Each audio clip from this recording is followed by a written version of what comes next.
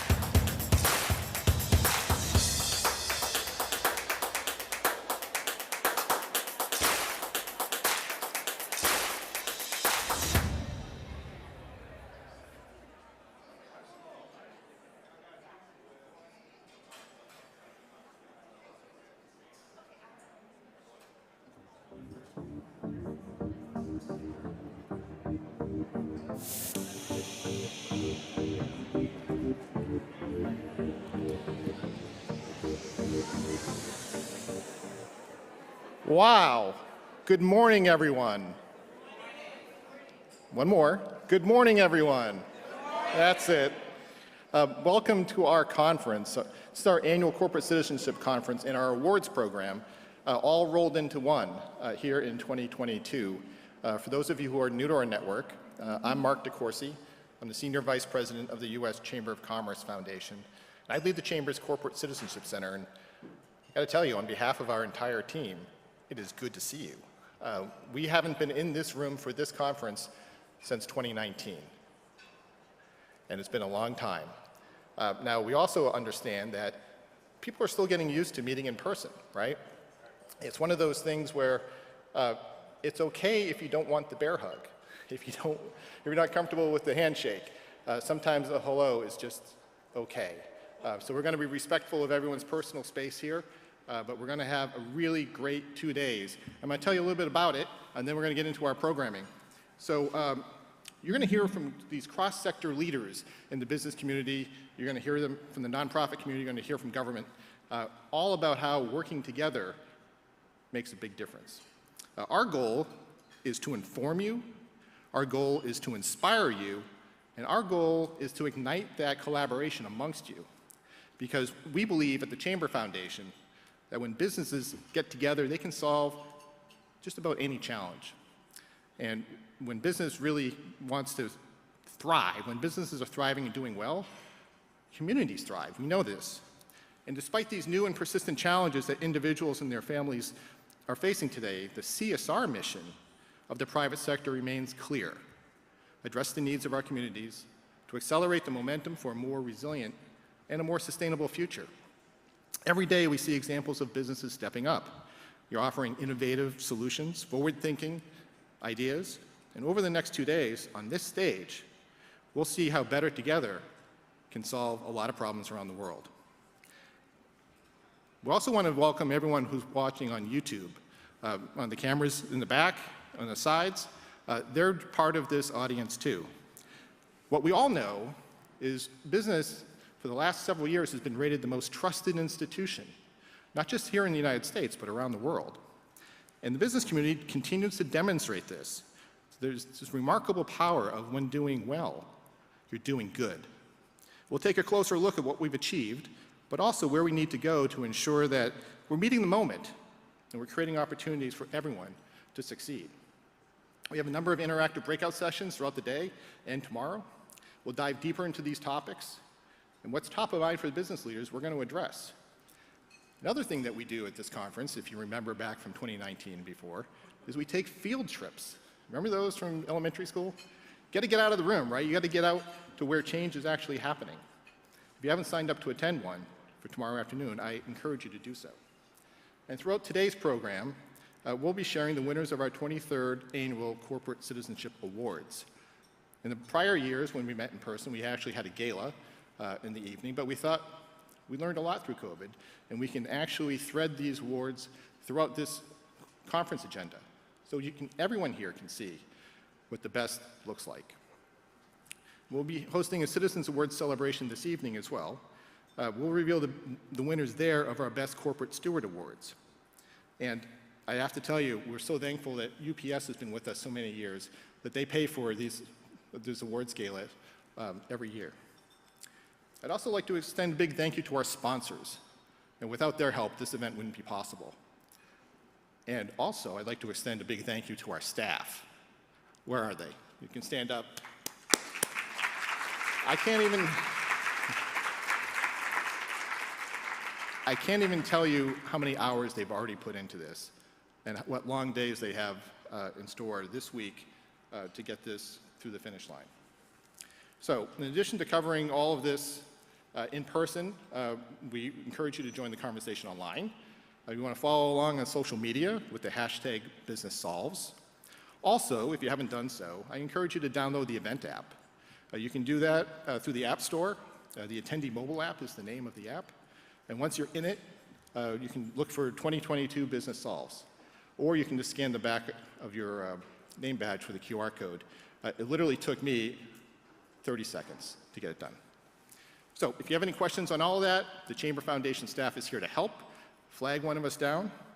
And then lastly, before we get going, I encourage you to go out in the lobby to our exhibitor hall. And we have Discovery Education, we have Abbott, we have Guidehouse out there. They have some cool interactive information to share with you. So let's get to it. It's now my honor to begin today's programming by introducing our very own Carolyn Cawley. She's the president of the Chamber Foundation. She's also my boss. And she's going to be with Penny Pennington. Penny is the managing director of Edward Jones. And they're going to discuss how an almost 100-year-old company continues to grow and be successful, providing wealth and security for their customers, jobs and opportunities for their employees, as well as being an essential and active community partner. So first, we're going to enjoy a video from Edward Jones, and then we're going to hear from Carolyn and Penny. Thank you. In 2021, Edward Jones continued to put our purpose in action, making a positive impact for our clients, colleagues, communities, and society. Our impact was centered around 3 areas of focus. Together, we've benefited nearly 3,000 communities throughout North America, giving our time, treasure, and talent to the causes that are important to our clients and colleagues in 2021.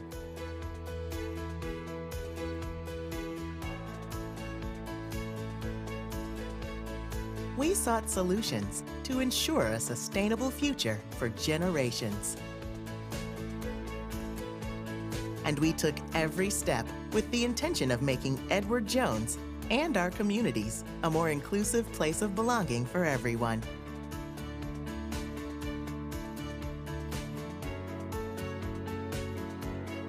today, we look forward to making our next 100 years as impactful as our first 100.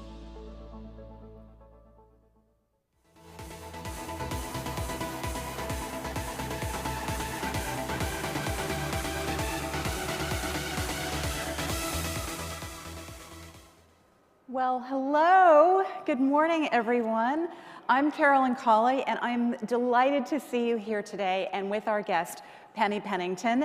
As Mark mentioned, she's the managing partner of Edward Jones based in St. Louis, and we are going to have a terrific conversation. You know, at the Chamber Foundation, we come to work every single day really focused on a couple of things: how business does well, does good, and prepares for the future. And those three things really come together at this conference, which I don't mind saying is my favorite event of the year. We've been doing it for 23 years. I haven't been here for all of those 23, but every year I just come to this gathering so energized, and we get to talk about how business thrives, and when that happens, how communities thrive. And we are just so lucky to be able to spend a few minutes this morning with Penny. So Penny, welcome. Good morning. Good morning, everybody. Great to be with you. A couple things you should know. Number one, there are just 44 women running a Fortune 500 company today, and Penny is one of them.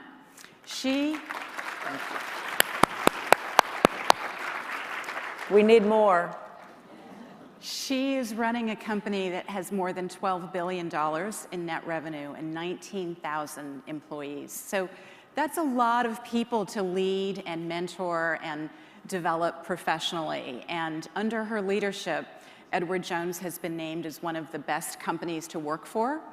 And consistently, Penny is named to Fortune's list of the most powerful women in business. So talking about business as a force for good is exactly the right thing to be talking about today. So I'm glad to be here. Thank you. Me too. Thank you. Penny, I want to start with kind of a big question about where kind of the country's head is in terms of the position and relationship of business to society. I read a survey the other day where 88% of Americans said that business should be making the world a better place. And as you celebrate 100, pretty astonishing, 100 years in business, has that contributed to longevity at Edward Jones? Oh, absolutely. So let's just set a little context about Edward Jones. The business of Edward Jones is to help 8 million clients, going to tens of millions of clients, turn their life plan into a financial plan. And we do that family by family, those 8 million families, in 15,000 locations across America and all across Canada. We have 19,000 financial advisors, 50,000 colleagues at Edward Jones who get up every morning thinking about those 8 million clients. Now, we are a business, obviously. We are in 2/3 of the counties of the United States. We have a brick and mortar location, and we have a client in every county but one in the US. And as we talk to our clients about what's most important to them, the goals they have in their life, putting their kids and grandkids through college, retiring comfortably, leaving a legacy to organizations, to charities, to hospitals, to libraries that they care about in their community, what we do is to help them build a plan to do that. And we use investment tools to do that. And so first order, we are a business. Maybe even an order above that, we are a business that helps people invest in other businesses in America and across the world. And when we do that well, we help those families thrive and we help those communities thrive, community by community. We got started in the heartland. Our headquarters is in St. Louis. As I said, here's a fun fact: of those 44 women who lead Fortune 500 companies, guess where the highest concentration of those women leaders of Fortune 500 companies is? It's in St. Louis. Midwest. Oh. It's wow. right in the middle, right? Wow. It's America. So wow. Edward Jones is right in America, big companies, or big towns, small towns, helping people across America achieve what's most important to them, but also using the tools of business and using the tools of investment in great companies who are growing and innovating themselves. love what you said about helping everyday families invest in companies. You know, in these economic times, is trust really high in free enterprise and capitalism and the capital markets? Is that something that you're investing in every day, trust? Yeah. So let's talk about that for just a second, because it really is a conversation that's very ripe for us to lean in on. So Mark said it, Carolyn, you said it just a second ago. Business is the most trusted institution versus government, media, and NGOs. The Edelman Trust Barometer that's just come out says that business is more highly trusted than those other institutions. At the very beginning of the pandemic, it was interesting, government was the most trusted institution at the very beginning of the pandemic. That shifted pretty quickly. In the middle of 2020 or so, it shifted to business. And the insight was that it shifted to business because consumers were seeing companies who were helping them shift the way they were living their lives and getting goods, and workers were seeing their employers take care of them. And so businesses who were able to do both of those things, their brand, their star rose, and that is why you see on average businesses as the most trusted institution. But here's the thing. There's a gap between high income people and lower income people in their trust in business. Why is that? Well, I think fundamentally it's because folks with lower incomes are looking for those jobs. They're looking to be skilled and reskilled. They're looking for places that they can go and have a meaningful livelihood to help support their families and their communities. And people look to business to do that. And so that's why that stat, 88%, I think, looks to business to solve these problems. Businesses have the tools, we have the incentives, we have the resources, we have all the incentives that are about growth and innovation, but also in the environment that we're in today, demand that we understand better how to skill and reskill our workforces for the future. You know, you're talking to a room full of CSR professionals and executives, and you know, we talked backstage about the changing demands and the expectations of business. It just seems like it's whiplash every day, new problems that business is being called on to solve. How do you maintain purpose and clarity around that and not sort of go with the wind of the day? What is it about the DNA of a company like yours? Well, I'll say a couple things about that. The first thing is that we took a minute over the past couple of years to make what was implied about our purpose and our big why as a company, make it explicit. Colloquially, we have said for decades that our why is to leave people and places better than we found them. And as I described that we're everywhere, we really take that to heart. Every community, family by family, community by community. We made an explicit statement a couple of years ago that our purpose is to partner for positive impact, to improve the lives of our clients and our colleagues, and together better communities and society. And we said society because at our hyper-locality, when we kind of roll up that ethos and closing the gap between intention and impact, and this is really important, closing the gap between intention and impact, then we know that we can make that purpose statement real. We can make it authentic. And so it was very important that we made that purpose statement explicit. The second thing that was important was that we choose a few lanes that make sense for our business and for the people that we serve. I heard a CEO say a couple of years ago, there are so many thorny problems that require a systems level view to solve them. Just pick one. If everybody picks one or two and then partners, and this is why that word is so important for us, we don't want to go it alone. And I don't think business can necessarily go it alone. Business NGOs, government, policymakers, legislators, we've all got to be in the room together. So I'm really glad that we were able to show that video at the beginning. Thank you for letting us do that, because that really highlighted our 3 focus areas for our purpose: financial strength, healthier futures, and inclusive growth. And when we think about who we serve, how we serve them, and how we make money, we're not going to apologize for that. It is at 100 years, we're not going to apologize for thriving by leaning into our purpose and helping communities and families thrive. If we do that better, we'll endure for another 100 years. You know, you said you've got 15,000 locations. That's an incredible embedding into communities. How does that help you have greater impact when you're that close to a community? What is that phrase? All business is local, all economy is local, all politics is local. Everything's local. That's where people live and work. And I think one of the things that's happening today is that people look at the thorny problems and the big opportunities, and they say, that's so much bigger than I can even think about or I can do anything about. If we bring it to hyper-locality, community by community, community builders, business people, elected officials in those communities, they know their town. I say St. Louis is our town. Now, every town is our town because we're everywhere, but St. Louis is our headquarters. It's our town. We know what St. Louis needs. Carolyn, you and I were talking earlier, and a phrase that I learned from a community builder recently was, not about me, without me.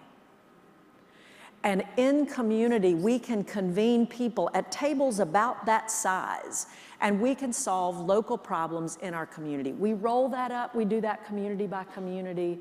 We make our country and our world a better place. There is so much innovation, there's so many good ideas. As we localize them and then regionalize and nationalize them and partner together, we can really solve some thorny problems. Does technology help with that? Does technology help you maintain humanity, or is it a challenge? Human-centered technology that puts people first, and sometimes technology in the foreground, but often technology in the background, helps generate new solutions. It helps make things way more efficient. Now, it also crowds out some of the jobs that have been in place before, which is the demand to use technology in ways that are people first, but then upskill and reskill people so that they can use those technologies effectively to solve more problems. And I think this goes back to that data that I shared just a minute ago, this difference between trust and business for high-income earners and lower-income earners about how they want to learn about technology, use technology, and be employed by our businesses using technology in a human-centered way. You know, what I'm hearing from you is so much empathy for the people who work for you and the communities that you work in. And you've talked a lot about empathetic leadership. If you were to write a book on empathetic leadership, what would the first chapter be? What would you tell people about how to be the empathetic leader that we need today? One of the things that I've been awakened to as a leader, as a human being over the past 3 years, is that the first thing that I have to do is get in touch with who I am, what my purpose is, why I get out of bed every morning and do what I do. Because have there been mornings for you that you weren't sure you wanted to get out of bed and do this? Like, is there gonna be another grenade that's gonna go off in the middle of the table that I feel completely unprepared to deal with? And over the past 2 or 3 years, as our company has made more explicit what our purpose, our why is, I've taken the opportunity to do the same thing and asked all 50,000 of our colleagues to do the same thing, because that individual purpose unites us in our corporate purpose. And so I got to get in touch with who I am and why I believe what I believe. And then I have been awakened based on conversations that I've had with other people about who they are, what their purpose is, why they believe what they believe. There's energy in that. There's also big ahas in that. Like, I had no idea that was going on in my town. And I've got to be open to those conversations. There's a community builder who's been building community in St. Louis for decades. I was asked to lead a DEI task force right after the murder of George Floyd for our business community. And she called me after being on a Zoom screen with me, and she said, Penny, I need you in this space. I want you to make as few mistakes as possible, because you're going to make some. So I'm going to offer to mentor you. I want you to ask me the toughest questions about our community, why we are the way we are, not about me without me in our community. And opening up to that takes empathy to compassion to action. And she said, Penny, I like your empathetic leadership, but I need a place at the table. I need business to take action to solve some of these problems in our community. So that is the learning journey that I've been on as a leader, Carolyn, and it works best when you're willing to do it out loud, when you're willing to share at that level of vulnerability with people about our own learning journey. Well, that's a book I would buy, to learn about Penny's style of leadership. What are some of the things that you did, steps that you took as a result of that conversation? Well, there were very personal steps about what I read, who I talked to, what I learned about our community in St. Louis, and what I learned more broadly about the community of people at Edward Jones, the conversations that I had, then the conversations that our company started to have. We initiated a program called Courageous Conversations in a very organic way, pre-pandemic. A few dozen people would get together in person, and they'd talk about things that you'd say, are we really going to talk about this at work? Like, are we really going to talk about race? And when was the first time you discovered your own race or someone else's? Are we really going to have this conversation? And we said, yeah. It was very organic. Then the pandemic hit. And it was like a light switch turned on, and dozens of people, then hundreds of people, and now thousands of people want to have that conversation, those courageous conversations. For us, these are facilitated conversations. We have 2 or 3 or 4 a month. They're hybrid, they're on Zoom screens, and we approach things that we would not have thought we'd approach 5 years ago. And so the empathy that's built for the people who work at Edward Jones then enables us to be more empathetic for the clients that we serve, who are themselves becoming more purpose-driven. Their needs are becoming more complex. We've got to be skilled in having that conversation with them, hearing from them what they believe, why they believe about their future, and then our commercial success is based on helping them build a life plan to do that. So I hope you see the whole circle. I mean, it's a virtuous circle of being able to serve millions of people, being able to be a great place for people to have a professional career where they know they belong, where they know they are invited to bring their perspective, their ideas, especially if they're a little bit different. Because that's going to help us create and grow and innovate and be more impactful to more people and more communities. It is so inspiring to hear you talk. I wish that we could clone you, but since Carolyn, no? I'm speaking to a choir here. We are of like mind. Yeah. I'm sorry to interrupt you, but it is our job to lean into this conversation. Yep. The opportunity that we have in front of us as a country, as community builders, we need to lean into that conversation. You know, absolutely. We started this conversation by sort of looking backward at 100 years. If we're looking forward now, What kind of leaders do you want to be developing, not only at Edward Jones, but are there certain qualities of leadership that are more important today and going forward that this room should know about and be planning on? Yeah. I was talking to someone who does executive level assessment, and she's been doing this for decades. I asked her what's different in the last 3 years. She said 2 things about executive level leadership: empathy and deeply appreciative, articulated gratitude. I thought that was fascinating. Not being able to operate a business. I mean, that's sort of table stakes. It's empathy and the ability to turn empathy into action and innovation and growth, and this articulated, appreciative gratitude. I also heard something recently: the war for talent is over and talent won. And talented people want to be delivering value. They want to be appreciated. They want to be heard. They want a sense of belonging for bringing their very best selves and ideas to the table. That's the first thing that people are asking about today, is how am I going to be able to use my skills and gifts to create value in this organization?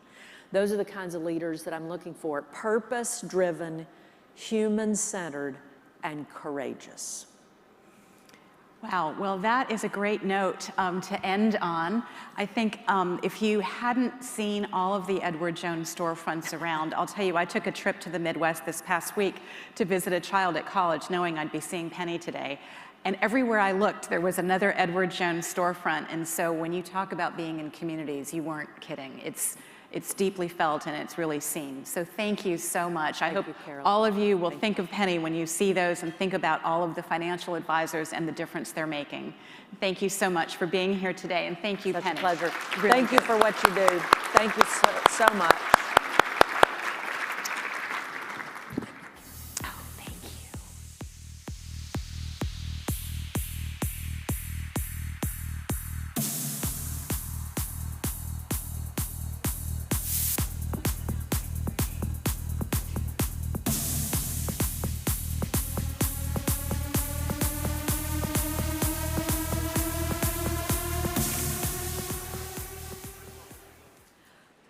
Good morning, and thank you for being here to celebrate the Business Solves Conference, as well as the 22nd Annual Corporate Citizenship Awards. I'm Rebecca Mousseau, and I have the pleasure of heading corporate relations here at the Chamber Foundation. And I'm delighted to be here to co-present the Best Community Improvement Program Award with our immediate past winner, Brian Spence, with Liberty Mutual. Brian.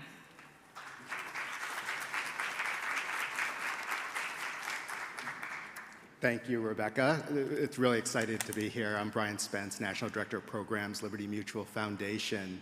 I really am thrilled to be here. We won this award last year.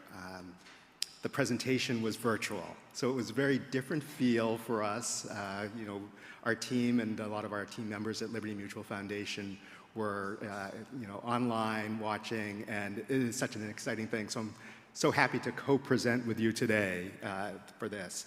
So Liberty Mutual Foundation, for years we've worked to stem homelessness in our communities, and in 2018 we made a more targeted focus on youth and young adults experiencing homelessness. And for this population, it is a hidden epidemic impacting 1 in 10 young adults and 1 in 30 adolescent minors annually. To address the challenges, we partner with key stakeholders, we work with community leaders, and we listen very closely to young adults with lived experience. Working with our nonprofit partners, we seek to help young people exit to stable, safe, and secure housing, and to provide the services they need to be successful long-term. Receiving this award last year was really recognition of the importance of giving youth and young adults the services that they need to be successful long-term. This award also energized us and solidified our deeper commitment on the part of the foundation in serving youth experiencing homelessness.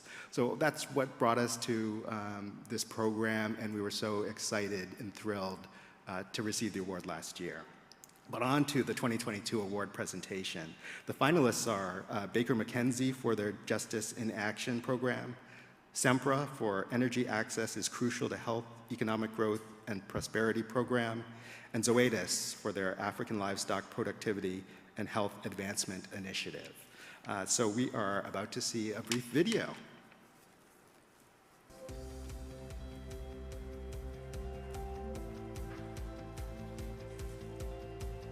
The finalists for the 2022 Best Community Improvement Program Award are Baker McKenzie. Through virtual community events, Baker McKenzie has contributed to several high-impact projects related to racism, mental health, child welfare, and more. In 2021 alone, more than 14,000 volunteers worldwide, including over 800 in-house team members, contributed to these efforts. Through these virtual events, volunteers responded to tens of thousands of legal questions across over 50 jurisdictions, collaborating to synthesize complex legislation into bite-sized, consumable information. SEMPRA. As millions across North America still lack access to reliable energy, SEMPRA aims to advance social and economic well-being through expanding energy access. In addition to serving 40 million consumers with reliable and increasingly cleaner energy, SEMPRA invests in cleaner cook stoves and solar projects to uplift under-resourced communities. These energy access projects have helped over 20,000 families, generating economic savings of nearly $1 million and avoiding over 280,000 metric tons of CO2 emissions, equivalent to the carbon sequestered by over 5 million trees for a decade. Zoetis Incorporated. Zoetis launched the African Livestock Productivity and Health Advancement, or ALPHA initiative, in 2017, co-funded with a grant from the Bill and Melinda Gates Foundation to transform livestock farming and ensure global food stability in sub-Saharan Africa by increasing access to quality veterinary medicines and services, diagnostic laboratory networks, and animal health training. To date, ALPHA has established 16 fully operational serology labs in sub-Saharan Africa and trained more than 26,000 farmers, veterinarians, and paraveterinarians, 30% of whom are women. There are now 91 new veterinary livestock products commercially available, resulting in 128 million animals receiving quality disease prevention and treatment.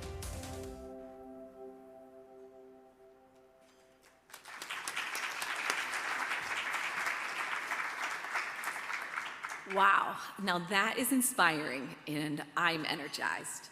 So, the winner of the 2002 Best Community Improvement Program is SEMPRA. Accepting on behalf of SEMPRA is Shannon Sweet and Linda Pazin.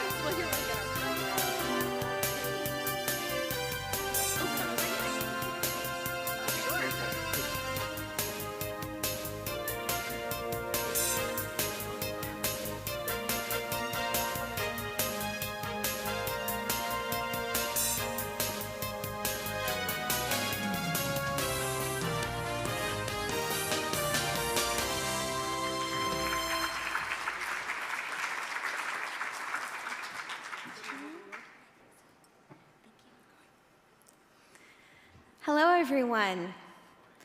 I am so pleased to be here on behalf of SEMPRA and SEMPRA Foundation.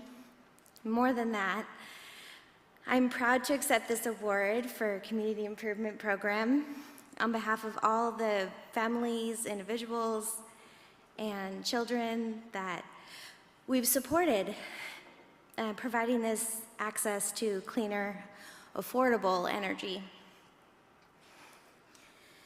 At Sempra, we're focused on creating net zero energy solutions for tomorrow. As we do this, we're advancing energy for all. Energy is central to nearly every challenge in the world. Yet millions of people are still living without access to cleaner fuels, technologies, or modern energy of any kind. And you may not realize it, but this is true for millions right here in North America. Those living in poverty on tribal lands, rural communities in Mexico, and even in Texas colonias along the US-Mexico border. Access to cleaner forms of energy makes sustainable development possible. And in fact, when you think about it, it makes nearly everything possible. So I'd like to thank the U.S. Chamber Foundation and judges for recognizing our efforts to provide access to those living in energy poverty. Thank you.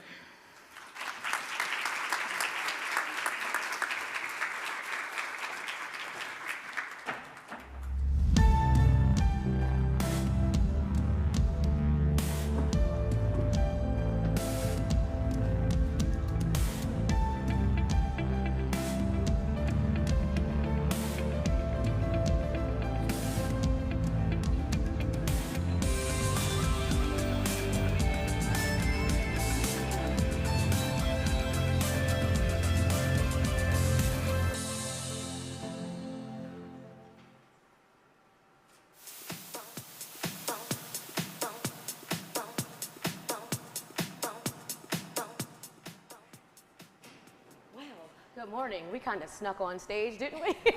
Did you see us come on? So good morning, everyone. My name is Carolyn Johnson. I am the CEO of Diversity, Inc., and I am so excited to be here with you all this morning, and especially with my dear friend of at least, what, Wanda, now 15 years? Probably, yes, somewhere around there. Wanda Hope, the Global Diversity, Equity, and Inclusion Officer with Johnson & Johnson. Welcome, everyone, and I guess we'll give ourselves a round of applause. So what an amazing topic, really focusing on different categories around how businesses in the room, partners like Diversity, Inc., to you all, are solving some of the most challenging issues today. We're really focusing on this segment really around community impact. And so you'll learn a little bit more about us through the conversation. We have 20 minutes, so we're gonna dig right in. So please don't think I'm rude. We gotta stay on time. So Wanda, when I think about the lists that Johnson & Johnson has ranked on, so just to level set, Johnson & Johnson has participated in the Diversity Inc. Top 50 competition since 2007, yeah. Right? This year in 2022, you all remain in our Hall of Fame. You ranked #1 in 2018. And there are other lists like top companies for Latino executives, yes. LGBTQ+ employees, top companies for executive sponsorship, and also top companies for people with disabilities. So with that, can you tell us a little bit about how the J&J Credo guides the company, particularly when it comes to the values of diversity, equity, and inclusion? Yeah, absolutely, and happy to share that. So if you know anything about Johnson & Johnson, you probably know or have heard about our Credo. And our Credo is really our mission statement that guides our responsibilities to the world. Our Credo has 4 paragraphs, and the first is focused on our responsibility to the patients, the customers, the healthcare practitioners that utilize our products around the world every day. The second paragraph is focused on our responsibility to our employees. The third, our responsibility to our communities. And the fourth is our responsibility to our shareholders. And we truly believe that if we do those first 3 paragraphs right, that our shareholders have no choice but to realize a fair return. And that formula has worked for us for more than 130 years at this point. Now, when you look at our Credo, diversity, equity, and inclusion is truly embedded throughout the Credo. So throughout all 4 of those paragraphs, Equity is embedded in different ways. We specifically and explicitly call out the need for diversity, the need for inclusion in our credo. So it really is embedded into how we work each and every day and how we make daily decisions across Johnson & Johnson. Absolutely, and thinking about leadership, I mean, and talking about purpose. So your wife to Bobby, mother to Tyler. Yes. But that's not just the way in which you're living your purpose, also as a leader in this space. And you didn't just grow up and one day say, oh, I'm Chief Inclusion Officer. You've been leading sales, performance analytics. So with that, and this is a two-part question. When we think about the company's global DEI strategy, how does J&J elevate DEI to a business imperative? And I'm underlining business imperative. And how does the company use data and metrics to advance the strategy? So that's the first part. Okay, and so Carolyn, as you well know, because Diversity Inc. has led a lot of this research and provided a lot of data and insights on this area, but when you look at the data and you look at what diversity, equity, and inclusion does for organizations, the data are clear, right? I mean, companies that are more diverse and companies that have more inclusive environments where employees feel like they have a voice, can share their perspectives, feel like they belong, do better. Right. Employees are more engaged, the companies are more profitable, the companies are more innovative and more agile. So the data are clear around that. And at J&J, we really anchor on to that data. And we truly believe that diversity, equity, and inclusion is a business imperative for us. And we treat DEI as we would any other business opportunity or business challenge. And I think that is one of the things that differentiates us. It's not this thing to the side where we do business and then we think about DE&I. We are embedding diversity, equity, and inclusion into the way we think about how we operate and how we drive our business in every step along the way. One of the ways that we do that is by having a strategy around diversity, equity, and inclusion, just like we have a strategy around every product that we sell or every opportunity that comes along, we have a strategy around this. And that strategy really was developed in the same way that we would develop a business strategy. So you talked just briefly about my background, but I actually come from the business side, the commercial side, right? And so when I came into this role about 7, 8 years ago, I kind of built a strategy the only way I knew how, the same way we would do if we were marketing a new product or launching a new initiative. And so with our strategy, we really have uncovered data and insights to help guide where we want to disproportionately focus our time, our energy, our resources. And we reached out to employees around the world in building this strategy, more than 7,000 employees in 33 different countries in 6 different languages.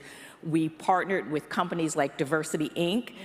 That is a fantastic partner in sharing best practices as to what other great companies in DE&I are doing, and really did a pretty big external scan.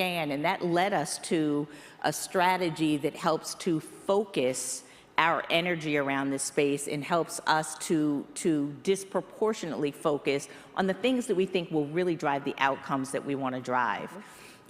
If you think about our strategy, and it evolves over time, just like any strategy in business, when the market conditions change, the strategy changes.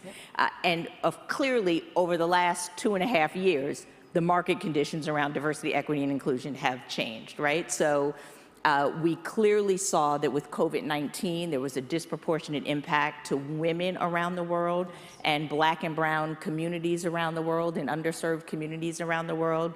And then, of course, we had the murder of George Floyd, which really kind of created this reckoning with racial and social injustice. So that put different demands on the space of diversity, equity, and inclusion in the marketplace.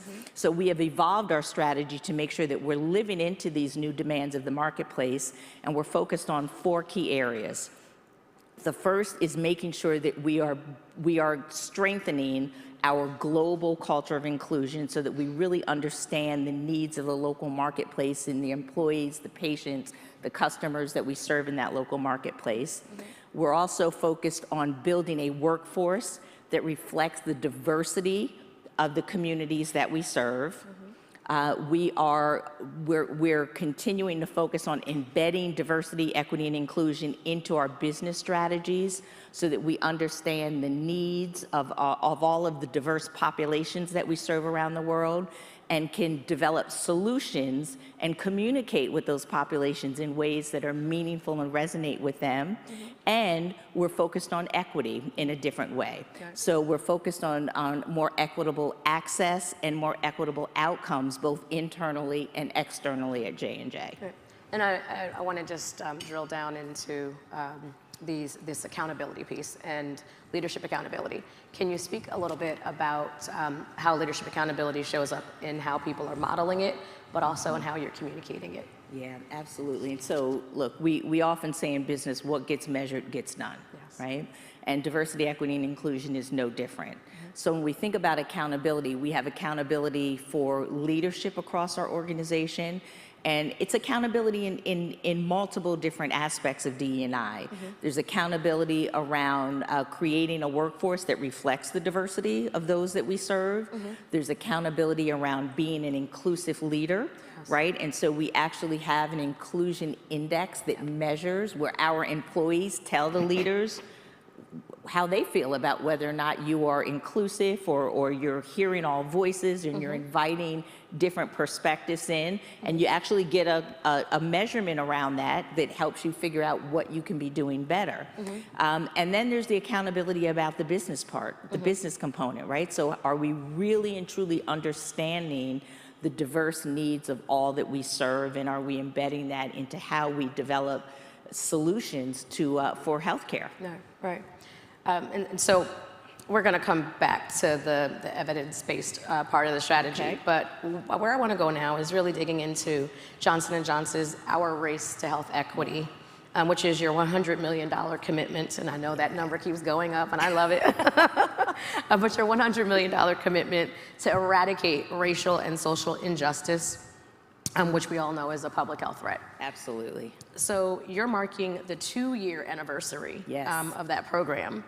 Can you share a little bit more about the genesis of the commitment, what progress you've made in that 2 years, and what you've learned in the process? Yeah, absolutely. And so we're so proud of the work we're doing in our Race to Health Equity. And as I just shared, clearly the last 2 years, we've seen, while the health inequities have always existed, they really came to the surface during the COVID-19 pandemic. And I think a component of that was we were all forced to be still, right? And it allowed us to listen and hear and understand in a way that maybe we weren't able to do before.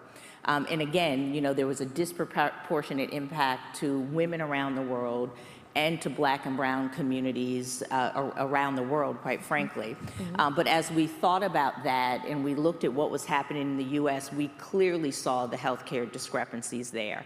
And Carolyn, you know that you can take just about any disease state in the US, and if you look at Black and brown communities, the progress, the outcomes are typically going to be worse than white communities, whether you are looking at maternal mortality, whether you are looking at diabetes, cardiovascular disease, the way we treat pain, cancer, the impact, the disproportionate impact and outcomes is pretty consistent. So at Johnson & Johnson, we kind of took that moment that was happening during COVID-19 and said, how do we lean into what we're really good at, which is solving some of the world's most challenging healthcare issues as the largest and broadest healthcare company globally, and how do we use our big for good?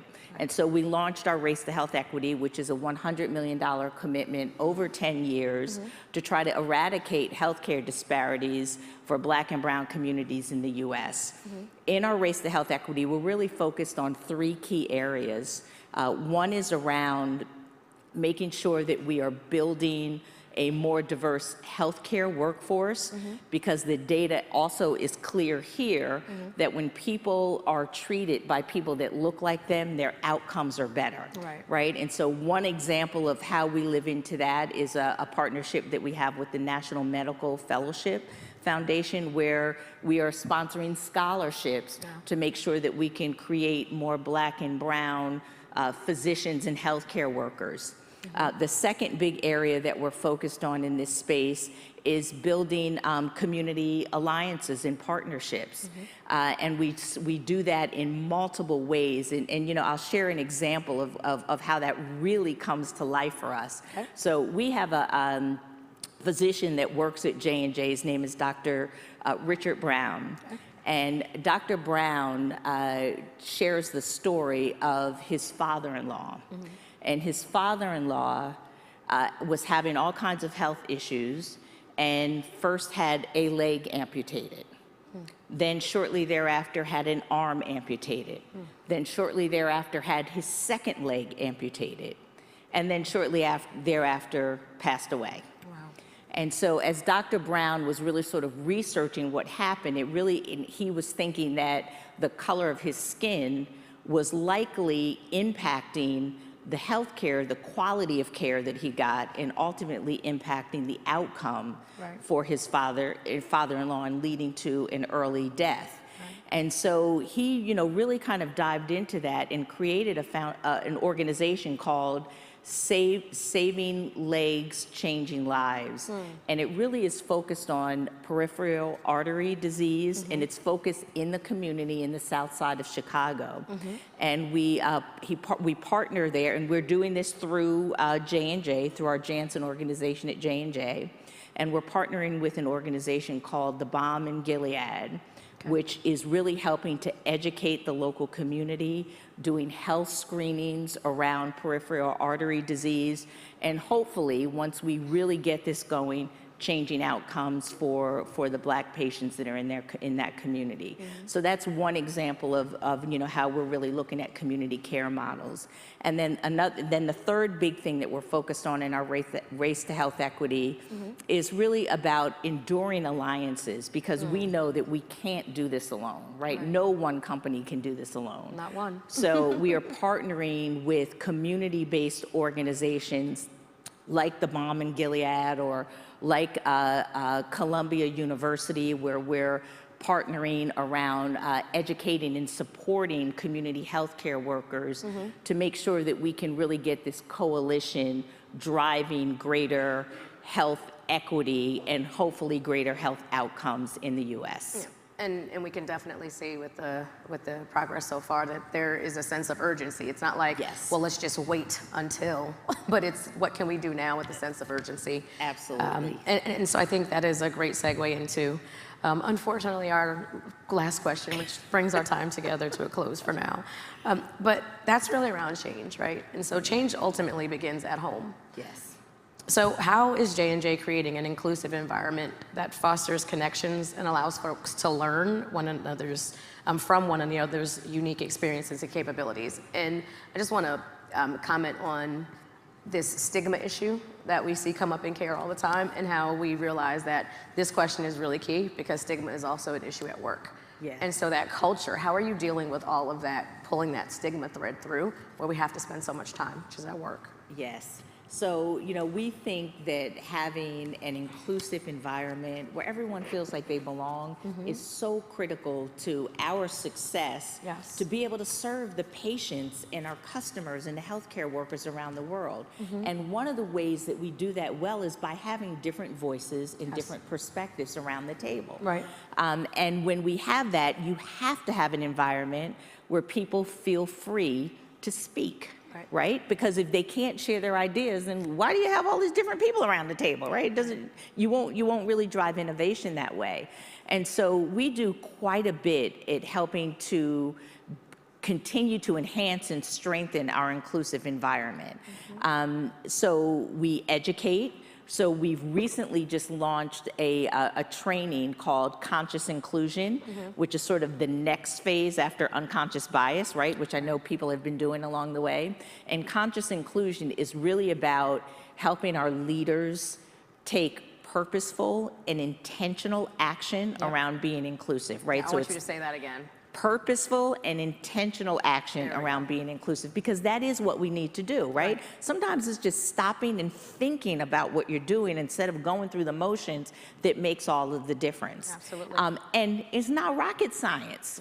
these are basic things in just the way people want to be treated, you know? Fairness. Yeah, fairness, and when you have that, then you do invite all voices to the table. But that's the kind of thing, like I talked about Dr. Brown's story. If we didn't have an environment where he could share his story about his father-in-law, we would have never launched the Saving Legs, Changing Lives. Right. An authentic experience that Yeah. helped to save lives. Right. And open eyes too, right? And so that's why we think that this inclusive and belonging is so important. We also do lots of other educational pieces. So, you know, we have all kinds of, I'm going to say trainings, but a lot of them are sort of self-led learnings where you can learn about different cultures and different experiences. We have open forums where we invite people to share their stories, and then we try to create that safe environment where people feel comfortable asking questions of others in the right way. Right. So we really do spend quite a bit of time on educating people so that people can be more inclusive and more open and more welcoming. And then, of course, you know, as I stated earlier, we also think that measuring is important as well, right? And it's measuring so that we can figure out where we want to get better, right? And how we get better. It's not measurement to, you know, ding somebody or treat them in a negative way. But, you know, when we understand where we have greater opportunity, then we can build the resources to, again, be intentional about how we build those competencies for not only our leaders, but for all employees across J&J. I love that. Measure to improve, not to shame. Yes, I love it. Absolutely. I love it. Well, Wanda, that is our time. Thank you so much. That went so fast. Didn't it? Time flies when you're having fun. So thank you, Wanda, for your insights and sharing just some high-level information around J&J's DEI strategy. And I wish you the best. I wish J&J the best of luck today. And thank you, everyone, for your engagement. And if I could just say before we go, if I could just also thank Carolyn, great partner with Diversity Inc. and the work that they do at Diversity Inc. with doing research and providing information and sharing best practices is top notch. So thank you for all that you do, Carolyn. All right, thank you. And we go the way we came.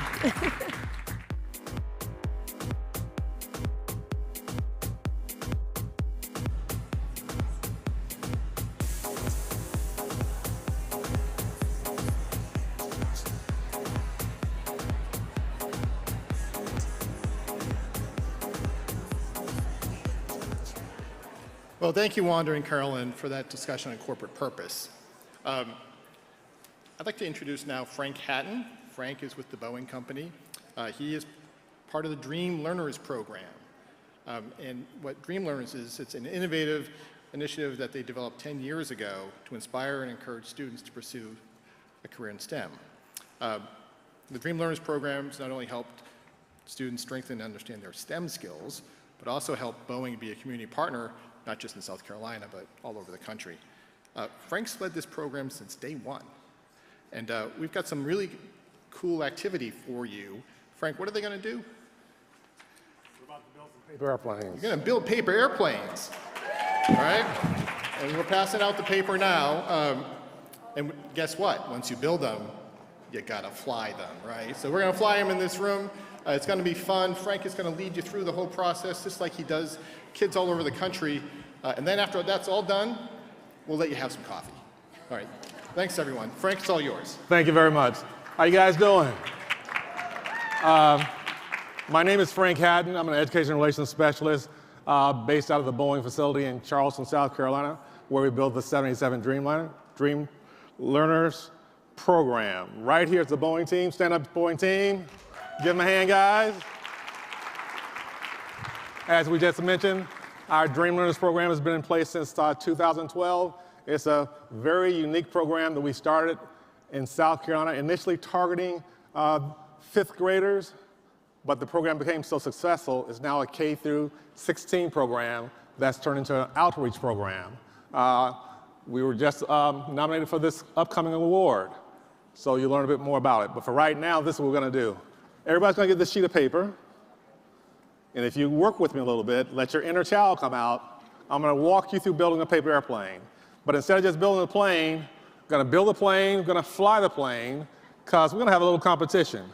And I'm getting a little bit off script now, so Boeing teammates don't get nervous here. This is what I will do. Gonna fly our planes, write your name on it, and somehow gonna get some kind of winner. The winner who wins this competition, I will personally host a virtual Dream Learner session for you and your team and your organization. And if you're near a Boeing facility, I'll work with our Boeing team near your facility, near the facility like St. Louis. There's a Boeing facility in St. Louis. I'll work with our local team. We'll do an in-person session with your team and on a community engagement program featuring our Dream Learners program. Sound like a deal? Good deal. So, a little things before we get started. The elements of flight, what makes an airplane fly. This is the sheet. By the way, basic 5th grade standard.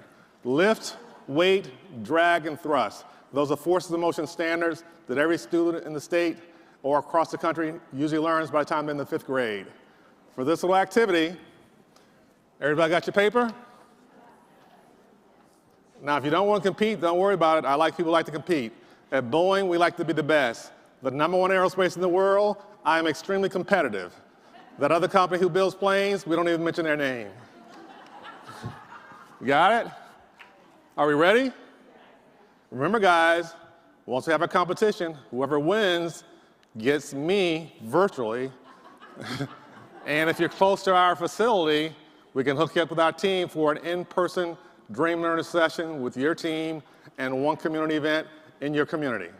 Ready? We're going to build this the Boeing way, by the way. First thing, white side facing you, colors outside. Fold it in half, lengthwise, like a hot dog. Make sure it's nice and tight. You want to have a nice aerodynamic plane. Don't want to have a crooked plane. I'm going to slide back here so I can use this table. After you do your first fold, everybody should basically be right here. Make it nice and tight. This is the easiest one, guys. We ready? White side, outside. White side, outside. White side, outside. Colors on the inside, guys. Colors on the inside. Ready for the next fold? If you have any challenges, guys, got a buttload of Boeing people right here to come by and help you out. Next fold, right here in the colors. The small top end, gonna start doing a little bit of math now. The first fold, a 90-degree or right angle. Let me do it first and show you what I did.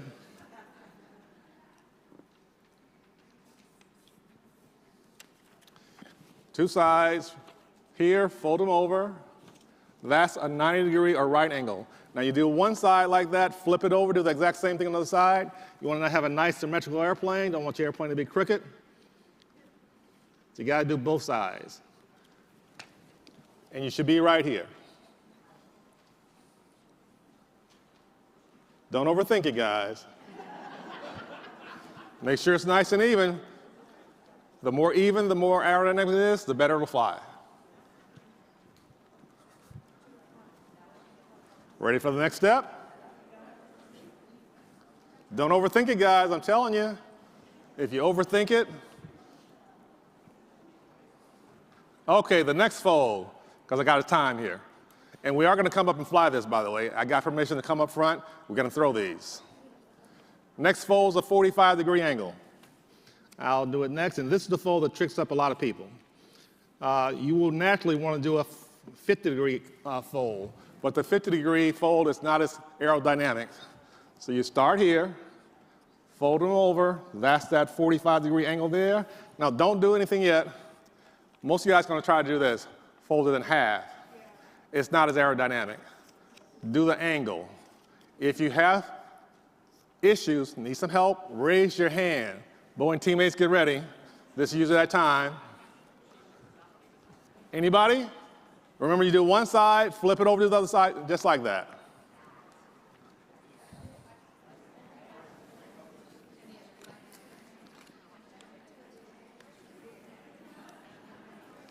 After the second fold, you should be right here, guys. See how nice and tight that is? We're not. Okay, here we go again.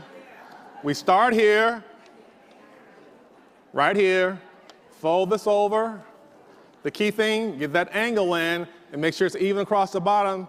You notice how mine, there's nothing sticking out the bottom? It's all nice and even, nice and tight. That's where we are right there. Who needs help? Come on, Boeing teammates, we might need to help some people. Don't be shy, guys. I see this table right here. You got some really messed up planes. Oh, team, come out and help this table here. You're probably very good at what you do, but you don't want to do planes. Come on, guys, somebody help this table. They need a little, there we go. We got one more fold, guys. We don't have wings on yet. I'm almost down to the 7-minute mark. How's this table looking? Not bad, not bad. We like this table. Oh, this is Edward Jones, St. Louis, right? There's a Boeing in St. Louis. Sherry, I'm getting too friendly to St. Louis right here. There's a Boeing in St. Louis. Did everybody hear that? This is being recorded, right? I have to negotiate things sometimes. My vice president just said that I can engage St. Louis, my friend here. Everybody heard that, right?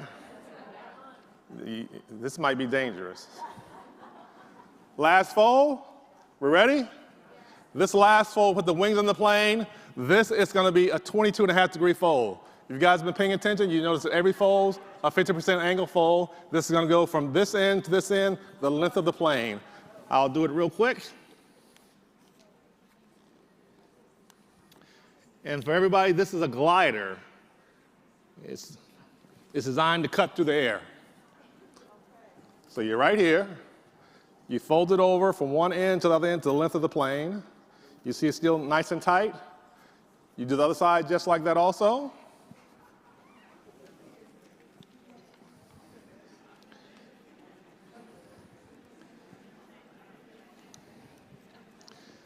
And when you finish both sides, guys, your plane will be nice and tight like this. And then this is how you open it up. Flip it to the side. Underneath, you have two doors, the front doors, back door, grab into the back doors, flip the wings, you have your airplane.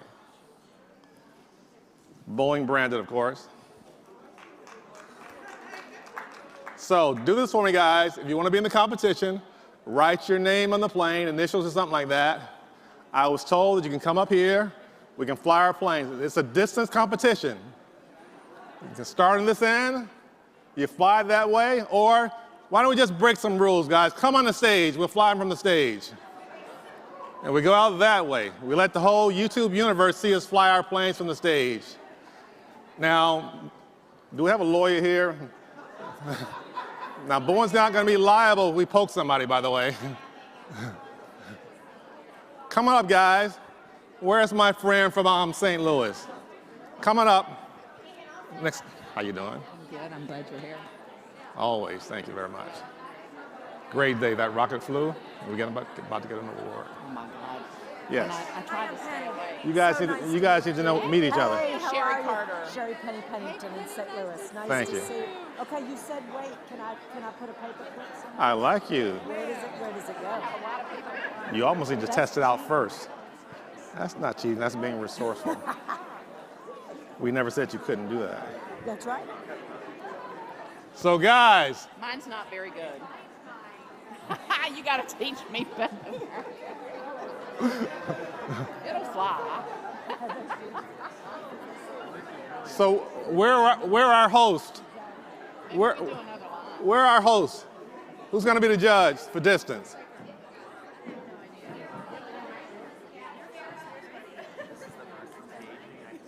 We ready?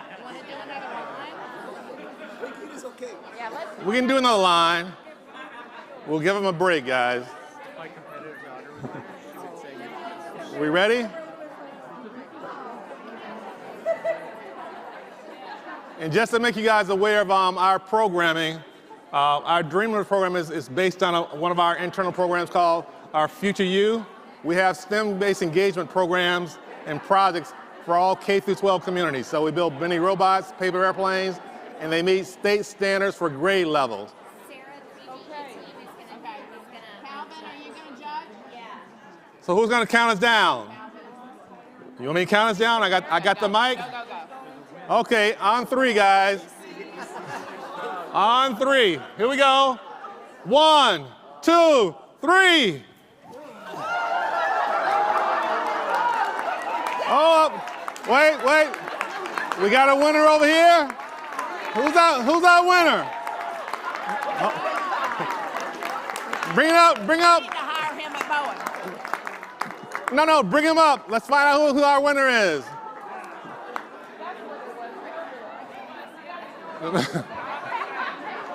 writing his name on it. Well, he's breaking the rules a little bit. No problem. Who's our winner? Come on up. Give him a hand, guys.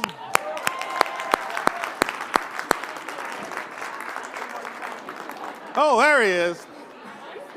Yes, sir. What's your name? Yes, sir. Frank Haddon. What organization? Yeah, I'm sorry, sir. What organization? Yes, the ICF. Great. Take a picture here. Our Boeing paper airplane winner at the conference. Give him a hand, guys. Thank you. Hold up, right here. Thank you, guys. Second place is Thank you, sir. Good job. You need his name or anything? Or are we good?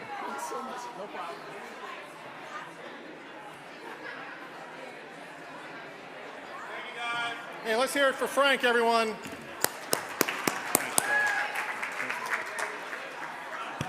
Okay, I think we've all earned a break. Where else can you do this, right? But at the Chamber Foundation conference. Thank you, Frank. So, folks, we're going to get coffee. We'll check our phones. We'll mingle. We'll be back here at 10:30 to continue the conference. Thank you.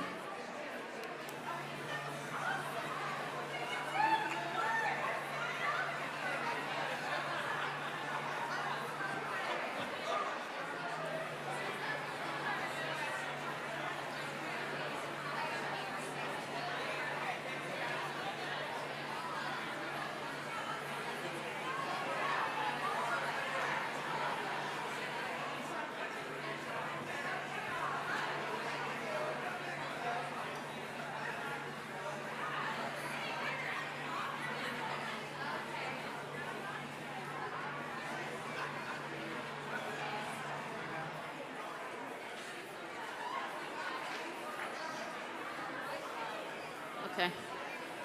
So what do you tell me?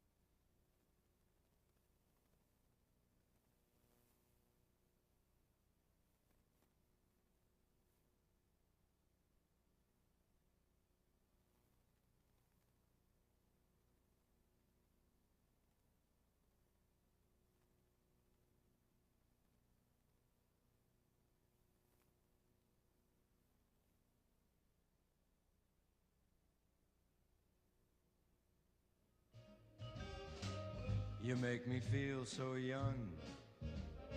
You make me feel so spring has sprung. And every time I see you grin, I'm such a happy individual. The moment that you speak, I wanna go play hide and seek. I wanna go and bounce the moon just like a toy balloon. You and I are just like a couple of tots running across a meadow, picking up lots of...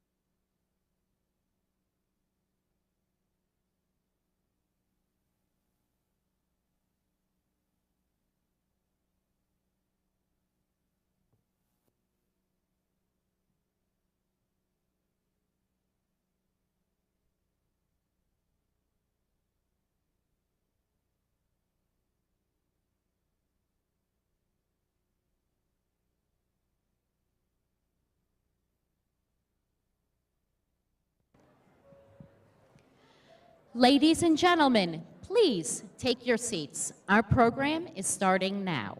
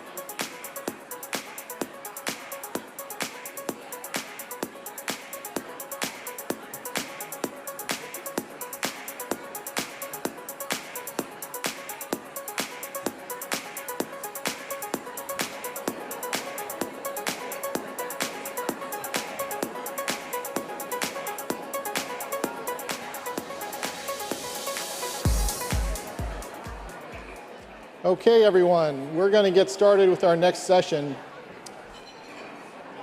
If you could all take your seats. Thank you very much. Apologies, we don't have any paper airplanes to fly back at you right now, but that was a unique experience, was it not? We got some great pictures. I hope you tweet them around, right? For those of you who just came into the room, I'm Mark DeCourcy, the Senior Vice President of the U.S. Chamber Foundation, and I lead the Chamber's Corporate Citizenship Center. We've got a great session here. We're going to talk about the future of giving and philanthropy. We've got an amazing panel. So we got Becky Ferguson to my left. She's the COO of the Salesforce Foundation and SVP of Philanthropy at Salesforce. Next to her, we have John Brothers. John, many of you may know, he is the president of the T. Rowe Price Foundation. We have Philip Fitzgerald, he's a senior officer at the Citi Foundation, as well as Oktay Dogmachi, who's the vice president of giving at PayPal. So we've got four of the smartest people in philanthropy and giving on the stage. Anybody want to say 5 people on the stage?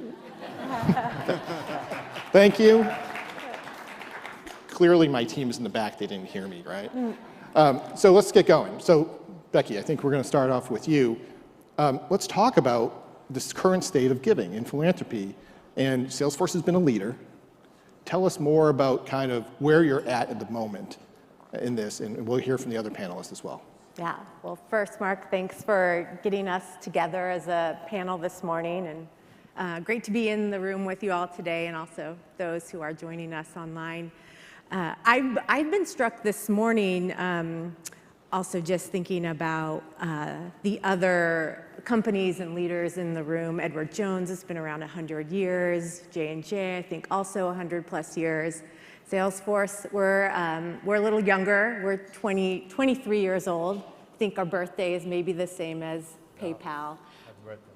But basically, we really set out to build a company where giving back was part of the fabric or the DNA of the company, and thinking about community as a key stakeholder from the very beginning, and trying to build a real model of integrated philanthropy, and thinking about of the different resources, assets we had as a company, how we could give those back in a meaningful way, both our commitments around profit, around people, around product. And we often say it was very easy to do that in the beginning 23 years ago because we didn't have any money, we didn't have any employees, we didn't have the technology, but we made that commitment early on. And what was, at the beginning, very aspirational has now become very inspirational for us, and really creating that at the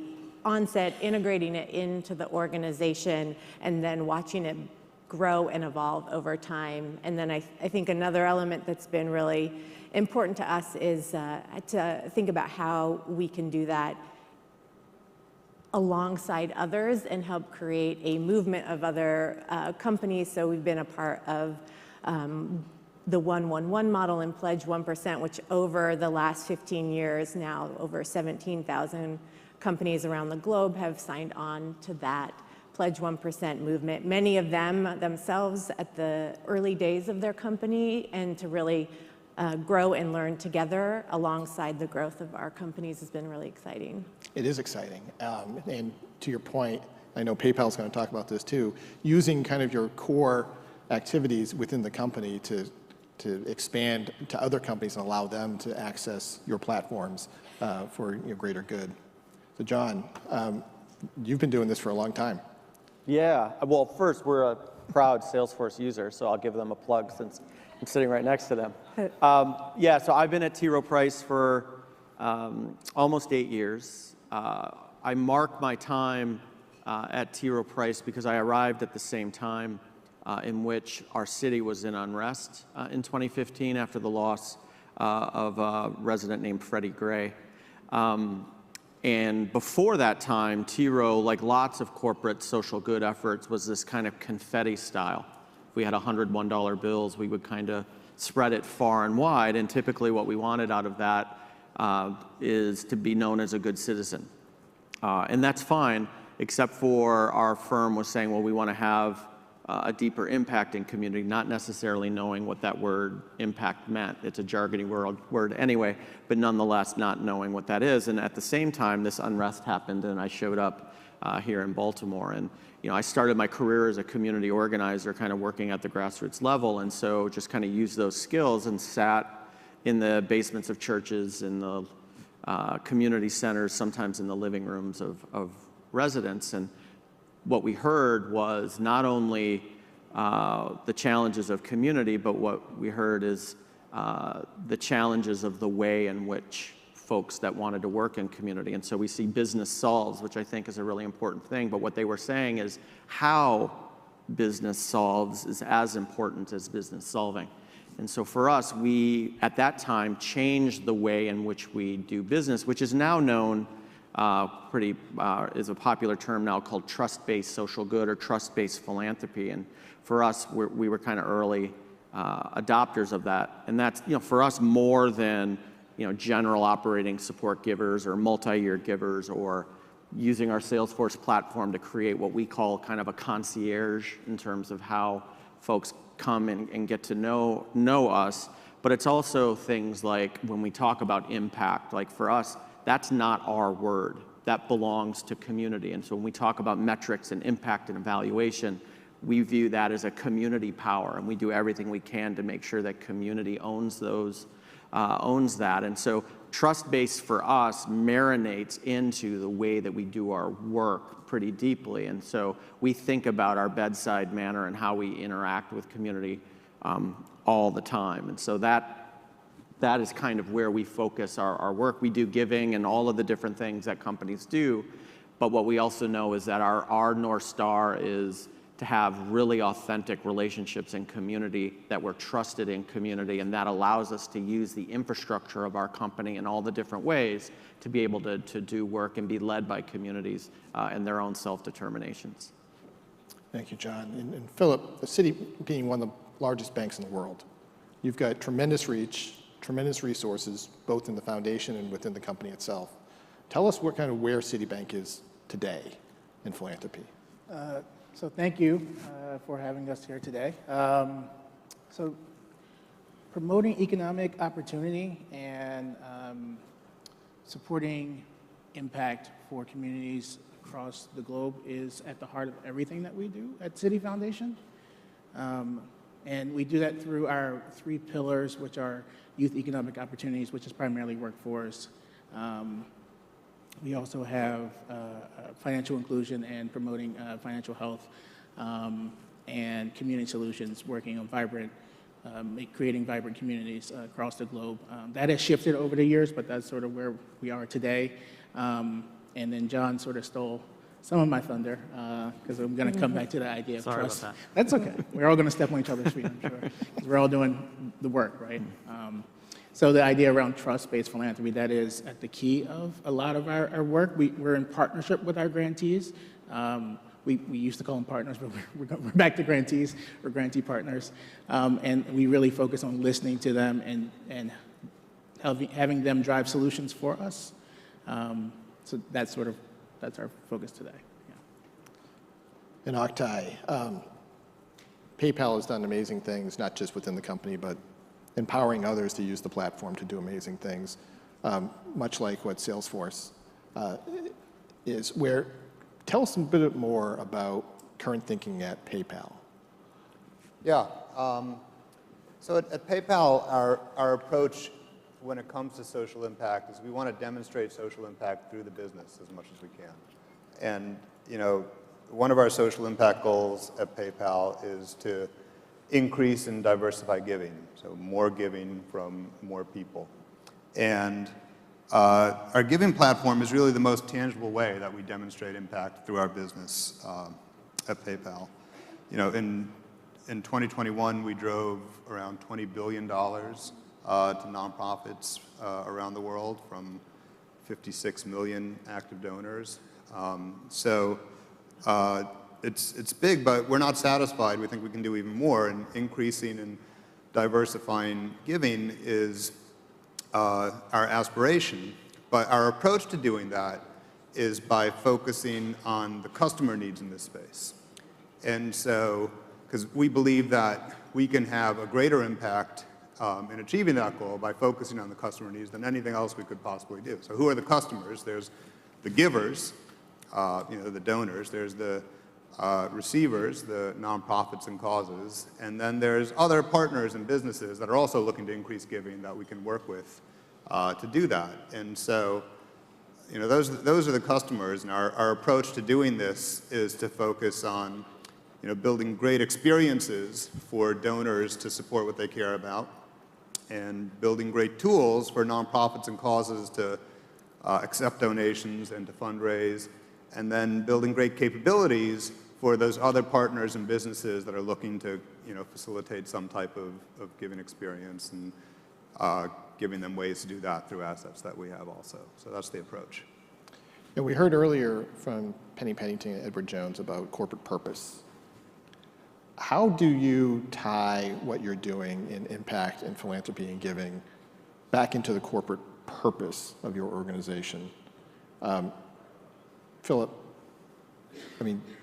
tell us more about Citi in this space. Yeah. So there's now an imperative, right, to have social impact and ESG, right? It's communities and individuals are holding big companies like us accountable. So it's no longer market-based solutions versus philanthropy. It's sort of all in one, all encompassing. A good example of that is our Action for Racial Equity, which is a $1.1 billion commitment to help close the racial wealth gap in the U.S. So it was driven by the business side, and supplemented by a significant philanthropic investment and spreads throughout our business units. And then from the foundation, purely on the foundation side, we've always had a more than philanthropy approach. So we activate not only our dollars, but our employees, and make sure that we are actually connected to the communities where we do business. And Becky, your CEO is kind of wrapped in corporate purpose, or corporate purpose is wrapped in him. Tell us more about where it comes from in Salesforce, and how much Mark actually drives this throughout the business and into how philanthropic decisions are made. And I think a few things come to mind. One, when you have a leader who believes at its core in the importance of that, the starting place is really amazing, because you get to start from a place of how do you think even bigger, even bolder. But I think for us as a company, it does really come back to values and what are the values that we have as a company, because those really are the North Star that orients and guides us. So for us, that number one, trust, that theme of trust that I've already heard come up across this group. Customer success, we're only successful if our customers are successful. Innovation, but then also right up there alongside those three values are other two values of equality and sustainability. So those four core values really guide us and act as that true North Star. But then also, practically speaking, we do this thing at the start of every year. Mark will often talk about it as well, called the V2 Mom. And we start each year really by asking ourselves a series of questions. The first is like vision. What do we want to achieve this year? The second, values, regrounding ourselves in the values that are important to us. Third, methods, like how are we actually going to live into these values? Fourth, obstacles, like what could get in our way? And then the last of all, measures, like how will we actually know we've achieved what we want to achieve? What are those KPIs? And we do this thing called the V2 Mom. It's tradition. It's how we start the year. We come back to it every quarter. And the first one was done 23 years ago on a napkin somewhere in a restaurant. That's probably an artifact saved somewhere. But we've carried that on for 23 years, and also to 70,000 employees. And one beautiful thing about it is we all do a V2 Mom every year, and we all publish it. And I can go right now, I'm going to have a meeting with a colleague, maybe it's someone I haven't met before, and I can look up this individual's V2 Mom. What is their vision, their values, the things they're working on this year? And so that level of kind of transparency is also really amazing, and I think a way in which we've kind of been able to scale and grow that purpose and keep it at the core as we've gone from 10,000 to 20,000 to now 70,000 employees. So can we stick with that just for a minute? Mm-hmm. So as you're able to view others, I think one of the big challenges we have in CSR is not always the rest of the company understands what the CSR professionals are doing, right? Sometimes they're like, oh, they're the philanthropy people, right? They give out checks, old school, but still, a lot of people still think that, yeah, right? But now you can actually look at other employees. So how does the rest of the company look at the Salesforce Foundation? And does it really help them better understand what your vision, your values, what your objectives, and what your purpose is in the social impact space? I think we probably look even more so at how are we bringing to life as a company our value of equality, our value of sustainability, and yes, our philanthropic piece has a part to play, but so do so many other parts of the company as well. So it's not just one team's responsibility. I think it's something that we all take pride in, and we all look for the ways that we can show up and do that work in the part of the business that we may be working from, be it in philanthropy, be it in purchasing, be it in product. And so finding those ways in which we're all contributing towards those values. So, so much of what we all do is only enabled by leadership within the company. So if we could just talk a little bit about Rob Sharp and Jane Fraser and Dan Schulman and how their vision of what the company's purpose is and how you and your efforts kind of support that, and how it's all connected. I think that would be really interesting. And Oktay, why don't we start with you and how Dan Schulman at PayPal kind of brings this all to life. Yeah, I mean, Dan Schulman has developed a culture at PayPal where everybody, believes and feels that they work for a mission-driven place. And so the approach, as you were talking about, what do CSR people do? It's a little bit different because Becky and I were talking just before this. It's a little bit more decentralized at PayPal because, I talked about giving, but that's just one example of the things on our social impact agenda, and the ways that we are trying to accomplish that is by, building it into what the business does, whether it's, what we do in giving or what we're doing to promote financial health. There's not like the promoting financial health department that's over here that's doing this. It's how we prioritize and how we do that throughout the company. And it, when you build that, when you make that the mission of the company and you build your business model around that, it just changes the culture. It changes the way that people feel kind of energized about what they're doing. And so it's been a real kind of breath of fresh air for us at PayPal since Dan joined. John, do you want to talk about Rob Sharp?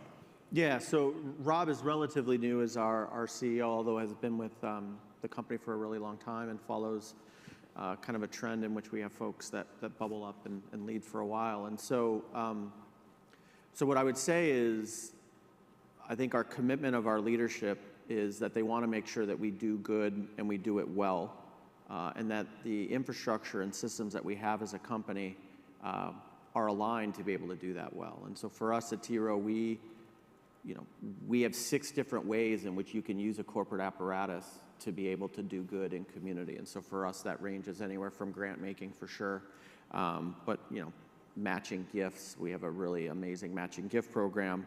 The human capital side of our business, and how do we use the amazing associates that we have to be able to affect change in community. We also, as companies, have social capital that often those on the ground really need access to. There are folks outside of this building that are yelling really loudly to talk to people in this room, and what can we do to be able to get those voices to folks in this room or into other places. We have a thing called shared value, right? And so we often, when we're talking to community partners, say, if you're only coming to us because of grant making, you're missing out on what a company can bring to community. And so for us, Baltimore, where we do most of our effort, like a lot of cities like St. Louis, where Edward Jones is, or others, are cities that struggle with infrastructure. And companies have that in abundance. And so how do we think through procurement and all of these other ways in which we can bring that infrastructure to help the places where we do business, and then also our direct programming. So all of those, we view those equally, right? And how, and I think the support of our leadership and of Rob and formerly of Bill is to try to make sure that we can deliver those well. And what can he do, what can the management committee do to help set us up for success to be able to deliver that well in communities. And so I think that's been constant. I think I'm really excited for Rob's leadership, but what he's asking for is the same thing that Bill asked for and what Jim asked for preceding them. And Philip, Jane and the entire city leadership team has always been active. How does that get pushed through the entire company? In every way, I guess. So if you, my unit is having an offsite this week, and Jane actually addressed us yesterday. And it was really inspiring to hear how she thinks about our work. So it's not just we are the do-gooders or the, we used to be global public affairs people, right? That's everyone's mission at Citi. So for example, I gave about the Action for Racial Equity. our decision with whom we do business, who we fund, who we don't do business with. I won't go into that too deeply. But those decisions start at the top. Those aren't always easy decisions. We lose some business, we lose some clients because of it, but it's because it's the right thing to do. And I've only been at Citi, it'll be a year on the 13th of next month. And I joined because of Jane's leadership, because of her public statements, because of her stance around women, because of the desire to increase diversity at Citi, because of the statement on the Citi Foundation's website to become an anti-racist institution. These are not things that you think about when you talk about a global bank. And from the signs on the wall, the artwork that we have in our office, everything reflects those values, and again, that starts at the top. So we talked a lot about what happens inside the company. But John, back to something you said about community stakeholders. So we've got really two different types of people in the room. We've got people from companies who are wanting to learn best practices from the four of you, but we also have nonprofits in the room who want to know how to best partner with you. So how do you prioritize those partnerships in the community? Yeah, let's start with you. I mean, I think for us, again, going on the idea that our model, and we view all of the different tools we have, the 6 of them, equally, right? We have over 6,000 community partners. We have a huge capacity building program, right? Our model is geared on the idea that we want strong leaders, strong organizations, and strong networks. When we built this model, we got rid of program officers. We got rid of kind of traditional kind of corporate apparatus that does good, because we realized at this moment of time that apparatus does not support the way in which we want to do good well. And so for us, our focus each and every day is to make sure that communities are stronger through their leaders, their organizations, and their networks. And we have 6 ways to do that. And so we don't, if folks are coming to us only for grant making, that's one way, but we will introduce them to the 5 others. Oftentimes, we're working with organizations. If you're a nonprofit in the room, you have organizational health challenges. What we want to do is make you a stronger organization. Organizations that take advantage of our capacity building program, that's the equivalent of a $25,000 grant, right? If we gave them a grant they would like, and we're general operating multi-year, they're likely going to be spending it on that anyway, right? And so for us, it's really making sure that we know you and saying, okay, here's all the different ways that we can be helpful. Maybe there's, of the 5, we can't help you, but we can help you with our social capital. We will wear our shoe leather out for you in trying to connect you to folks that more meet exactly what you're talking about today. So for us, it's not about prioritizing, saying you get this and you don't get this. It's being able to say, here's the things that we have, what best matches exactly what you're looking for. And because we're relationship driven, if they're only like, I know at any given point in time, we're all in philanthropy. My jokes are a lot funnier than they really are, and I'm a lot smarter than I really am. And I know that that's not true. My kids will tell you exactly that. So if someone comes to us and they only want a grant, it's just not going to work from a relationship standpoint. And so for us, that's likely not going to work. But in large part, if they're interested in developing a relationship with us, we're going to spend time in that and try to figure out what we have to offer on that platter we can be able to deliver them. And grant making, again, is as equal to us as social capital and the other 4. Yeah. Oktay, tell us more about the steps that PayPal does with partners to build their capacity using your technology.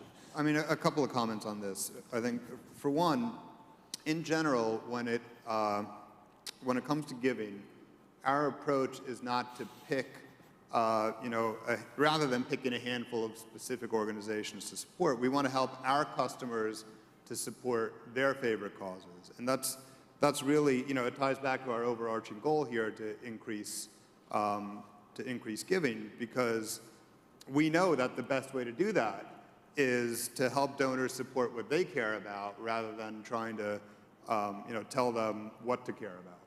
And so, and on top of that also, we're this 2-sided business. The nonprofits are all of our customers too. hundreds and thousands of them. So, you know, that's one piece. That said, we're also very involved in disaster relief and rapid response efforts to mobilize our platform based on things that happen around the world.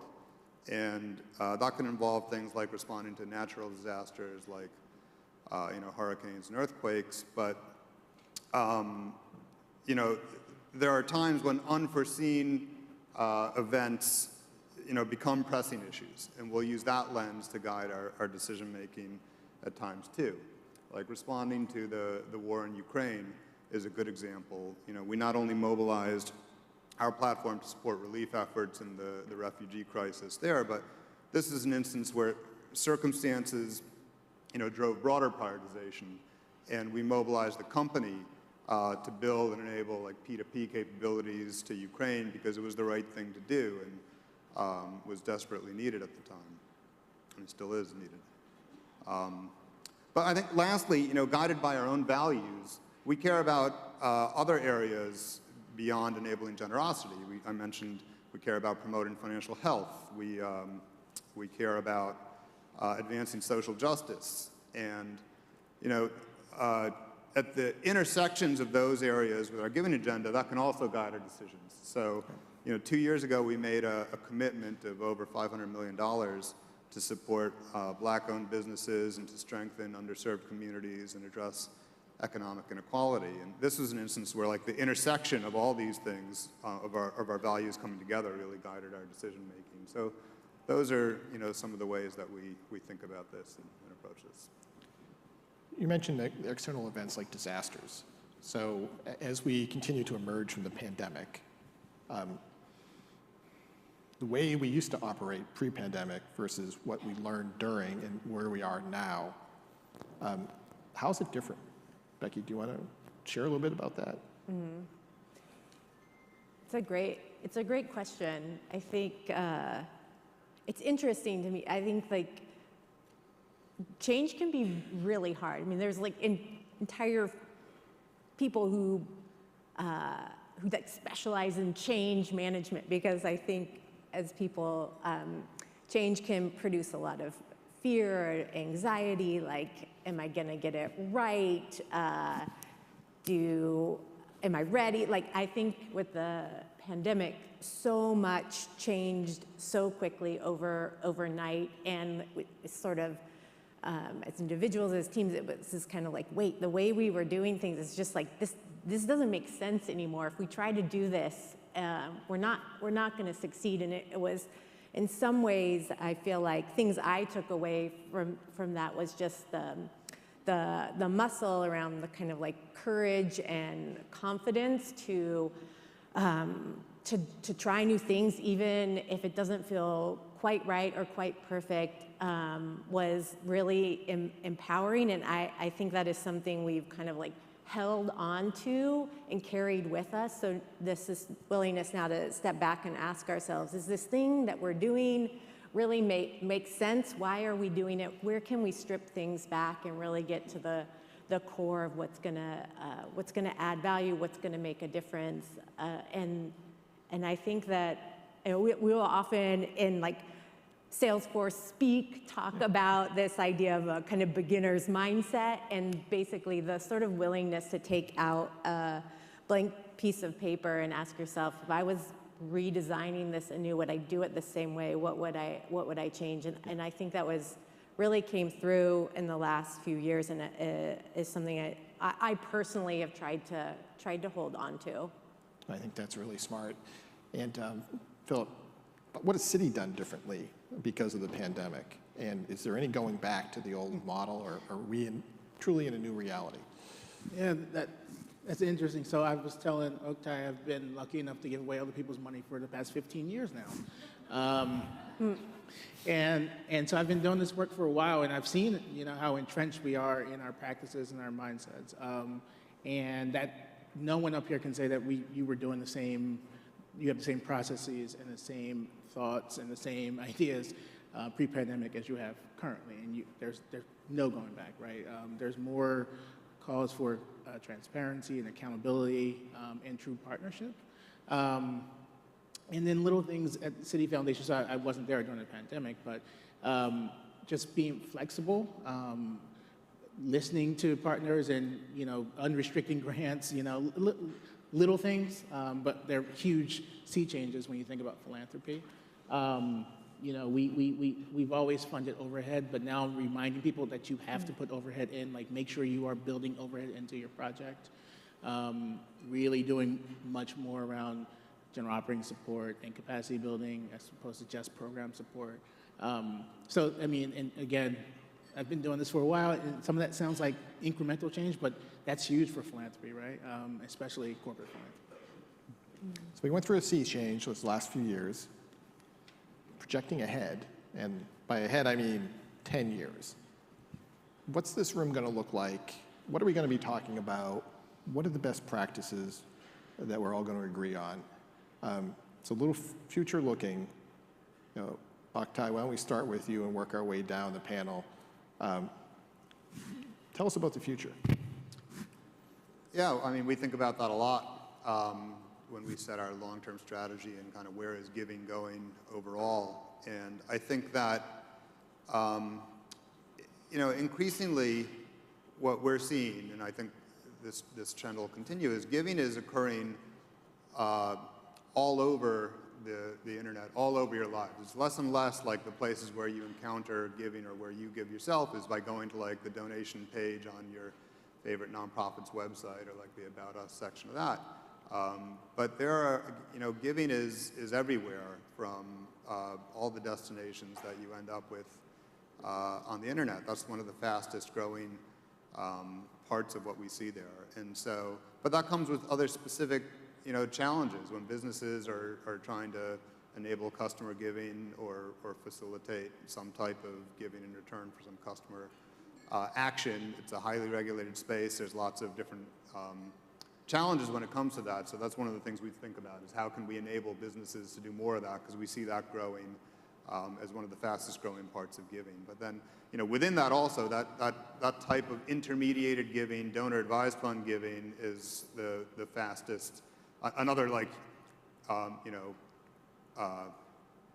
huge kind of growth sector within the giving industry. We don't see that changing either. We think that's going to become even more of a big kind of slice of the giving pie, and we want to help facilitate that type of thing also. We just rolled out a new product recently called grant payments to facilitate that type of work from grant makers that are trying to get, historically, that are sending checks out every day to nonprofits that they support, and it's inefficient for them and it's inefficient for the benefiting charities. And so that's another area that we've leaned into because we see it growing, is what can we do around that? And we launched this kind of bespoke capability for grant makers to leverage what we have around our huge network of charities and our payouts capabilities to facilitate that. So those are the areas that I think are growing the fastest and that we're kind of investing in and prioritizing on our side. Thank you. Philip. Sure. The future.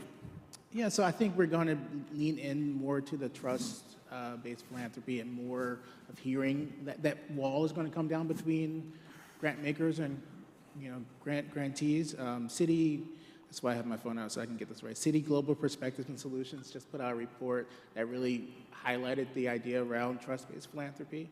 And not in that report, but I think also more participatory practices, right? So there's not going to be people, maybe people like me sitting up here pontificating about philanthropy, right? It's going to be people who are in communities, who are on the ground, who are doing the work, who are going to help make the decisions. So I think that's where we're going. Yeah, I would say two things. The first one is, we've heard that word trust a couple of times. We heard it earlier.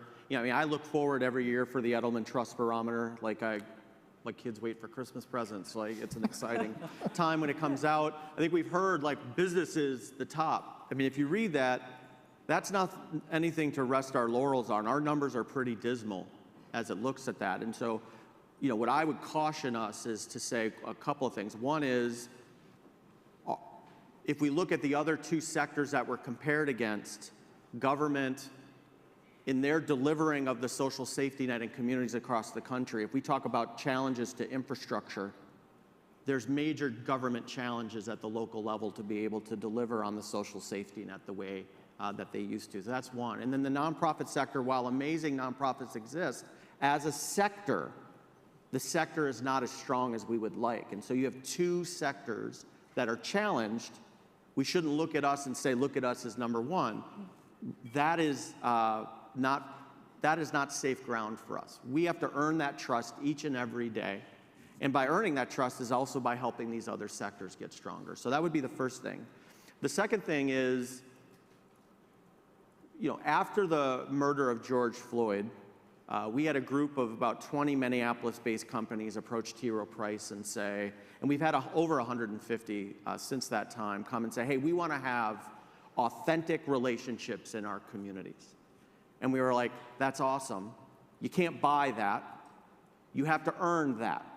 And what those folks in Minneapolis on 38th and Chicago were saying is not only were they upset, supremely upset, at losing their brother and uncle and friend, George, but they're also upset at the systems and structures that were created in which the corporate community had involvement in creating. And so for us to have authentic relationships in community means a couple of things. It means tearing down the structures and systems that we have in our social good platforms to be able to develop that relationship, and to be advocating for an arena in which every day we have to earn that trust in community. So I do think the future of giving, you could look at it in a number of different ways, but always at the center is going to be authentic relationships to communities. And if we don't have that, it doesn't matter the other things. And so that is going to be front and center now, and it's going to be more front and center as we move forward in the future. Becky, what does the future look like at Salesforce? It's a great question. One thing that I have the luxury of is we sit alongside our futures team. So we have a small team of futurists at the company, which I think I have a great job, but I think that's also a pretty awesome job. But they wake up every day and they think about things like, what's the future of work look like? What's the future of technology look like? What's the future of trust look like? And so because we are part of the one larger team, we were, hey, how do we work with you? We want to think about the future of giving, the future of philanthropy. How would a futurist come at this, questions like this? And I think one thing that I have learned from those colleagues, those teammates, they're some of the most optimistic people that I've ever encountered, which is really interesting because the future, there's a lot of uncertainty in it. But I think there's kind of three characteristics that I see in them and how they approach questions and topics is this sort of like ruthless curiosity and asking, great questions, a willingness to kind of imagine totally new possibilities, not just think this year, next 5 years, but like in the next 50 years. And then the last area is just this sort of encouragement to kind of like break down traditional boundaries and look at those things that are at the intersection and just being open to change your own point of view on things. So, and thinking about the future, I try to hold on to those concepts. Well, can we bring them next year? We would love to hear from them, Sure, they right? would love to come. All right, we're just about out of time. So this is the speed round. For everyone in the room, they need to know one thing about your company and how you see giving. One thing. You've got 140 characters or less. Go. One thing. Business is the greatest platform for change. Self-determination of communities and companies being led by communities. It's global, and it's part of our DNA. Giving isn't a side thing. PayPal is a giving platform, and we're here to help. We're here to help. Thanks, everyone. Thank you. Thank you.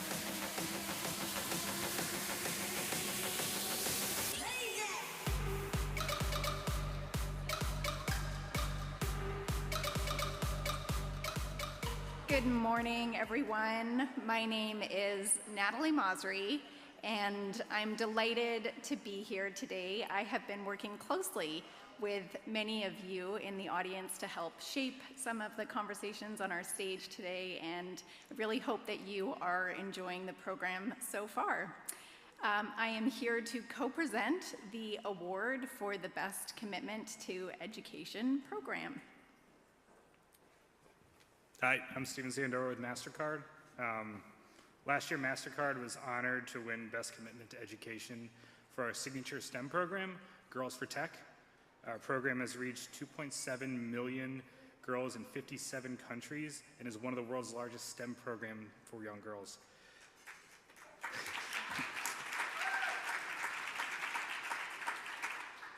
This year's nominees include Boeing, Dream Learners, DTE Energy, Power and Trades Pathway, and Moody's Generation for Giga Girls.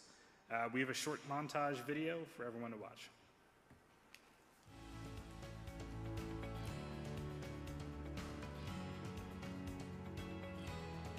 The finalists for the 2022 Best Commitment to Education Program Award are the Boeing Company. The Boeing Dream Learners Educational Program has reached more than 1 million students and community partners since 2012. This unique STEM program offers students an opportunity to learn about and be inspired by aviation and advanced manufacturing, participate in hands-on activities, and explore high-demand careers. Boeing is committed to helping students of all backgrounds achieve their full potential by leveraging the collective power of school districts, higher education institutions, education-based nonprofits, and other community partners. Through Dream Learners programming, Boeing will continue to lead the way in preparing the future aerospace workforce and ensuring equality of opportunity. DTE Energy. The energy sector in Michigan is projected to maintain an annual growth of 8% until 2028. DTE estimates that around 25 to 30% of its skilled workforce will retire in the next 5 to 10 years, which makes training and hiring new employees in skilled trades vital. In partnership with Henry Ford College, DTE and a collaborative of industry partners built a stackable certificate and associate degree program called Power and Trades Pathways for in-demand jobs in electric and gas operations, construction, and engineering. DTE will continue to engage with local communities on similar projects to create jobs and grow Michigan's middle class. Moody's Corporation. Moody's created Moody's Generation Giga Girls, or G3, 8 years ago in a joint effort with Girls Incorporated. As the first ever data analytics program of its kind, G3 helps girls build skills in statistics, computer programming, and data analysis. Since G3's launch, it has reached approximately 1,500 students across North America. In 2019, G3 expanded to 11 new locations in the US and 1 in Canada. Through this program, G3 is actively building a pipeline for girls from underestimated communities to work in the burgeoning field of data science, an area that calls for greater inclusion and representation of girls and women.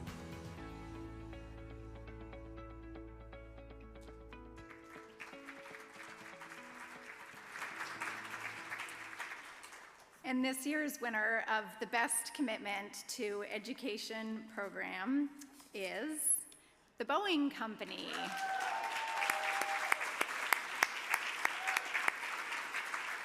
Accepting on behalf of the Boeing Company are Frank Hatton and Sherry Carter.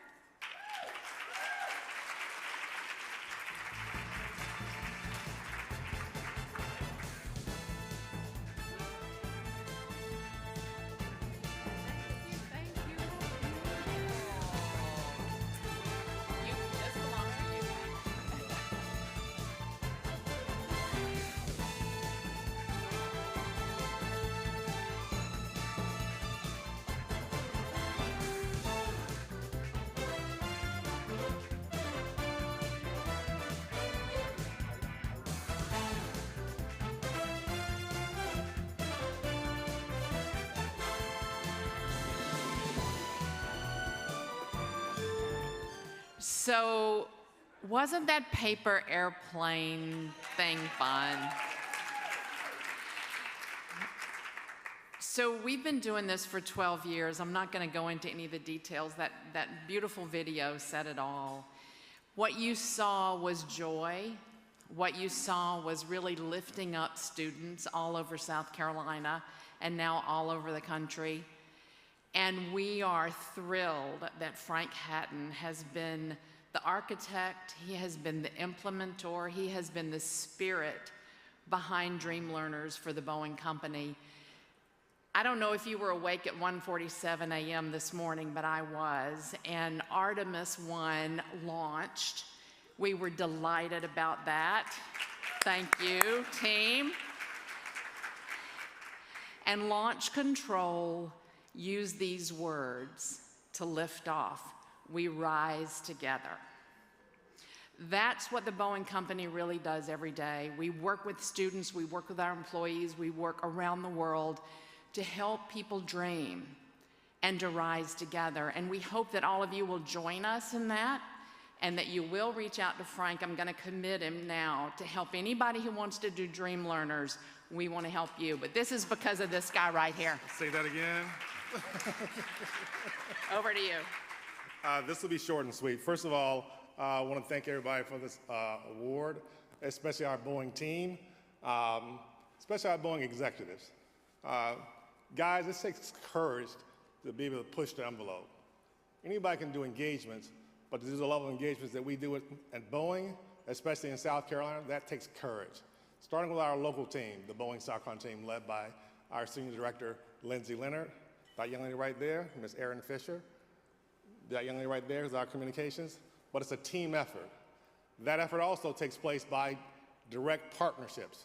We have direct partnerships with the South Carolina Department of Commerce, and through that partnership, we've been able to engage every state and every county in South Carolina. That's 46 counties now, where we have direct engagements. And as of last week, we have documented evidence that we've engaged every state in the United States with our Dream Learners programming, virtually and most of them in person. Now, this is my challenge to everybody that's here. My team has to teach me how to say no because I don't believe in the word no. I'm going to challenge everybody in this room to reach out to us like my dear friend here just said. If you can reach out to us, you will understand how we, in partnership, we can do this and make a difference all over this world, not just in the United States. Our program has been used in multiple countries around the world, multiple languages. This is what I like to tell everybody when it breaks down to what we're trying to do. We can easily promote Boeing. That would be easy. We try to promote STEM and skill sets that can benefit the whole world. Does that make sense? So through this partnership, we can help change the next generation and truly make a true difference in this country and in this world. Thank you very much. Congratulations. Right Thank here. you. One more Thank picture. you.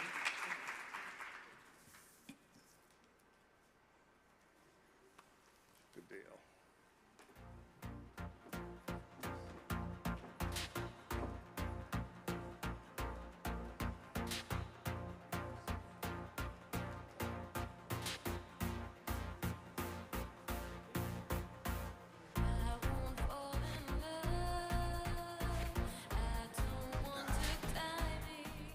Nice group.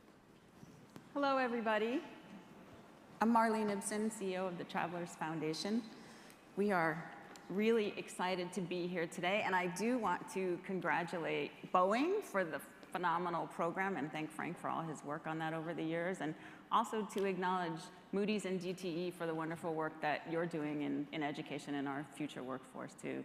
Congratulations. We are here today to talk about Travelers Edge. EDGE stands for Empowering Dreams for Graduation and Employment, and it is a program with the objective of increasing the number of underrepresented individuals who complete bachelor's degrees and are prepared for a career at Travelers or in the insurance and financial services industry. We started Travelers Edge 15 years ago, which I can hardly believe, through a challenge from our corporate board of directors to create a signature community program that would be good for the company, good for the community, and good for the company. Ultimately, we determined that it would make sense to build a program to address challenges in our educational landscape while at the same time creating a more diverse talent pipeline for travelers. Since we launched the program in 2007, we've supported more than 500 scholars, and 111 of them have come to work at Travelers. Thank you. Thanks. We're very excited about that. I am one of a fairly large team of people who oversee the program, and that is a critical component of Travelers Edge, is our partnerships, both internally with HR, diversity, equity, and inclusion, talent acquisition in all of our business units, and externally with partners in high schools, colleges, universities, and community-based organizations. And so today, I first want to introduce you to John Thomas, who is our partner at Capital Community College, which was the very first Travelers Edge partner.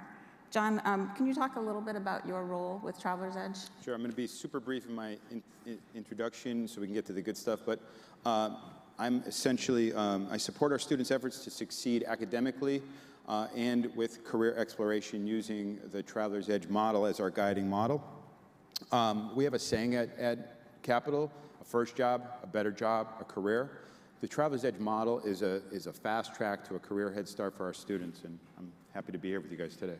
Thanks, John. Next is my colleague, Evilise Maldonado, who is our Travelers Edge program manager. And Evilise, will you tell us a little bit about your role? So good morning, everyone. As the program manager for Travelers Edge, I get to work daily, monthly, yearly with every single scholar that's in the program, all of our external partners. So I am basically responsible for the day-to-day operations of the Travelers Edge program. It is a role that I am proudly in. I love what I get to do and the impact that we have. And so we have, in celebration of our 15th anniversary, we do have a quick video that we wanted to show. There's a much longer version online, but in the essence of time, if we can play the video, it'll show you a little bit more about what the program is. The problem that oftentimes exists in predominantly underrepresented communities is young people don't know that they have an opportunity to fulfill their goals, their dreams. A lot of these students are working jobs, they've got family commitments, they're just getting stretched in all kinds of different ways. As a first-generation college student, I really wanted to make my parents proud. I used to always walk past this place and wonder if it could be me or not. So in 2007, the Travelers Edge program was the brainchild of our leaders. Travelers' mission is to take care of their customers, take care of the community, and take care of each other. And with this program, it's just so rich for them to have thought way ahead of the rest. Our Travelers Edge scholars are brilliant, funny, innovative, hungry. They have what it takes to lead. They said, you really do want to go to college, you can take advantage of this opportunity. The Edge program, it's a little tough, and I still have to do what it takes. We can talk about how we show up in our communities. The Edge program is walking that walk. We've had over 500 scholars that have received support through the Edge program. And in fact, this last year, over 70% converted to become Travelers employees. The program has grown over the 15 years. You see the success, and you see that, hey, this really does work. I knew it was a once-in-a-lifetime chance when I saw that the support that the program would give me would be so massive, from financial to skills to be a professional in the workplace. I was part of a group with other like-minded individuals, the same goals, the same mindset, the same drive to succeed. It kind of finally hit me. Opportunities are there if you take it. It's opened up a different world for me. I feel very empowered. A whole team of people fight alongside us. I was debt-free. I was able to buy my first house. People see my strength and my talents. You begin to realize that you can also belong here. It's surreal that I have people that are willing to advise me, people that are willing to mentor me, people that want me to succeed. They see dreams, they recognize the dreams, they want dreams to come to life.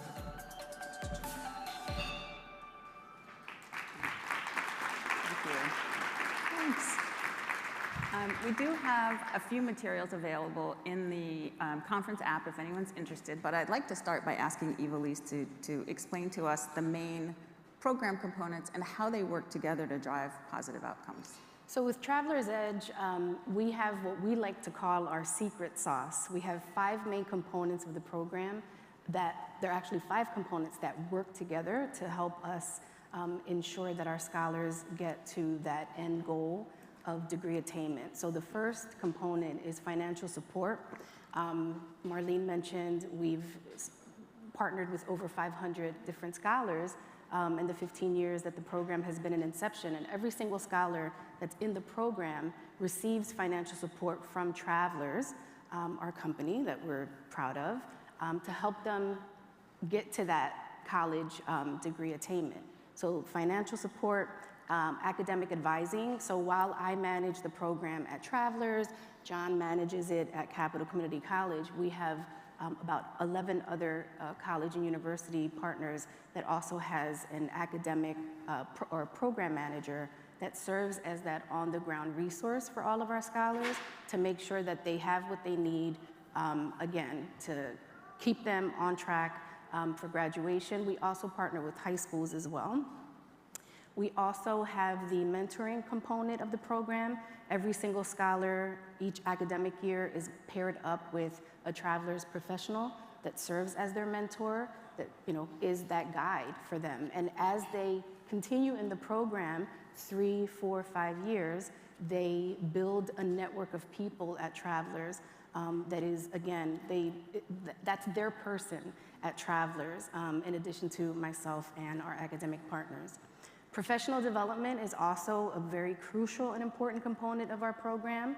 Each year, every scholar is required to attend our annual Professional Development Institute, which takes place in January. They don't necessarily like that it takes place in January, but it's when they are on break, and so we bring all of our scholars together for a conference specific to them once a year, but then they also are responsible for attending ongoing professional development throughout the academic year. And then finally, each of our programs brings in a cohort of scholars every year. And so that peer support is another crucial component of our program that's really important because every scholar that comes in together goes through the program together. They work together on projects, on networking. So Traveler's Edge, we do like to say that it is a family. We're together for, again, 4 years, 5 years, as long as the scholar is in school, up to 6 years. And so in my role in 11 years of being the program manager, each year we have about 80 to 85 scholars. And so it's my job to make sure that these components are working well for them and for our academic partners. And I know all the scholars, I know them by name. Sometimes I remember things about them that I don't even know how I do, but I do. And so it really does take, it really does take a village to come together amongst the partner or the scholars themselves, our partners internally and externally to make sure that this program works really well. Thanks, Evelise. Thank you. John, how does the model work at Capital Community College? Sure. So, Capital's been a partner with Travelers from the very beginning. And at Capital, I recruit students who meet established academic, degree path, and financial need requirements, eligibility requirements. There's a little bit of flexibility in those depending on the partner that I'm working with. But in general, you have to have a 3.0 GPA. And you should have a major that's either in business, accounting, or in information technology. So to promote and recruit students, I do everything under the sun to get the program in front of them. We do information sessions, targeted emails, classroom visits, do posters, flyers, faculty referrals. Those are really, really good. And sometimes I even have to cajole students. We do whatever it takes. When students investigate the opportunity with me, I want them to understand not only the benefits that they're going to enjoy, but I also want them to understand the heritage and the legacy and the impacts of the program. So to do that, I coach them through the application process. I review resumes. I help them focus their thinking on their goal statements, and we conduct mock interviews, and I do preparation for the interviews with the partners, with travelers. My goal is to help each student be able to find their voice in such a way so they're able to tell their stories, share their experiences, their skills with so much clarity that Travelers wants to take every single one. So once they come on board, I take them under my wing. They're with me for the duration of their academic journey at Capital Community College. Continue to do some other stuff like Evelise mentioned, like professional and personal development. I believe that personal development is professional development. And then when they graduate, I pass the baton on to my EDGE counterparts at either Connecticut State University, Central University, or UConn. Great, thank you.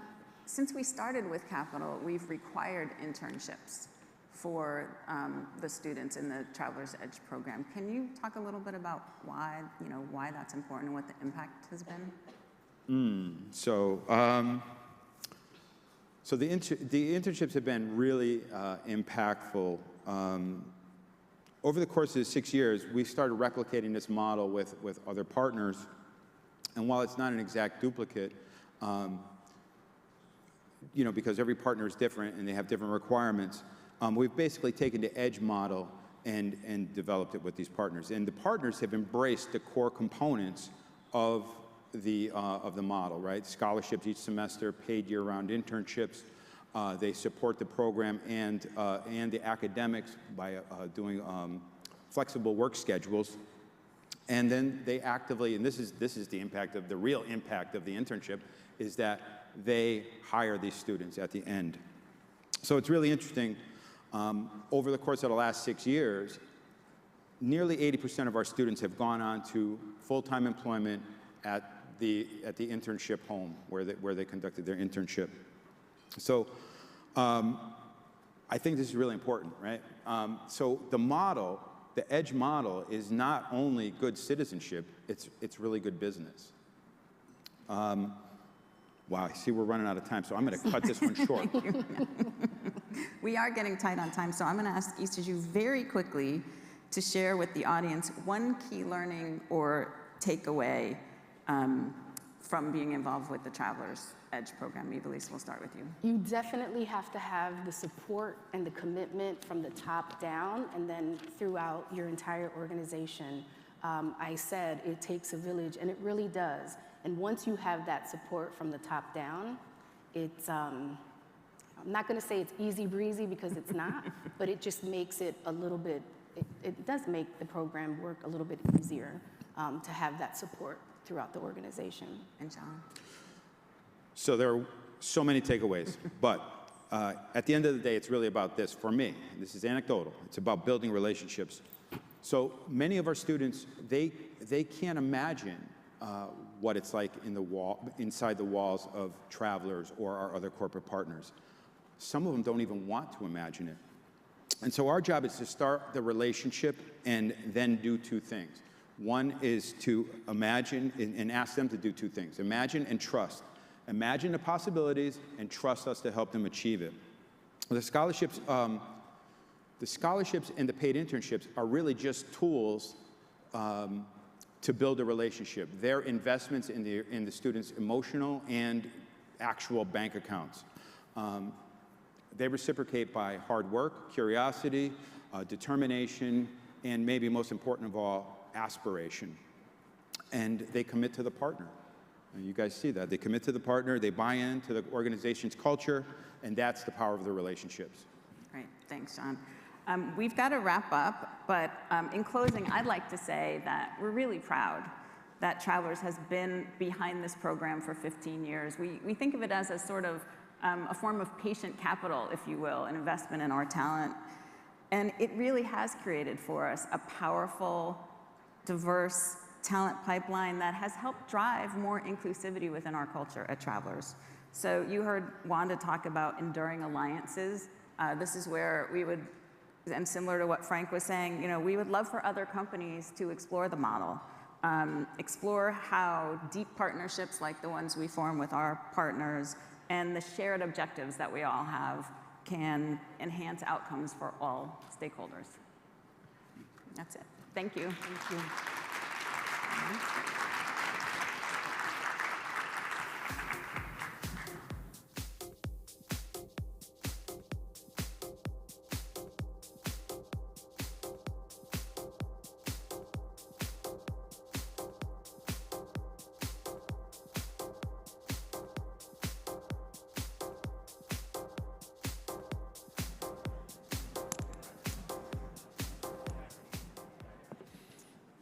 So, welcome everyone. I'm Anita Whitehead from the KPMG Foundation, where I currently serve as president and chair. As a firm, KPMG has a long-standing values around education, and it's been a primary focus for our foundation for over 5 decades. But individually, I advocate for education, teachers, students, and schools. So it all comes today together in this chat that we're going to have. My personal interests as a parent, my professional priorities for the KPMG Foundation, and the expertise of my 2 stellar guests, Chuck Cascio and Peggy Brookins. So Chuck Cascio is a communications consultant, an author, a former adjunct faculty member at American University. He taught high school, receiving extensive recognition for his creative teaching. He's also, and get ready for this, the best teacher I ever had in the 11th grade at South Lakes High School in Ruston. Thank you, Anita. So it's great to have you, Mr. Cascio, and we recently reconnected, and I'm still having a hard time calling him Chuck, so we're just gonna go with Mr. Cascio today. Peggy Brookins is the president and CEO of the National Board for Professional Teaching Standards, an organization that we have recently partnered with as well. She has a clear understanding of America's teaching and learning needs, and her knowledge of teaching standards are really welcome today. So thank you, Peggy. Thank you. So we're in a room full of business leaders today, and we would love to have you both share why should businesses pay attention to our nation's schools. And Chuck, we'll start with you, or Mr. Cascio. I have no problem calling her Dr. Whitehead. Thank you, Anita. I think that one of the things that I always emphasize talking with people about how they can interact with schools most effectively, and this is whether they're parents or politicians or business leaders, it is that they should get involved at the very ground level. Okay, it's one thing to sort of remember what school was like when we were in school, or to experience school through our kids or our grandkids, but there is quite a difference between that and actually getting into the schools at the ground level. Going into a school, seeing what it looks like for teachers to put together their plans every day and then deliver those plans to their students. Think about it, for most high school teachers, they're working with an audience of 150 teenagers a day. 5 classes of 30 or so. And they have to put on an instructional show for them. Okay, think about that. That's 5 times a day that they have to do that kind of delivery. For elementary school teachers, they may be in a classroom with 30 kids of 8 years old, and they have to be able to work with them and entertain them and stimulate them for 6 or 7 hours a day. Okay, now I don't know about you, but when I take the opportunity to be with, a grandchild, I can't imagine doing anything other than being able to put them out on roller coasters and things like that, much less being, in a classroom. So, to summarize that very simply, 2 words: ground level. Think about that. Try to make your programs available at that level and get yourselves involved at that level. Go to the schools, and experience what it's like. And Peggy, you understand the importance of national standards for teachers. Could you explain that for the audience? So many people may not know about the National Board for Professional Teaching Standards, but you may have heard about A Nation at Risk and A Nation Prepared. When A Nation at Risk came out, the National Board is the result of that research, and we were formed from A Nation Prepared. And the premise behind that is to advance the quality of teaching and learning, that teachers receive the type of certification or professional development that increases and intensifies what they do in a classroom on a daily basis. And Chuck, you set up the perfect segue into, I started teaching in the 70s, and therefore the National Board did not exist until 1987. So as a board certified teacher myself, my certification is in AYA mathematics, which is high school mathematics, is I could see this clear delineation between before I was board certified and after I was board certified, not only in myself, but in my students as well. And we think about, our 5 core propositions, and the last panel talked about this quite a bit, relationship building. Everything starts with relationships. You cannot teach who you do not know.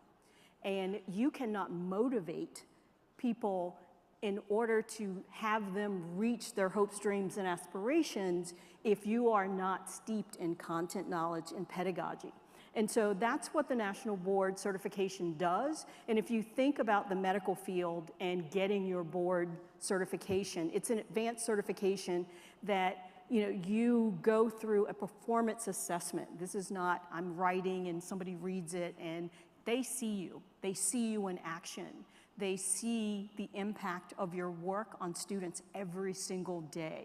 And therefore, when you go through this rigorous process of achieving your board certification, you know, and everybody around you knows what it means. It's a national certification, and it doesn't mean something different in Florida than it means in Michigan.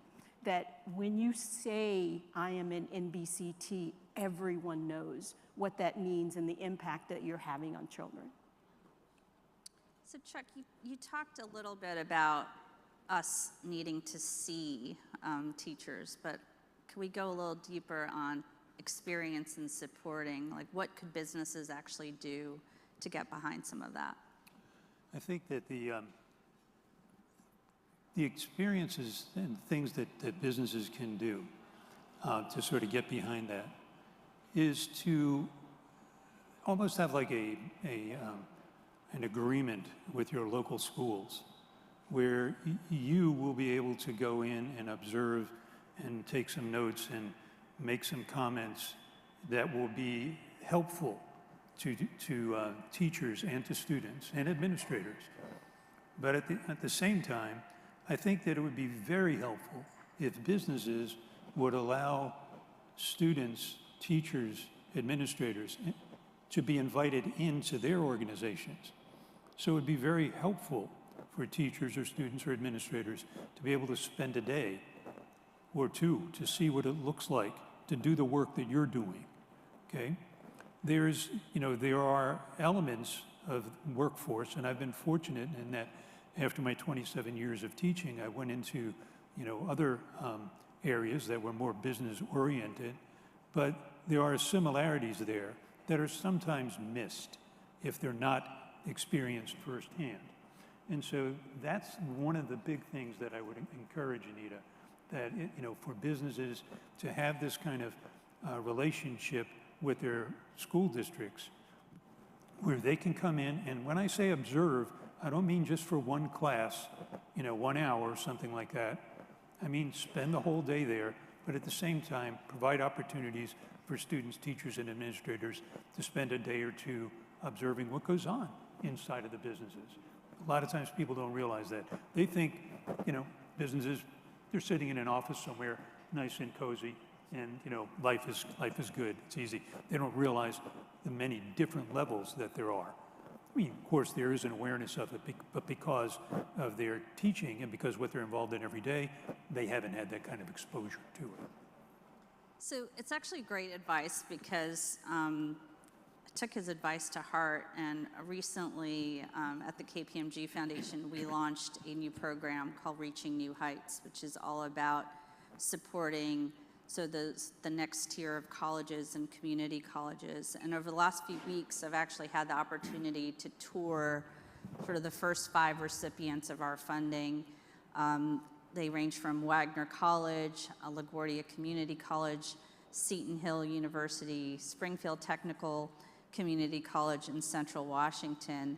And what was exciting to me about this partnership, and actually opened my eyes, was yes, the funding is there, but the schools, each school wanted our professionals on campus to not just educate them about what it means to be a business professional, but like creating access, which is what we're all trying to do, right? And so I think for me, this partnership of these 5 schools has just been so exciting to see what the art of the possible is. So Peggy, a related question for you. Society's putting more and more demands on teachers, and public school teachers are working without the necessary support. Can you tell us how the national teaching standards set students up for success later? So one of the things that we do is the certification itself and supporting teachers, because they are the ones who have the ultimate impact on students within the classroom. We have cohorts around the country who are going through this process, but our focus has really been in underserved communities, under-resourced communities, and looking at where students are exposed to teachers who may not even have a teaching degree, that they are just trying to fill classrooms at this point. And we don't think that that should happen to any student in this country. A lot of the work that we're doing around the country, specifically in Mississippi, some work that we're doing right now, the governor, we have been working with Governor Reeves, we worked with Governor Bryant before that, and you think about how they improved their NAEP scores, and that was intentional by having an impact on the professional development of teachers within that school. And then you think about the fact that the governor gave this money to support teachers who are going through the process, but that support of paying for the process, we partnered with Apple Computer to have the technology piece imported in that as well, because you need that technology piece and how to understand the use of that. But also, you know, what was not where we wanted it to be. There was room for 300 teachers, and 1,000 teachers applied. And we were just at a loss of, you know, we choose these teachers, but they were primarily in the Delta area. We also got the Walton Foundation to kick in a little bit more money in their geographic locations where they wanted more teachers to go through this process, and I will not stop until the other 700 are a part of what we can offer to improve their teaching and learning within the classroom and to have a greater impact on students. We're seeing it already. We're seeing it in their NAEP scores. We've been working with them for a number of years, and the networks that they're associated with around the country, primarily supporting teachers of color, because that's what we find in the Delta and students of color in these under-resourced communities. And that real focus on how do we prepare you to meet the current realities where, you know, they may not have received that in higher ed and things have changed over time, but the standards that they go through and standards that they implement within their classroom, and this is not something different that you do on a Saturday and you talk to your friends about. This is what you do every day within a classroom and how intentional you are to meet the needs of every student in front of you. And you think about what that does for a child as they move through the system, and how, you know, I used to tell my students, I want you to leave here with a sense of confidence that borders on arrogance, to know that you can do anything that you set your mind to. And we want that for teachers as well, to know when you walk in the room, because nobody wakes up every day and say, I'm here to do a bad job. They wake up and say, I want to do the best job possible for my students, and this process of board certification, the analysis of what you do, the reflective practice around what you do every day to support every student is critical. So Chuck, Peggy talked about technology, and we've all seen how technology's transformed the business world, but how can tech transform our schools today? You know, it's really an interesting phenomenon these days, Anita, especially because there is a tendency to think that because we are now in a technology-driven age, regardless of whether it's for a student or a little kid, right on through, adults working in business, technology is there, okay? And education is an evolving process, okay? So we need to understand that technology is there, it's not going away. It's going to be something that we need to figure out how we can use it in ways to enhance both traditional and new educational objectives. And that's something where I think businesses can really play a big, big role. Okay, for the teacher working with kids who are wedded to their, technology, sometimes it's really difficult to get through to them. But I've also seen where really creative teachers understand that they can get kids to use the technology that they have access to right in their hands to do something very creative. They can use that technology to enhance their critical thinking skills and their creativity, okay? By giving them an assignment, maybe that is spur of the moment, although the teacher has thought about it ahead of time, but to the student it seems spur of the moment. Okay, take out your phones. Okay, we just read a passage from, you pick the book, and now I want you to think about how that passage can apply to your lives. Okay, look at it on your phone, swap it with one another, work in a small group, see what you come up with. You have 3 minutes to do it, and then I'm going to ask for your presentation. Okay, so technology can be an extremely useful technology tool, and I think that a lot of business leaders are probably in a great position to help educators understand the way you use technology to drive the creative and critical thinking process in your work every day and how that can be transferred to the classroom. So excellent insights by both of you.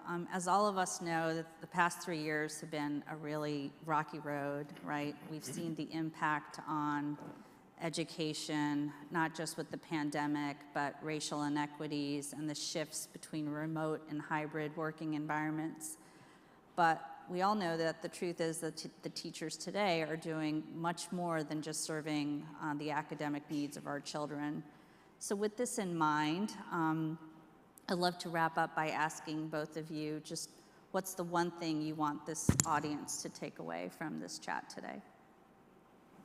I think for me, we worked closely with business. Lockheed Martin, Duke Energy were our business partners from the very start. I spent 38 years teaching before I retired, and in that community of working with them, their support throughout this time period, internships, after-school mentoring, coming and setting up what we called breakfast for business, having them in our schools. But the best part about this is that you get the benefit of those students later in life when they have realized their own dreams. So, down the street from our school, there are 15 engineers from our school who are working at that Lockheed plant. And then 2 blocks down the road, there's Duke Energy, and we have students working with them. So creating those relationships, having those partnerships, there is a win-win for everyone. And I would just add to that a little bit that support comes in many different ways. Look, 300,000 teachers have left the workforce within the past couple of years. That should tell you something. They need support. Okay, sometimes that support is ground level, as I've been talking about today.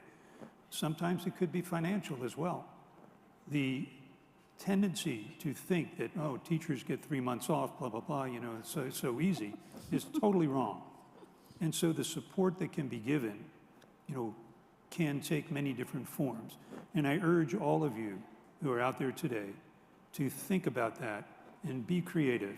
It might be something as simple as offering awards Financial, yes, for teachers in your communities, okay? And it doesn't have to be huge, and it doesn't have to single out one individual. It can be done, in a much more constructive and creative process. So that's one form of support, but there are many, many others. And I've tried to touch on them a bit today, and I really thank you for giving us the opportunity to present them to you. And board certification Yes, support. exactly. Please do. Please support them when they ask for that kind of professional development. Absolutely. So thank you so much, Peggy and Mr. Cascio. So to keep in theme of my past teacher, we do actually have some homework for all of you. We do want you to share what you've learned today, and reach out and collaborate with each other. We've heard that a lot this morning about partnerships are so essential. I want to continue the conversation. I know Chuck and Peggy as well. So we really appreciate the time today. Thank you. Thank you. Thank you. Thank you, Dr. Whitehead.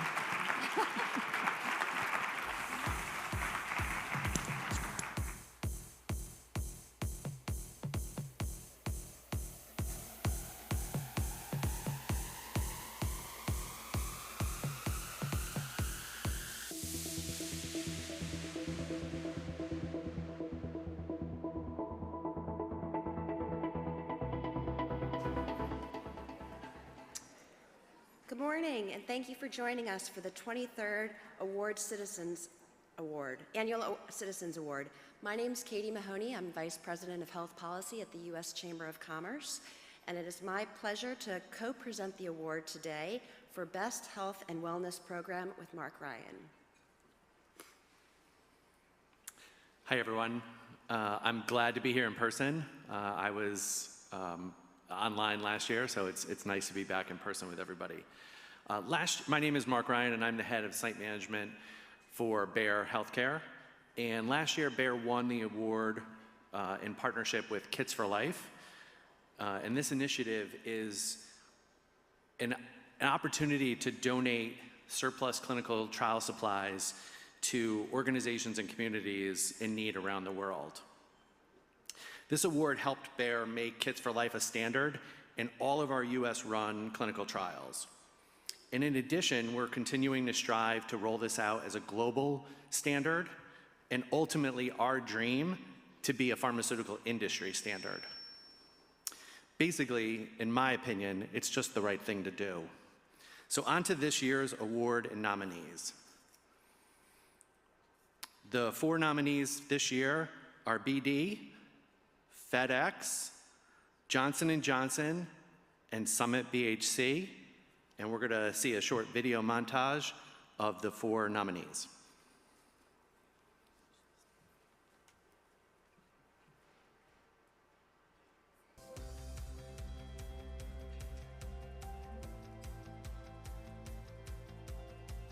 The finalists for the 2022 Best Health and Wellness Program Award are BD. Community Health Centers, or CHCs, provide life-saving care to over 30 million people in the U.S., 67% of whom earn an income below the federal poverty line. Since 2013, the BD Helping Build Healthy Communities initiative has donated $22.6 million in cash and medical products to support community health centers. These contributions helped millions of vulnerable patients, including minority groups and U.S. veterans, manage complex chronic diseases and improve their overall health. FedEx. FedEx learned on a conference call that the American Red Cross was focused on tripling the number of African American blood donors. Sickle cell disease primarily affects African Americans, and the blood type of African Americans greatly assists in pain-relieving transfusions. FedEx quickly reached out to the American Red Cross to offer their transportation network and cold chain capabilities to support these efforts. FedEx also provided a grant to help with marketing, volunteered their in-house production team to create a video for the campaign, and increased the in-kind shipping allocation they provide annually. Following the launch of this initiative with FedEx support, blood donations increased 300%. Johnson & Johnson. In 2020, Johnson & Johnson committed $100 million over 5 years to invest and promote health solutions focused on closing the health gap for people of color and embedding inclusion and representation across business processes and practices, including developing human capital, investing in more inclusive research and innovation, and supporting advocacy efforts that address the most significant health disparity challenges.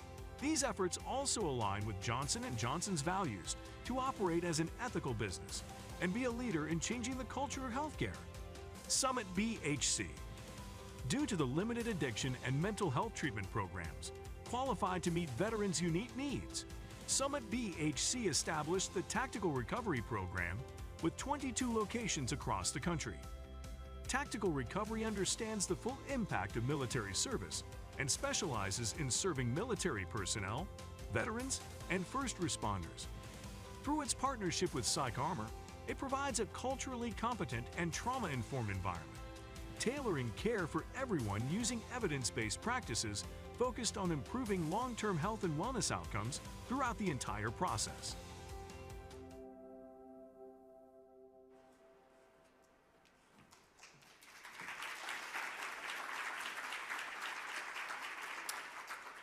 What amazing work from all of our finalists. I'm sure our judges had a hard time deciding.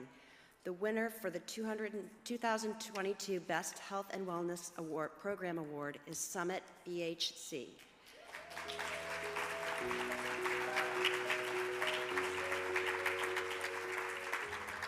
Accepting on behalf of Summit BHC is Katie Ross and Katie Civiletto Strenger.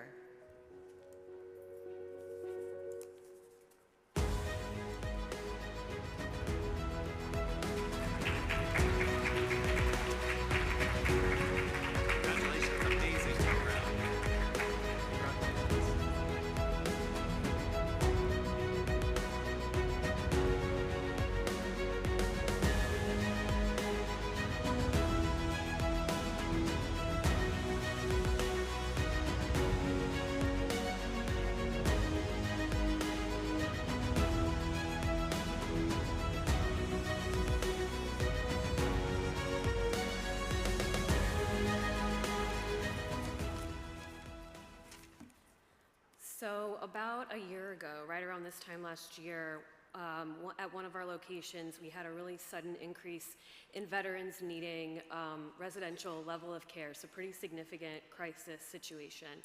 And we were running out of space. And the local veterans hospital was already beyond capacity. And so very quickly, it was all hands on deck to renovate and open up another location so we could be able to support all of those that were in need of treatment and get them in a safe place prior to the holidays. And I was there putting together metal bed frames to make sure we could meet that timeline and get them in as soon as possible, and just cut my hand a little bit on the metal bed frame there. And I just kind of smiled to myself and realized, like, wow, now I've literally put blood, sweat, and tears into this program that I'm so proud of. So I want to say, on behalf of myself, our team across the country, and my family, thank you to the Chamber for recognizing Summit BHC's efforts to improve community wellness and access to care, specifically for the military and veteran community. Through our program, Tactical Recovery, and a huge thanks to our partners at Psych Armor, Dr. Tina Atherall and Carol Turner, and their team for this nomination.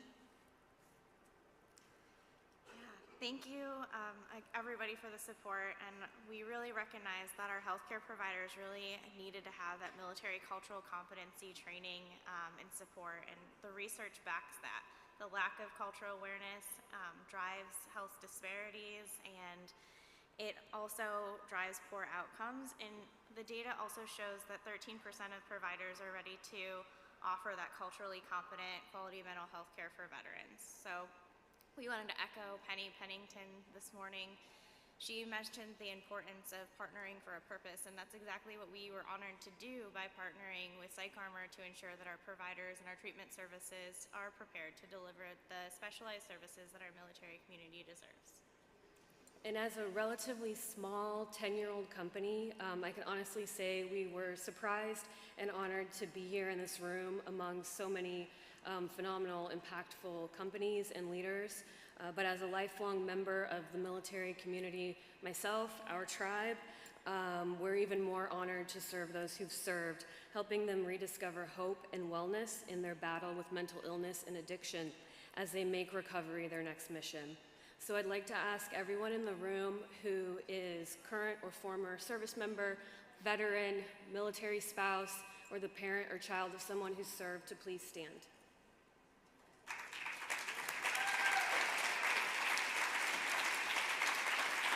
Thank you for your service and sacrifice.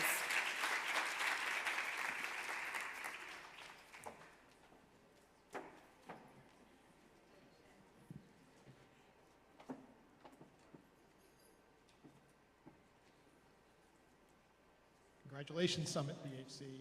What an amazing company they are. So, I have a feeling a lot of you are hungry. Yes? It is time for lunch. So this is the way it's going to work. We have buffets set up in the back. You can come back to your seats. You can steal someone else's seat so you can talk to other people.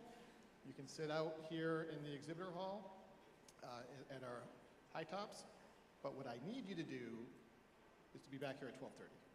And that includes those who want, fast food. If that's your jam today. We've got a big food court out there. 12:30 back here. We're going to hear from NBC Universal. We're going to continue with our program. Thanks, everyone.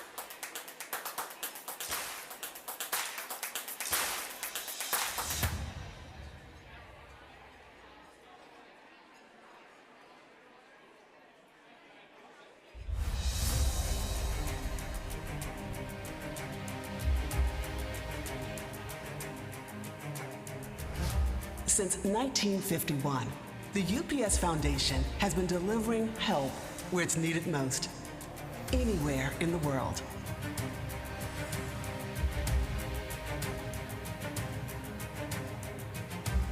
The global reach of one of the world's largest companies, galvanized by the passion and skills of UPS employees, has become a force for change.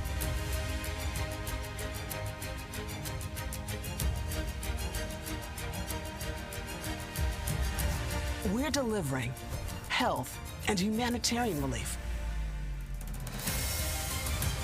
equity and economic empowerment, local community engagement, and planet protection. Moving our world forward by delivering what matters.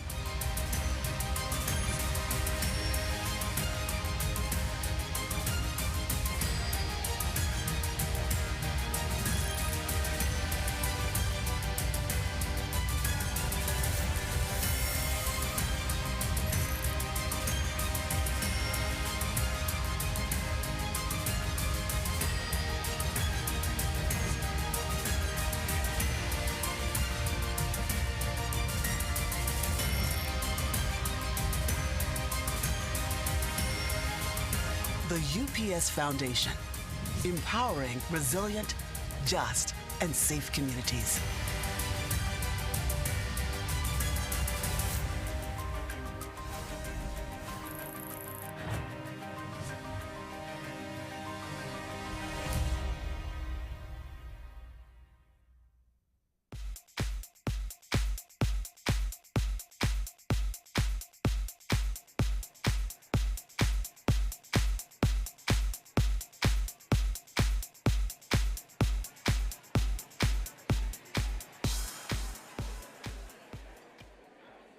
Hi, everyone. I hope you're enjoying your lunch.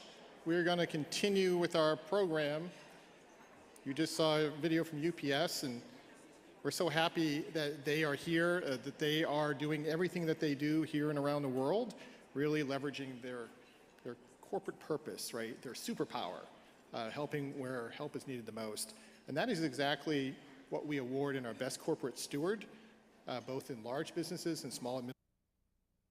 So what we wanted to do, as you were finishing your lunch, is show a few more videos of our Best Corporate Steward finalists, and we're going to award them tonight at the reception. We'll have no videos at the reception, we'll just have the awards. But you'll see the videos from those finalists for this year, and then we're going to bring up NBC Universal, and they're going to talk to you about what they're up to. So, on with the video. Thank you.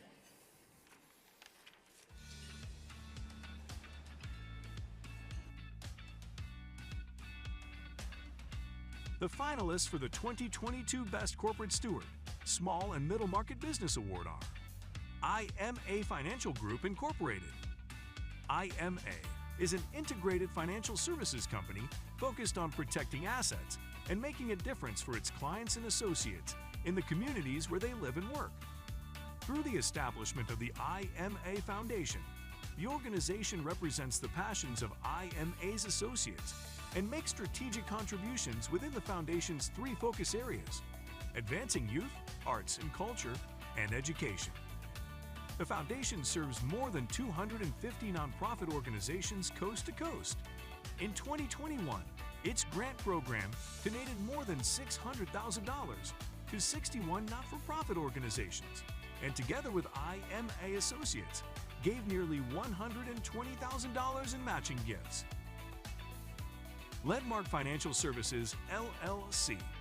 Ledmark Financial Services has focused its societal priorities on two main initiatives: pediatric cancer and veterans, through its Climb to Cure initiative, and its Veterans Integration Program. Ledmark launched Climb to Cure by partnering with Atlanta-based nonprofit Cure Childhood Cancer to raise funds and awareness for pediatric cancer research and financial support for families with children battling cancer. Ledmark's 6-year fundraising total for Cure is $3.5 million. The company's Veterans Integration Program, launched in 2015 to formalize the company's veterans initiatives and programs, recognize its military workforce, and ensure that veterans and their spouses and caretakers feel they belong in the workplace. ShareBite Incorporated. ShareBite is the leading food benefits platform designed for the modern workforce. Its technology and concierge services enable companies to feed employees with bespoke meal delivery and meal allowance programs that help reunite people and rebuild culture. Every meal ordered on ShareBite's platform results in a meal donation to alleviate food insecurity. To date, ShareBite has donated over 4.2 million meals through partnerships with Feeding America and City Harvest.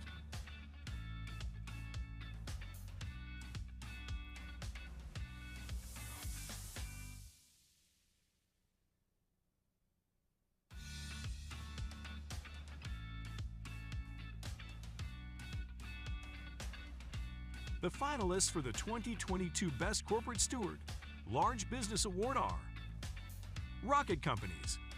Rocket Companies is a Detroit-based holding company providing financial services that use technology to make some of life's most complicated transactions easier. Rocket Companies recognizes that business and community are inextricably linked and purposefully invests in comprehensive community development. Rocket Companies executes its vision through the Rocket Community Fund. Since 2010, the company has contributed over $200 million to philanthropic efforts, and team members have spent over 866,000 hours volunteering nationwide. SAP. SAP's purpose is to help the world run better and improve people's lives by creating positive economic, environmental, and social impact with a special focus on climate action, the circular economy, social responsibility, and holistic reporting. Through investments in pro bono consulting, social procurement, SAP technology, and public policy, the company supports the efforts of social entrepreneurs who serve the world's most vulnerable people and ecosystems, and collectively generates impact in a way that could never be achieved through corporate philanthropy alone. In 2021, programs and partnerships reached more than 1 billion beneficiaries across 94 countries. Tata Consultancy Services. TCS harnesses digital technologies to empower over 2,000 of the world's leading organizations to build greater futures through innovation and collective knowledge. TCS has invested $634 million in social impact efforts and reached 32.5 million people globally by leveraging its expertise to create solutions that address the most pressing issues in areas including literacy, health, education, digital skills, entrepreneurship, and employment. TCS builds inclusive pathways for all, empowering diverse populations. Since the COVID-19 pandemic, TCS has empowered 4.34 million people in 40 countries, created over $20 million in social value for nonprofits, and engaged over 200,000 volunteers.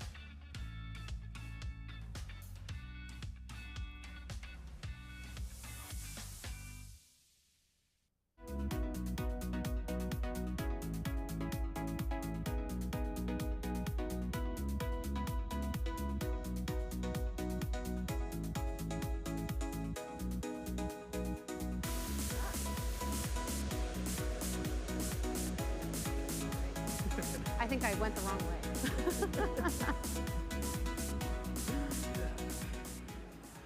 Hi, everyone.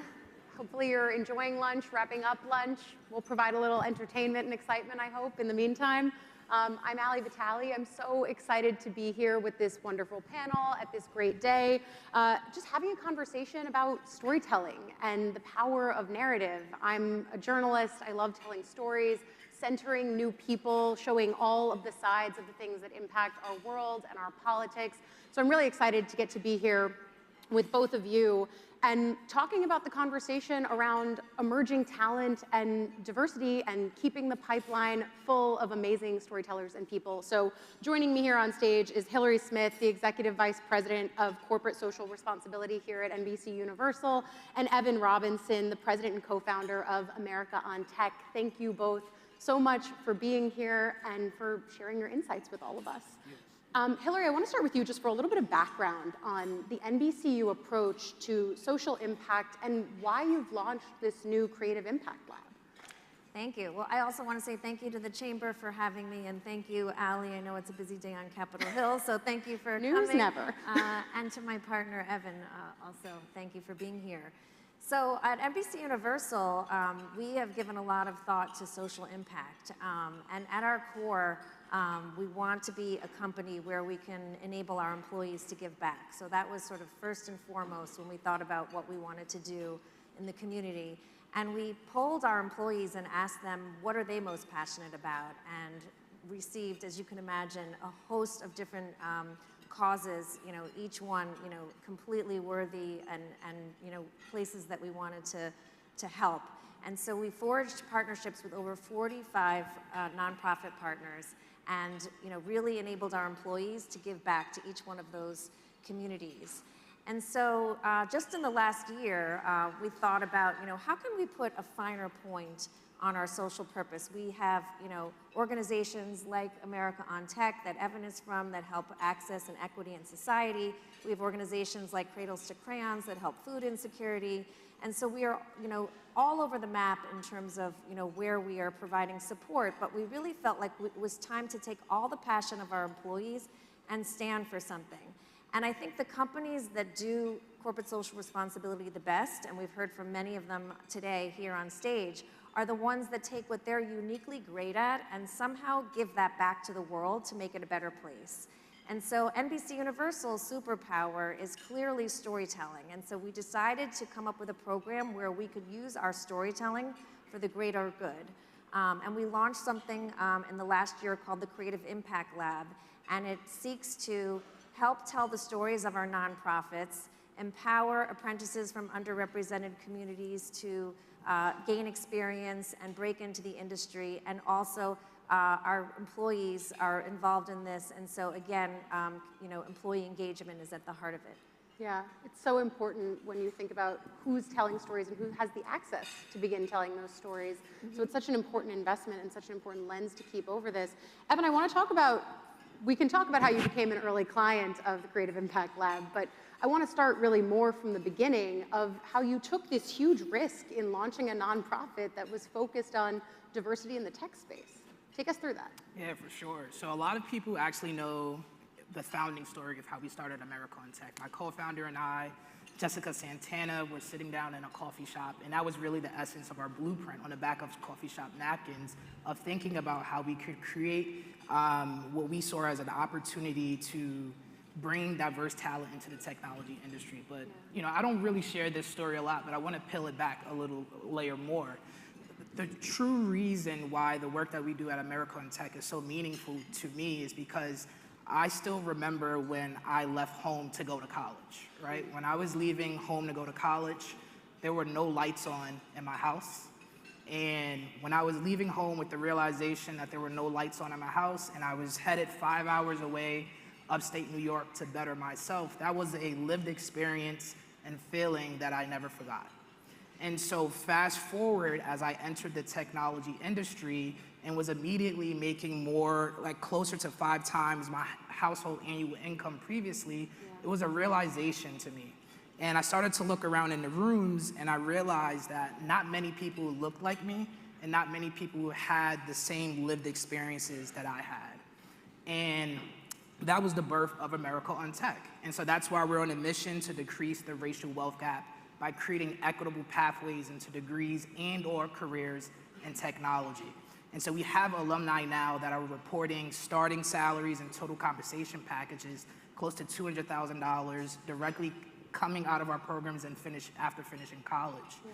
And so the big thing for me was that, yes, we're addressing an economic social justice issue at America on Tech, but we're also helping to address an American issue, which is to prepare a diverse and skilled talent pipeline into organizations so that America can continue to be a thought leader in innovation across the global economy. And to me, that was a risk worth taking. Because I want to drill down on this a little bit. I think we often hear the phrase like representation matters, because oftentimes these structures aren't built for a wide array of lived experiences. And I wonder if you can just expand on that a little bit more. Talk about what it means to know that you are actively building the structures so that it's easier for more people with a diversity of lived experience to come into these spaces that were previously exclusionary to them. Yeah, for sure. So a lot of the principles of how AmeriCon Tech was designed is really based on human-centric design principles as well as liberatory design principles. And so at its core, we really are putting the individuals first. We have a lot of experts that help with design of our curriculum from the professional development side as well as the technical side. But at its core and at its fabric, I was once, and my co-founder as well, Jessica Santana, we were both once the students that we now serve. And so at every step, every essence of the work that we're doing at AmeriCon Tech, we're constantly thinking about, one, what is the impact that we're looking to have? 2, are we achieving that impact? And then 3, are we designing with the communities, the students, and the families in mind that we serve at AmeriCon Tech? It's a really full circle moment. Hillary, I wonder if you can take us a little bit deeper into just how the Creative Impact Lab works. Yes. So the Creative Impact Lab is essentially a destination where nonprofits like AmeriCon Tech can come to have their stories told, because we know that nonprofits have a critical need to illustrate the positive impact that they're having in communities, but they don't always have the resources or the expertise to do that. And we thought, you know, clearly we're NBC Universal, we could become a studio for nonprofits, but we wanted to do something a little bit different and help people from underserved communities break into the industry and gain experience, because we know that the creative economy has 4.5 million jobs, but not nearly that many people are from underrepresented communities who are part of that number. So we decided to forge partnerships with what I'm going to call creative nonprofits. They are 501c3 organizations who are filled with apprentices from underrepresented communities who want to be future filmmakers, writers, directors, editors.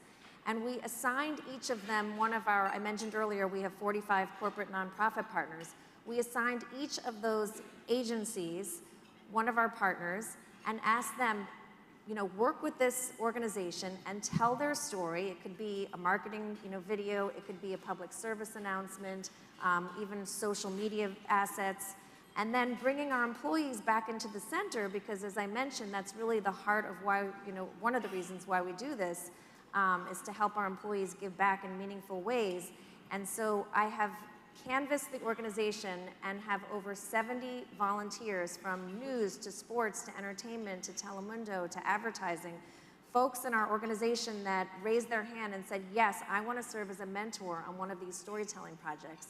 So each creative agency is assigned 3 NBCU mentors to tell the story of one of our organizations. And we actually brought some samples to share with you today.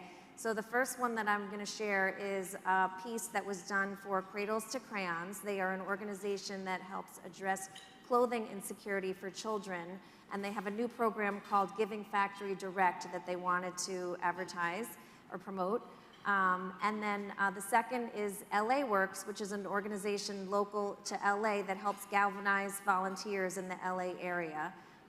So let's take a look at what was created. Oh, and I should mention, sorry, I left a key part out. The LA Works video is created by SpyHop, which was one of the creative agencies. And then Cradles to Crayons was developed by PhillyCam. So let's take a look. Kids facing clothing insecurity may have some clothing, but with each new year, kids need clothes that fit well and meet their changing needs. 20 million American children are currently at risk of being clothing insecure. Giving Factory Direct connects you with kids who need clothes right now. You can give kids the resources they need to keep their day moving forward. Learn more at Giving Factory Direct.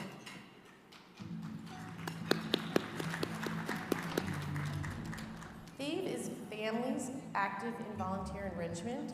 There's really nothing else out there that's like this program, designed for families to empower the kids. Their work and their contribution is valuable. We're all working together to help somebody else.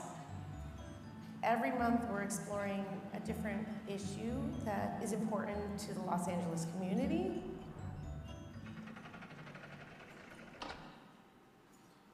So that was a TikTok video that you just watched, and LA Works explained that they really wanted to reach a younger audience. So they came up with the idea to do TikTok videos, which is great. And I also want to commend the folks at PhillyCam who created the first one, because they did a great job with casting. As you guys can imagine, it's sensitive to show real clothing insecure children, and so I thought they did a nice job with that as well. Yeah, really fantastic examples of the kind of work that you guys are doing. Evan, I wonder if we could go back to before you were a client of the lab. Did you feel that you had the resources that you needed? And once you were a client, how did the lab identify, the resources and assets that you actually needed and bring them to fruition? Yeah, for sure. So to think about that, so I think internally at American Tech as an organization, yes, we had the creative vision and we had an understanding of what we wanted and needed. But internally, we didn't have the resources to produce high quality videos and high quality digital assets that we could leverage to tell our story. Right? So the process of working with NBC Universal and RealWorks was an opportunity for us to collaborate and think more creatively about the story that we were going to tell. How were we going to step back and retell our national story? And so we identified collectively as a group that we wanted to produce a longer form promo video and a stronger sizzle wheel that we could leverage to show funders, supporters, and the greater American Tech community. We also realized that we wanted a story that, yes, talked about the founding of American Tech, but was really focused on our impact now in New York City, Miami, Los Angeles, and growing. Talked about the fact that we've served thousands of underestimated students who are looking to go into the technology industry. And I think that's what we achieved collectively as a group. And so working with RealWorks and working with NBC Universal was an opportunity to work with industry leaders and thought leaders to redefine the story that America was telling now, our current story. And I believe we actually have our video here as well. So I would love to show that to the audience if we have the opportunity.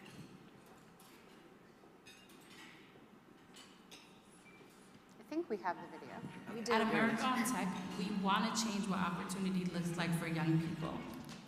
We're a national nonprofit organization on a mission to decrease the racial wealth gap in underestimated communities by creating pathways for students to thrive in degrees and/or careers in technology. In American Tech, I learned how to develop websites using HTML, CSS, JavaScript, and Bootstrap. I also developed my leadership skills, team building skills, and communication skills. After students graduate from our programs, we work with our partners to provide paid internships, jobs, and work-based learning experiences for our alumni. The path from AOT to where I am today as a software engineer is like super direct. It provided me a lot more confidence to do better and to grow myself.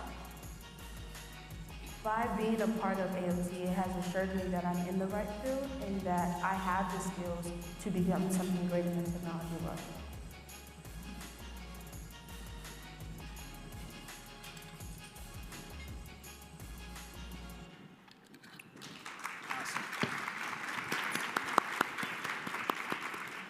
So the outgrowth of that partnership right there. Yeah, we've been showing it all around now, so. I don't blame you, it looks great.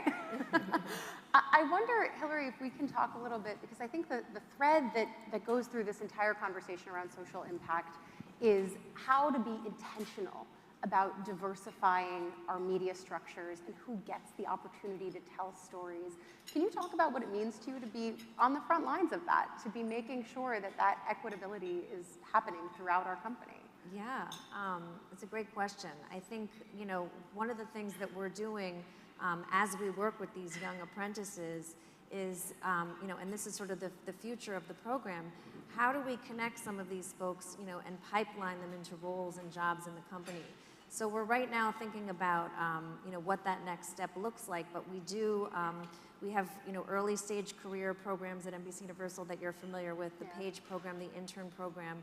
And so we're figuring out ways that how we can connect these students. We are seeing, raw talent, and as they, come up through the ranks, we certainly want them, behind the cameras at NBC Universal. So I think that's the really exciting part of this program, is that, we can play a role there. And if not, jobs at NBC Universal, certainly helping them in the industry. I mean, we know that internships are so important, but we want to change internships to, not be who you know at the company, but it's really who should we know.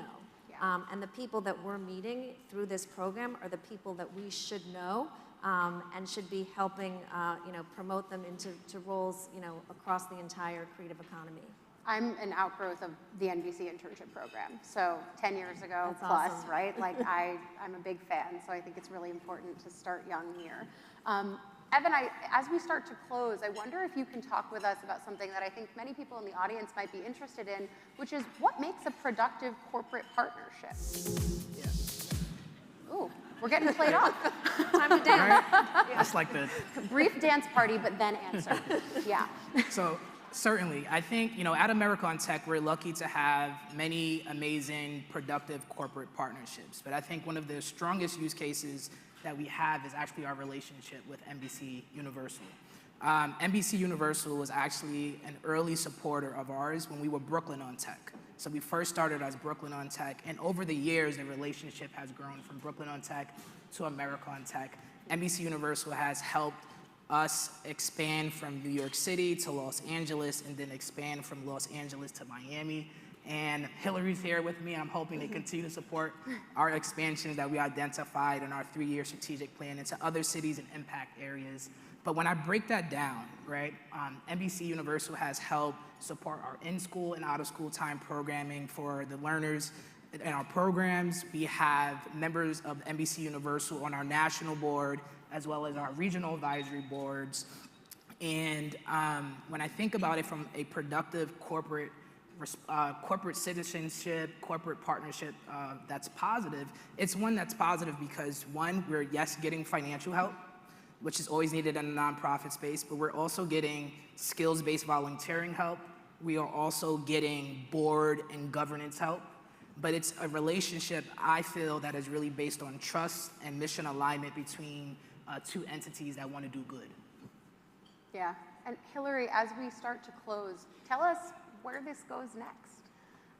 Well, the exciting thing is, because we are a media and entertainment company, we now have the ability to shine a light on all of these great assets via our own platforms. So the Cradles to Crayons video that you guys just saw ran twice in the Notre Dame basketball game on NBC.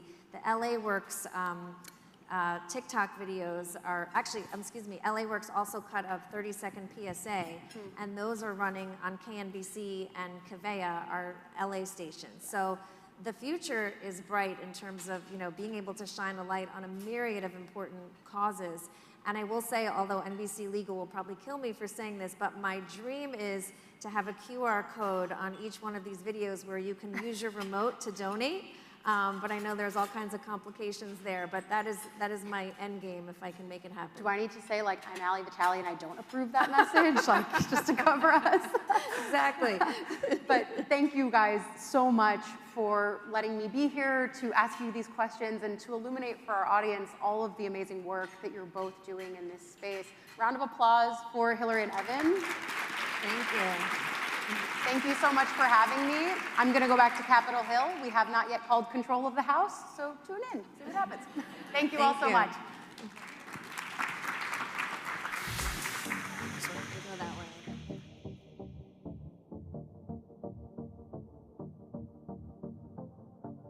You go first,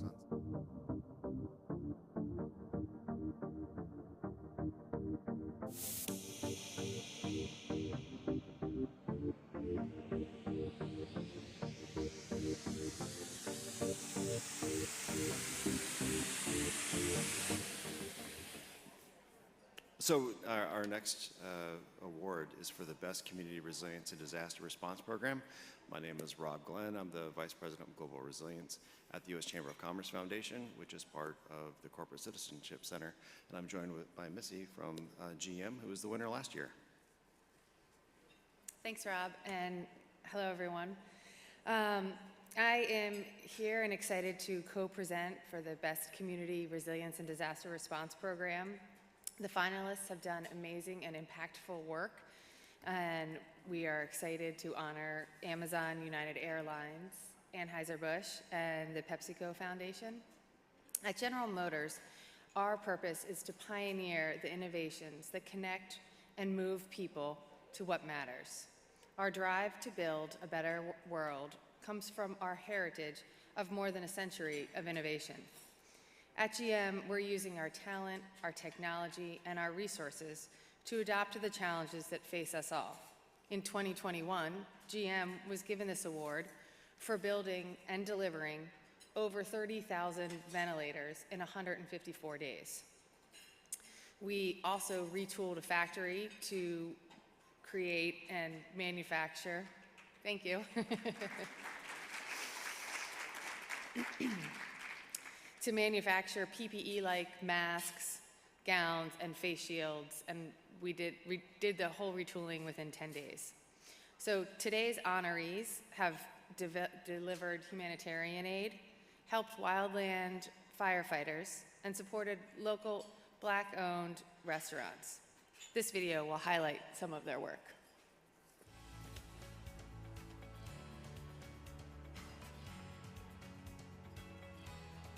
The finalists for the 2022 Best Community Resilience and Disaster Response Program Award are Amazon. Following the recent refugee crisis in Ukraine, Amazon leveraged its global logistics and delivery expertise to build 2 humanitarian hubs in Slovakia and Poland, distributing more than 2 million critical relief items to Ukrainian refugees. It converted warehouse space previously used for customer fulfillment into facilities to deliver aid to those in need via frontline charity partners. Amazon further used data to determine the most urgently needed relief items to pre-position at the hubs. These strategic locations significantly expedited the movement of relief supplies throughout Eastern Europe.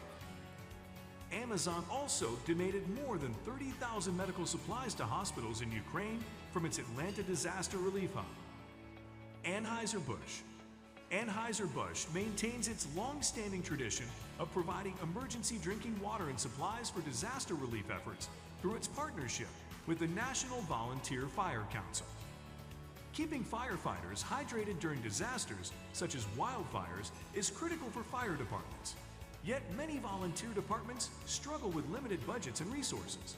Anheuser-Busch continued its commitment through 2022 and pledged to donate 1.5 million cans of clean drinking water this year to help keep our wildfire responders hydrated as they protect our communities. Since the program began, nearly 4.9 million cans of water have been distributed to over 960 departments across nearly all 50 states. The PepsiCo Foundation. The PepsiCo Foundation partnered with the National Urban League to launch the Black Restaurant Accelerator Program. This joint $10 million initiative will provide 500 Black restaurant owners in 12 cities with capital, technical assistance, and mentorship services over 5 years. This effort is part of PepsiCo's more than $500 million commitment to support Black and Hispanic communities in the U.S. to expand representation at PepsiCo and in its partnerships and supply chain and create greater equality of opportunity. United Airlines. As COVID-19 spiked in India in 2021, United Airlines partnered with Airlink to quickly transport more than 135 tons of life-saving supplies for free. The 462 pallets of oxygen concentrators, pulse oximeters, ventilator kits, and PPE benefited hospitals, local governments, and community-based organizations across 2 of India's hardest-hit states. As a result of this initiative, over 900,000 people in India received life-saving oxygen and supplies. The program also supported humanitarian needs in Ukraine this year, leveraging space available on flights to truck aid to Ukraine and neighboring countries. More than 100 tons of supplies have been sent to date.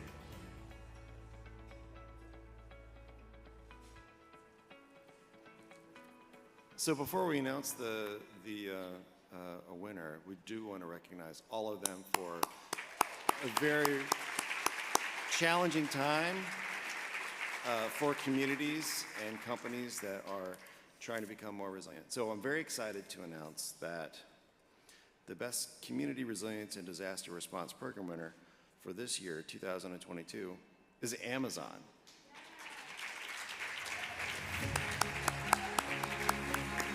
And accepting on behalf of Amazon is Abe Diaz.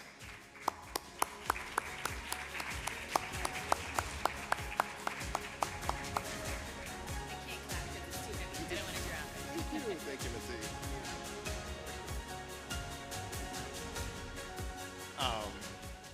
Well, first of all, like Rob said, incredible job by all the finalists. It really is a team effort across public and private partnerships.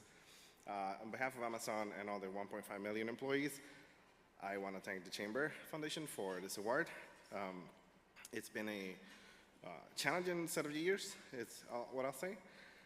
As a kid, I remember when I was 6 years old, my family making up a game. So it was fun for me to shower with rainwater after Hurricane Hugo in Puerto Rico. And that just tells you the sort of the grit of parents to keep that sense of normalcy for children and families. I can't imagine what parents in Ukraine had to go through this year in situations where they had to split their family. When we created the disaster relief team in Amazon in 2017, we really had a mission to combine our product selection and our logistical capabilities. And I'm really proud to say that over the past 5 years, we have participated in over 98 large-scale disasters and donated over 22 million items. I'm really proud of that. Over the past year, we've just gotten better and faster and more efficient at it, working with so many different partners across the globe. One of the things that we did, as you saw, is the Disaster Relief Hub that allows us to donate, procure, and pre-position items to be ready to be deployed for any disaster. This year we did that in the US, and then we moved items not only to Ukraine, but we also copied the model and created 2 logistical hubs in Ukraine to be able to consolidate donations and then get that to the front line as quickly as possible. So I'm incredibly proud of the work that over 300 employees in the task force that was created did to get over $45 million worth of grants, products, logistical donations, warehousing capabilities to so many partners across the globe. So I have to say that I'm thankful for all those employees and partners that on their daily try to help keep that sense of normalcy for the many that are impacted. So thanks, Tim. We're supposed to take a picture. Oh, okay.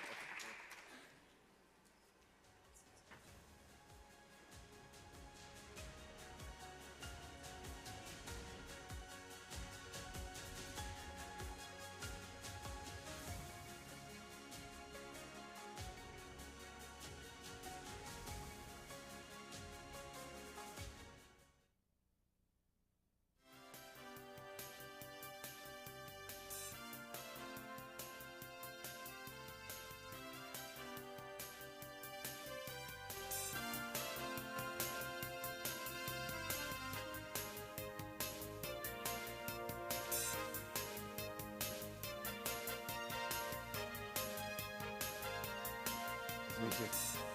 How are you? I'm Kathy. I'm Rob. Nice to see you.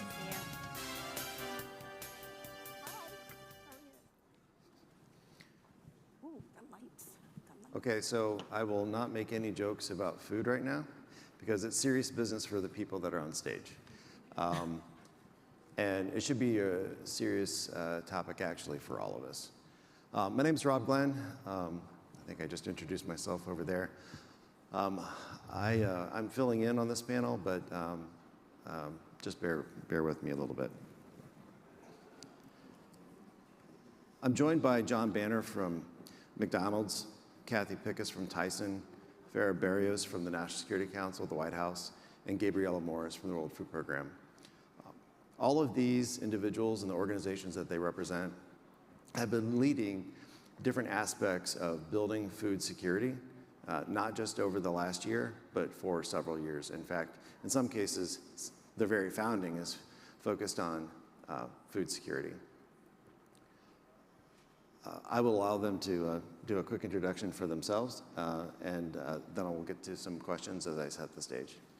John? Good afternoon. It's great to be here with you all on this important topic, and great to be with a partner in Tyson's and representative from Gabriel from World Food Program, where I sit as a director. I'm the Chief Impact Officer for McDonald's. I spent the past 10 years as EVP at PepsiCo, and prior to that, I was a journalist for 20 years. Happy to be here. Thank you. And I'm Kathy Pickus. I am Vice President of Sustainability and Global Impact at Tyson Foods. I joined the company about a year and a half ago, and I came from another chamber partner, Abbott, where I spent 15 years working with an amazing team, which I think many of them are here today, building long-range strategic initiatives to solve both social problems and grow economic opportunity for individuals. Also had a background in government. I was at the State Department and also the White House doing U.S. Sub-Saharan African policy, and very happy to be here. Hi, my name is Farah Barrios. I'm currently the Director of Global Food Security at the White House. Prior to being at the White House, I was at the United States Agency for Agriculture, USAID, MCC, DFC, Treasury, the IMF, the World Bank. I think I've worked a lot of places. I've helped establish Feed the Future. I was also an Obama appointee and also a civil servant. I'm very glad to be here. Thank you. Hi, I'm Gabriella Morris. I'm the Chief Philanthropy Officer of the World Food Program USA. I'll talk a little bit more about what that means, but basically I'm here to fundraise, to structure partnerships to help feed the world. I am a graduate of corporate philanthropy, having held the office of President of the Prudential Foundation for more years than I care to mention. So I'm happy to be here. Well, thanks for that. Just to set the stage a little bit, right now there are more people going to bed, if they have a bed, every night on this planet, hungrier today than we've seen in the past generation. At the Chamber Foundation, and particularly in our crisis, disaster, and resilience programming, we want to strengthen our collective networks to coordinate and complement efforts confronting big issues like this one, impacting resilience, and reduce the associated risk. So it takes government, nonprofits, and the private sector to address these global issues. The war in Ukraine, climate conditions impacting agriculture, the economic uncertainty, including rising debt, exacerbated by the pandemic, are just worsening ongoing regional generational challenges for food production, acquisition, and it's becoming a global shock for hungry families, communities, companies, and nations. So this is a call for action for businesses, but everyone. So some of the numbers, just to give a little bit of scale to the problem. During the pandemic, the number of severely food insecure people doubled from 135 million pre-pandemic to more than 276 million today. More than 500,000 people are living in famine conditions, an increase of more than 500% just since 2016. 11 countries are facing high risk of food-related unrest on 3 continents, and that global trust of information is at its lowest point. So we will explore that, and I'm going to open up the first question to John to just really reflect on the challenge of the war in Ukraine, the climate conditions that are impacting our planet. It's become this global shock. John, from your vantage point, what is really the state of global food security?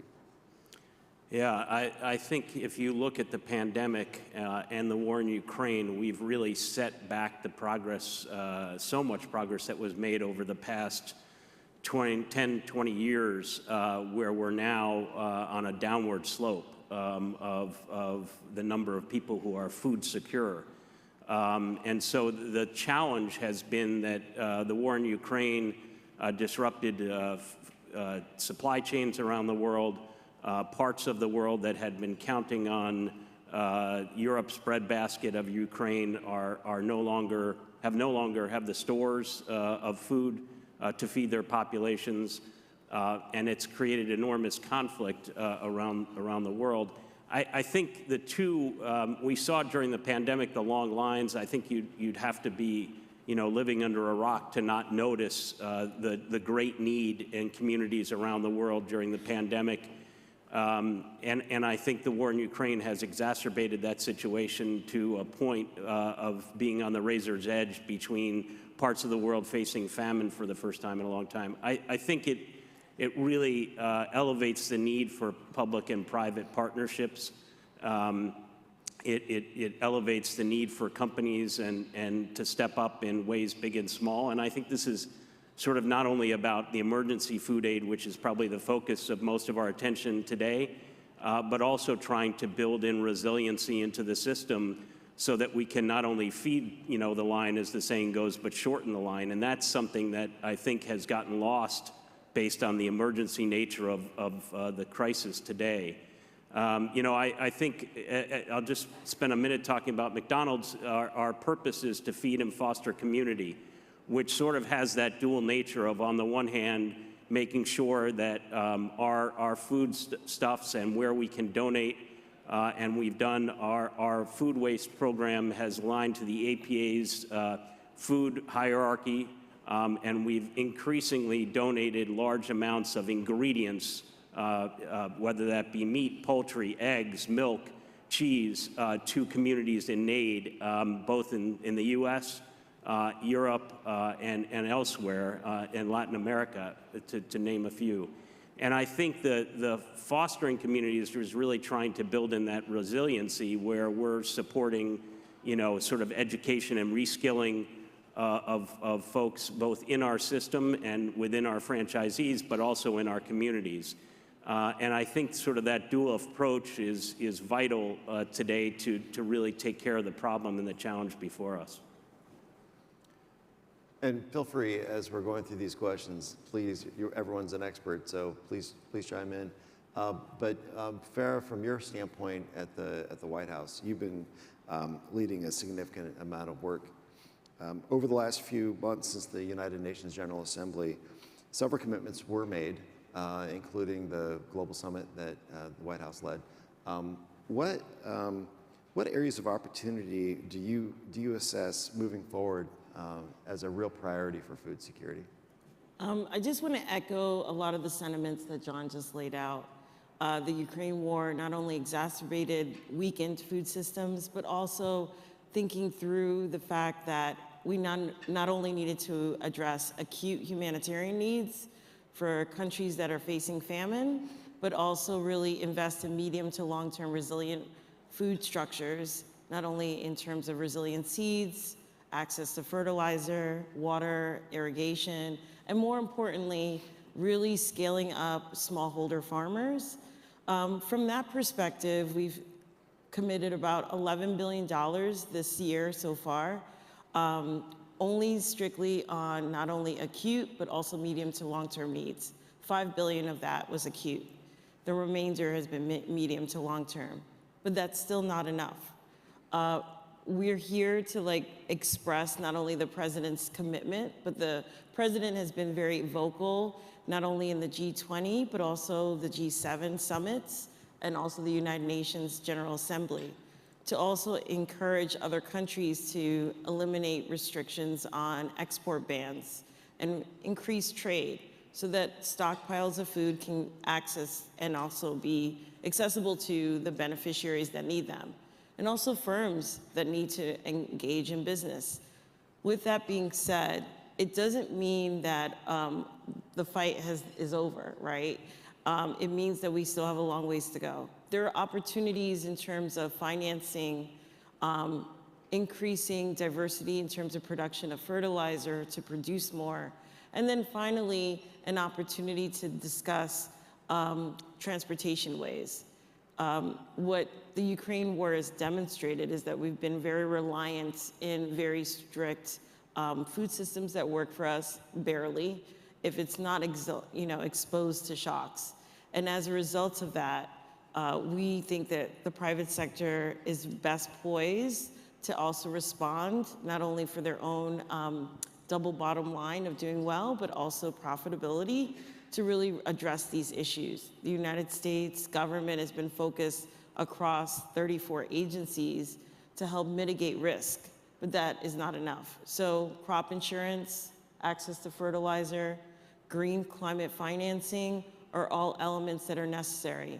The $11 billion was actually spread across 47 countries that are most vulnerable and also are looking for more investments. So this is where I think the private sector and the public sector can come together on really menial priorities that also are profitable. I don't know many farmers that produce food just to give it away, only in times of emergencies, but most of the time the idea is to actually sell it to the right market. And so with that being said, since I've been at the White House, we've been really pushing on the need to have the right markets in place and also resilient markets, as John has laid out. You know, one of the things that we do in adjacent activity for these kinds of convenings is we do hold a number of roundtables. Yesterday we held two, both focused on, to some degree, supply chain, one on healthcare, the other was focused on food security. One of the aspects that came out of that conversation were really about something that both John and Farah really mentioned, and that's public-private partnerships. We are all in this together. Kathy, do you have any thoughts around the notion of public-private partnerships related to food security? Yeah, most definitely. And I couldn't agree more with what John and Farah have just said about living in unprecedented times and the need for driving significant partnerships across sectors. I mean, we cannot handle these challenges alone as a business or as a government. We need to come together and really not just modify or fix what we're reacting to in terms of the current situation, but how do we reset and rethink these value chains and these sectors, to really drive significant impact for the long term. I think about two examples of partnerships, and they involve both of the partners sitting next to me, and including the World Food Program.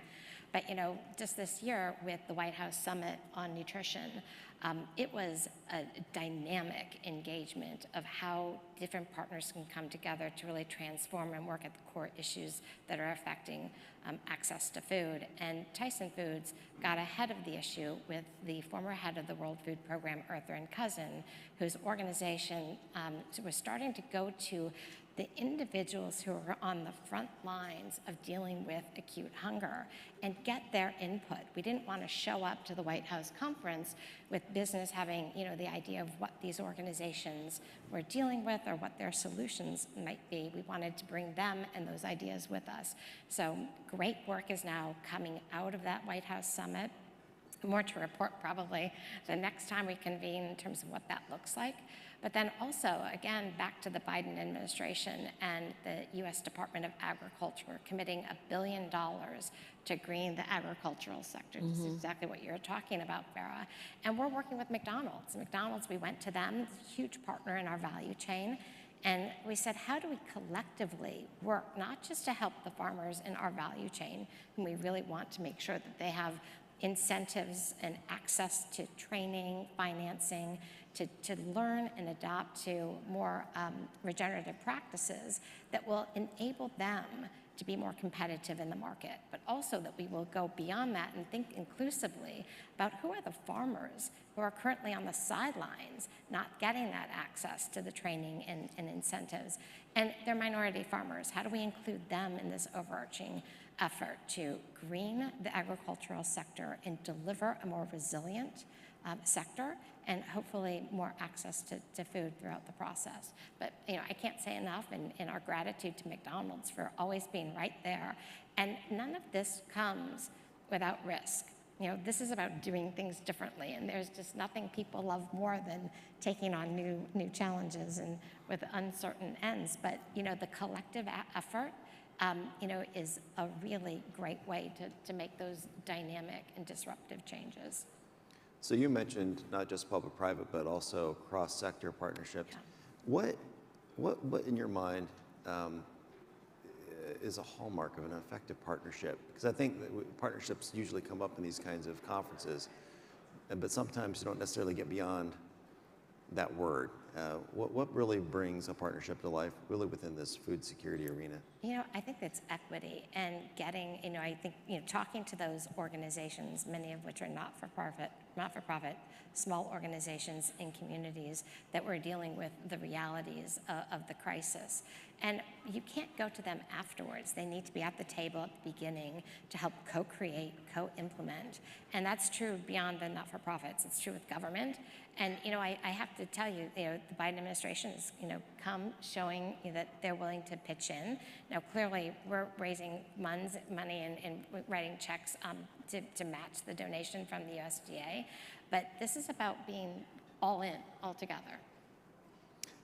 So you had mentioned seat at the table. So at that table, World Food Program is probably one of the founding members of the people that are getting around that table.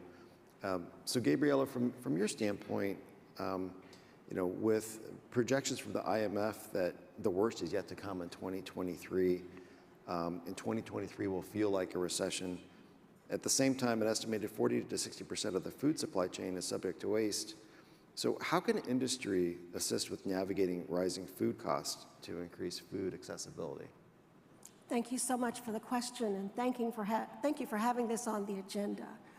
This is a serious problem that, as you point out, will not go away anytime soon. Let me start by just level setting. The United Nations World Food Program is the world's largest humanitarian organization with a focus on emergency relief in acute hunger situations, and also using food as a tool for prosperity and peace around the world. And so our strategies range from our #1 commitment to feed the hungriest of the hungry, all the way to resilience strategies to ensure that we take hunger off the agenda in the future. And I'm so glad everyone has emphasized the need for partnerships, that we have hope that we can do this, but we can't do it alone. So in answering your question, I think that strengthening the food system goes a long way. I'm no economist, but I know that it will go a long way to making food more accessible and affordable for people around the world. And how do we do that? We do that with all of you. When I heard all this language about food system, I said, what in the world is a food system? But guess what? We're in it. We're all in it. We ostensibly eat, so we might be the back end of the food system, but we're in it. And that means each of you and the companies you represent can play a role. Not only the agricultural end, the fertilizer end, as you mentioned, but all along the food system, transportation, we all have a role to play. That means that we can all participate in solutions. We are blessed to have so many corporate partners who are doing, as you say, doing well by doing good and meeting business objectives as they contribute to building solutions for people around the world. PepsiCo, the PepsiCo Foundation, in partnering with us in Iraq. That's a place where they do business. It's also a place where they can lend resources and their expertise to people in country. A company like General Mills, who helped us fortify rice so that the 17 million school children that we feed through our school meals program, the largest in the world, have the nutrients they need to learn and to succeed in life. Other partners, Kerry Industries, helping farmers and understand milk production and how to make their products commercially available throughout the world. There are many, many examples, and you don't have to be in the food industry. This is an issue that affects us all. A company like Google can provide AI to help us with climate issues and to spot the opportunities where we can prepare populations with cash transfers to get their belongings and assets out of the way so that they are more resilient in the face of climate shocks. A company like Uber to help us with logistics and transportation during the Ukraine war. How do we get supplies to people in country?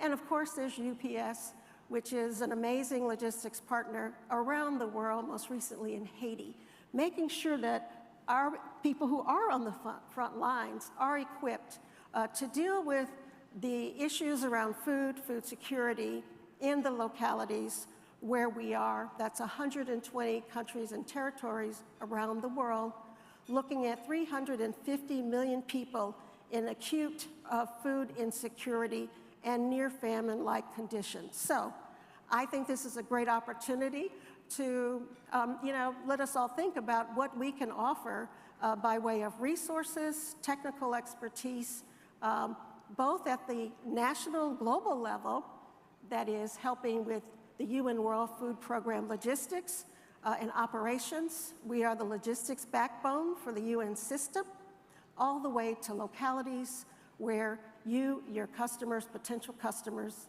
work and live. So let's we'll dwell on that just for a second.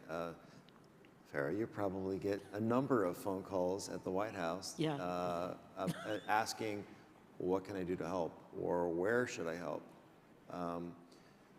What's your reaction to a little bit of what Gabriella just shared about everyone having a role? I mean, I fully agree with it, right? And I think I normally get the question of, what can I do to help? And what do I do best? And I say exactly that. Do what you do best. So if it is Amazon logistics, as we noted before, if it's Google, the same. If you're great at packaging, that is key to PepsiCo's operation. That's really how they've worked very closely with the USDA. And also, the one iota that I can share is, yes, I used to be in the private sector as well, specifically in banking, so I am an economist, sorry. So for me, it's about making sure it is beneficial, not only practical, but also sustainable. And I often get questions of where can we help? We have 47 countries around the world that we really notice, not only the White House, but also the World Bank, the IMF, et cetera, have noticed are most vulnerable to food shortages as well as supply chains. And how do we ensure that that also impacts not only our livelihoods, but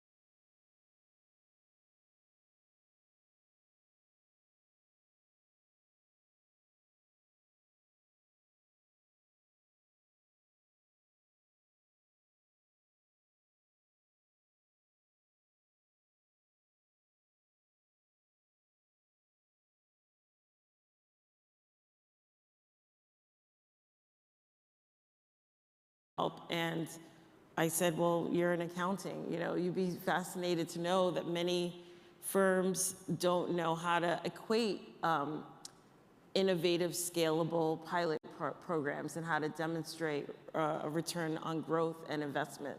And having that kind of business insight would be critical. It's not just the farmer that is at stake, it's also the consumer and everyone else along the value chain. These are jobs. And once individuals don't have jobs, you are susceptible to conflict. You are susceptible to not being able to bounce back, right? And especially if there are natural disasters like flooding, hurricanes that happen in Florida or also happen in parts of the Caribbean, those are elements where we're there and poised to either create the nest eggs that are necessary for individuals to bounce back, but also take the right risk measurements in place. I hope that helps. Yeah. So one of the,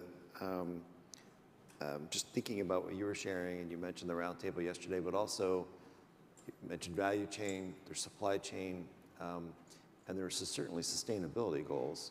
And it seems that we have to build food systems that are not only sustainable, but also more resilient. John, from your standpoint, do you have anything to share, or Kathy, from your standpoint as well?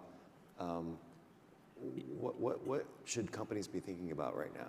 Yeah, I think sort of this is where you have to be able to do both things well. I think the idea that somehow the current crisis can afford us the opportunity to walk away from some of our sustainability goals or the attempt to make food systems more resilient is exactly the opposite. That you have to double down because what we've seen, and just to give you a micro example, I mean, the inflation that we're all facing on food has created a significant problem here in this country for those who are food insecure and for those who are living paycheck to paycheck. As a percentage of wages in this country, we spend very little on food. I think it's what, 15% of our budget. In the developing world, they spend more than 50% of their paycheck on food. So imagine if that 50% now is 75 or 80%. And what does that mean about paying the rent or going, being able to get to your job? I mean, the stresses on the system are severe. And I think that the resilience is one of the ways that we can ensure that whatever crisis we're facing today does not repeat itself another 10 years from now. And I think that's sort of, if I could say one thing of, we really need to take sort of this time to sort of try to fix. Mark Green famously said when he was administrator of the USAID prior to the pandemic that he wanted USAID to go out of business. He wanted to put USAID out of business. In other words, the US government shouldn't fund programs that create short-term, benefits, but actually long-term solutions. And I would say that we should, as a society, take this opportunity to do the same thing now. That now's the time to double down on, yes, emergency food aid, but also building resilient systems, and that means investing in sustainable agriculture and the things that we need to do to make producing, meat and poultry and eggs and all the things that we produce in a staple diet are more resilient to being able to produce as the climate warms, and all the things that we know in the back of our mind, and we probably placed them there on purpose, are going to come true over the next 20 years. Yeah, and just to build on that, John and I were talking about this before we came out, is that sustainable business is just going to be commonplace. These elements that we're building in, and I report to somebody who does corporate strategy and oversees the sustainability strategy, and we integrate the two. And this is about thinking for the long term and building resilience into the business, but also thinking about inclusion and equity, and how do we make sure that we are not, through donations, getting people into a sector outside of the global economy. How do we bring them in? And I'm thinking there have got to be roadmaps that create pathways for economic opportunity and long-term sustainable business. And they're forever integrated. And I'll tell you where there's most incentives coming from to that end, and that's from the investor community. And I spend a lot of time talking through investors in terms of what our long-range strategy and the elements and the time-bound goals and metrics are that understand how not only we can identify and address risks, but also how are we creating value, not just for the company, but for society at large. So you mentioned finance, and I was reading a little bit of, excuse me, a little bit of research about World Food Program and what David Beasley shared about, getting more farmers into the field, but some of those farmers actually need the financing in order to get into the field. What kind of tension in the system is there, or more attention that needs to be called to on the financing challenges of farmers of all sizes, really, right? Yeah, I can speak to that. I mean, clearly that's the whole impetus behind the USDA initiative, and there are other initiatives outside the U.S. as it relates to smallholder farmers, and companies are taking a significant stand in trying to figure out ways to build those systems, support the systems, and incentivize the kinds of practices that we need.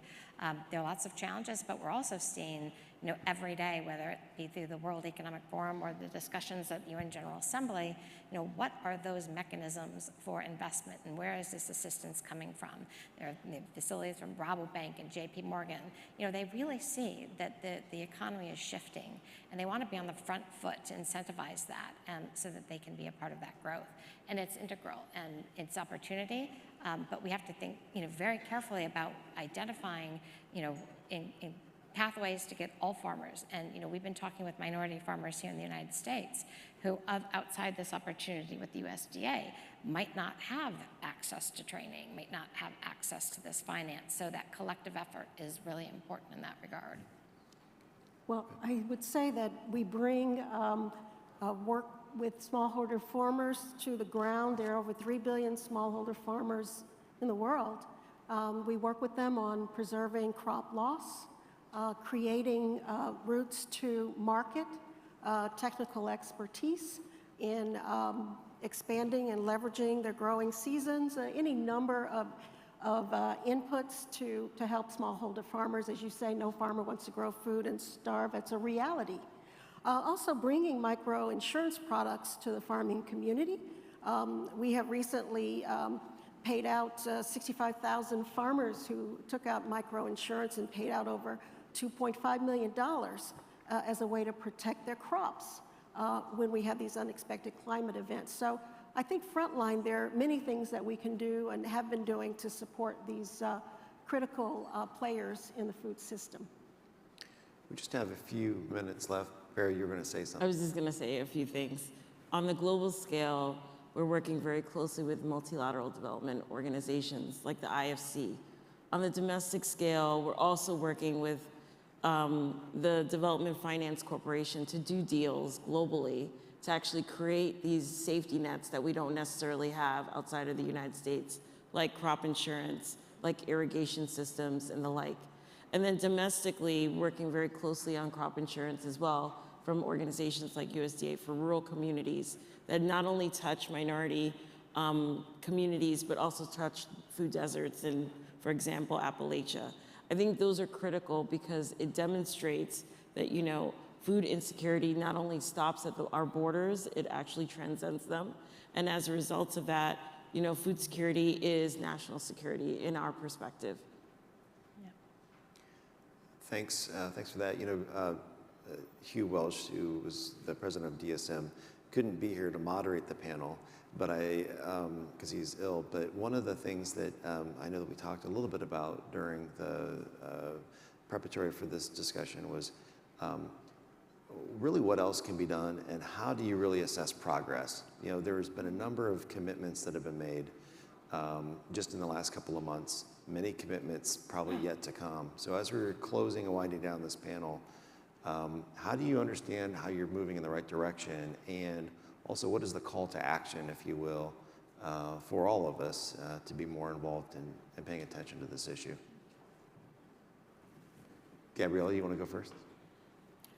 I would say call to action is call me, and we can find a way to work together.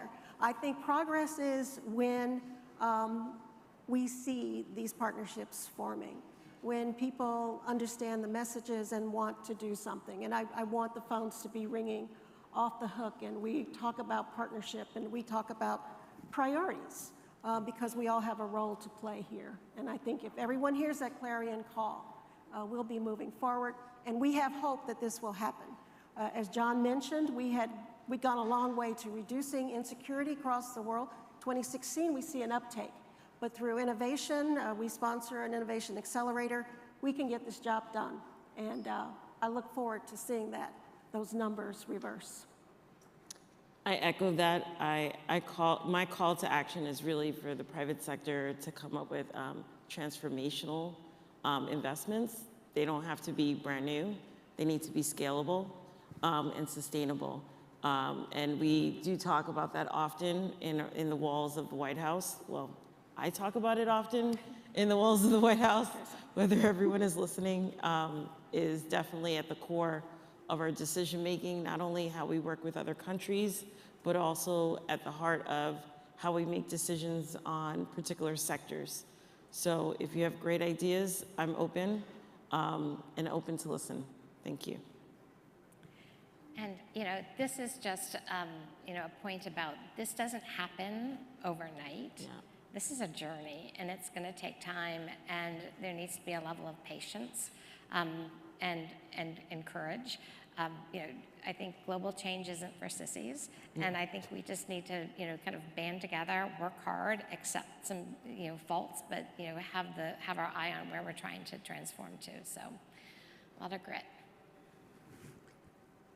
Just to echo everything that's been said, I would look at it slightly differently, I guess. I would look at what each of us are doing to try to solve or do our part to solve the problem.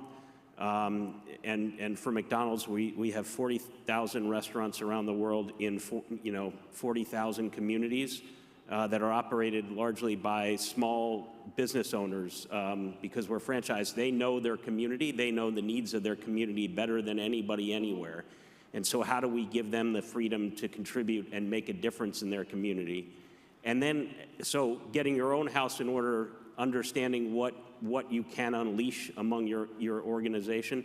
And then second, as everybody else said, which is how do we scale partnerships and not just partnerships, but sort of broader organizations so that we can bring partnerships together and amplify and scale. I think the problem is when the problem is as big as this one is, I think it's difficult for us to sit in our corporate offices or even on stage here and figure out what is it that we can do to solve the problem or at least address it at scale.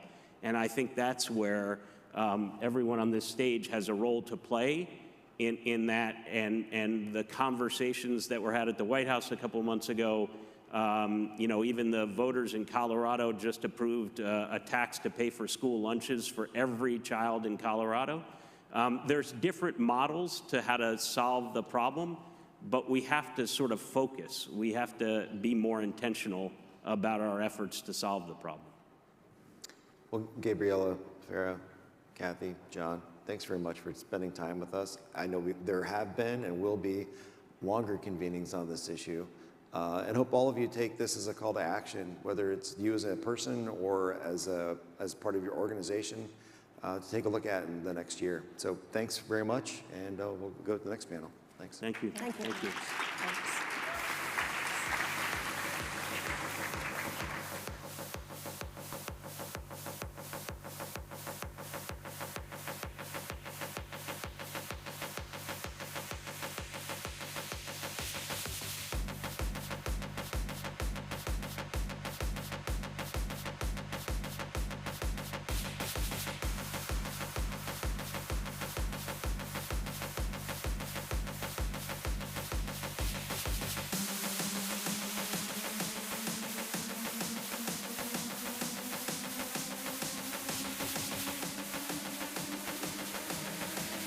Hello, everyone.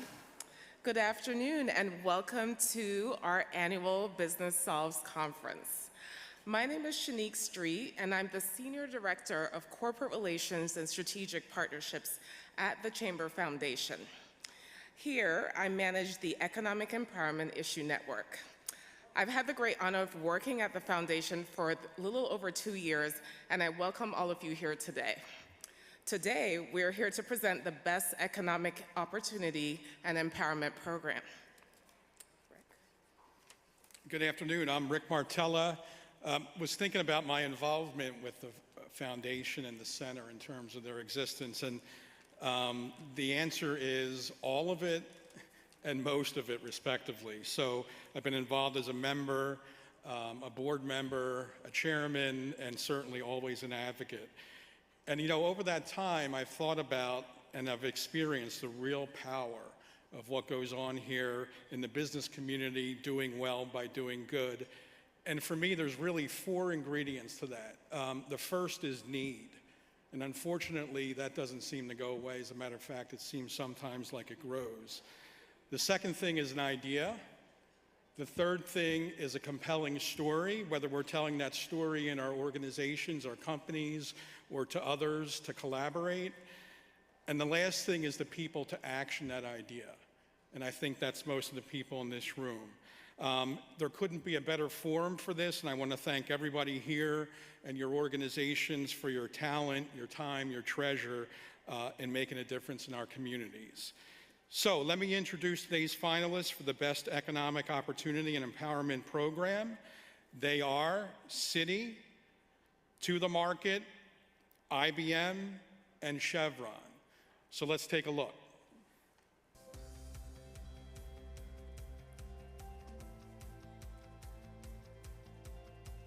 The finalists for the 2022 Best Economic Opportunity and Empowerment Program Award are Chevron. The Foundation for Partnership Initiatives in the Niger Delta is a nonprofit organization that promotes peace and economic growth in Nigeria's Niger Delta region and complements Chevron's Global Memorandum of Understanding, which aims to help resolve conflict and address community needs near Chevron's operations through community-led multi-stakeholder partnerships. Together, Chevron's Global Memorandum of Understanding and Foundation for Partnership Initiatives in the Niger Delta work to create more significant opportunities for all, reduce poverty by raising basic living standards through job and skills development, foster sustainable peace and development in Nigeria, and support the United Nations Sustainable Development Goals. Citi. Citi and the Citi Foundation are investing in strategic initiatives to provide greater access to banking and credit in communities of color, increase investment in Black-owned businesses, expand affordable housing and homeownership among Black Americans, and advance anti-racist practices within the company and the financial services industry. Through these efforts, Citi is using its talent, capabilities, and influence to help improve economic equality and mobility in the U.S. IBM. IBM Skills Build is a free digital training program that helps students and adults develop skills, explore career opportunities, and connect to job opportunities regardless of their background. IBM Skills Build operates in 159 countries, offering over 1,000 courses in 19 languages in technical disciplines such as cybersecurity, AI, quantum computing, data analysis, and workplace skills. Participants can earn IBM-branded digital credentials to certify their relevant skills, and a global network of 90 nonprofit partners helps connect learners with local job opportunities. As of February 2022, 1.72 million students and job seekers have joined IBM Skills Build and completed 4 million learning hours. To the Market. To the Market, a software platform enabling transparency in the retail supply chain, dedicates its mission to harnessing purchasing power for good. The company pivoted its business during the COVID-19 pandemic to assist manufacturing partners facing economic uncertainty. To the Market received orders of over 4 million units of PPE and sent items to over 20 unique suppliers to aggregate production and prevent job loss. Many suppliers were women-owned or operated in high-risk environments with little safety net. From one order alone, To the Market engaged 6 suppliers, created more than 217,000 hours of fair work, and employed 1,013 people.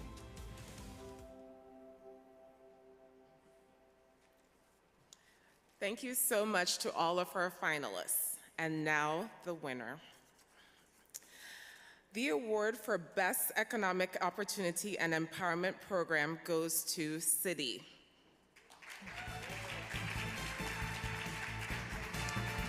And accepting on behalf of Citi is Ariel Meyerstein. Ariel?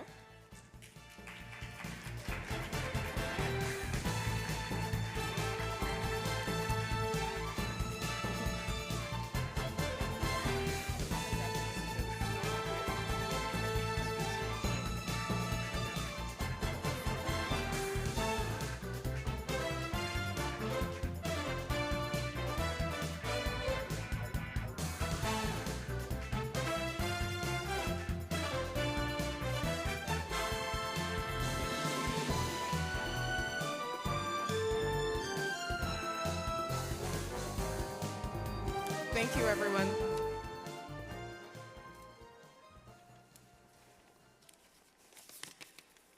Thank you so much. On behalf of Citi, it's an honor to have been considered among such worthy initiatives and also to win this award for economic opportunity and empowerment. In 2020, in the midst of a global pandemic that disproportionately affected communities of color, we took a hard look at ourselves and how we could change our behavior and harness our power as individuals and as a company to do our part to begin to change the status quo of racial inequity. So we launched our Action for Racial Equity initiative to use our products and services to touch the lives, financial lives of Black Americans with the aim of helping to close the racial wealth gap and increase economic opportunity in the United States. For us, that means providing greater access to banking and credit in communities of color, increasing investment in Black-owned businesses, expanding home ownership among Black Americans, and advancing anti-racist practices within our firm and in the financial services industry. 2 years into our commitment, we're proud to have made considerable progress across dozens of initiatives and strategic investments totaling over $1 billion. These range from affordable housing financing to our impact fund, equity investments in and revenue-generating opportunities in Black-owned banks, increasing spend with diverse suppliers and Black-owned businesses, and even initiatives in our legal and marketing teams to encourage their external service providers to look closely at the diversity of the teams that staff city projects. Doing this work with such focus and breadth has also helped put into context how far we all have to go as a society to deeply embed and normalize a more equitable approach to business and other parts of life. We're proud to have started that work by institutionalizing aspects of racial equity, Action for Racial Equity in newly created business units focused on diverse financial institutions and diverse and underbanked consumer segments. It's only by creating a new business as usual across all sectors of our economy and segments of our society that we can hope to bridge the racial wealth gap, which, by the way, is not just what is just, but also good for the economy.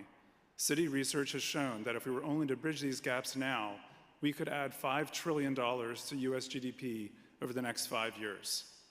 I'm so pleased that City is recognized for this award because of what it says about the work, about how the work we have done is valued. But perhaps more importantly, I hope the recognition serves as a reminder for us all, as it does for me, about how much more work there is to do. On behalf of City, I can definitely say that we are motivated to continue on our journey of creating more resilient and equitable communities, and standing here looking at a room full of change makers, I know we are not alone in our resolve. Once again, thank you so much.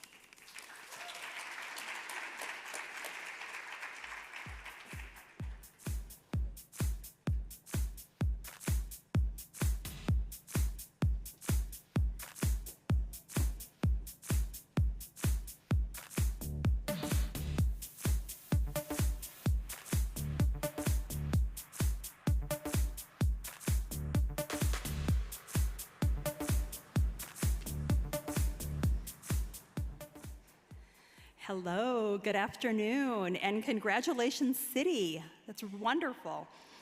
So I'm Jennifer Chavez Rubio. I'm a senior program officer at the Bill and Melinda Gates Foundation, and I sit on our global policy and advocacy team. And I'm so pleased to be here today in person, and thank you, Mark, for inviting me to join you and share just a few words about the Gates Foundation's work specific to our economic mobility and opportunity strategy as a lead-in to the amazing panel we'll all hear around strengthening economic mobility.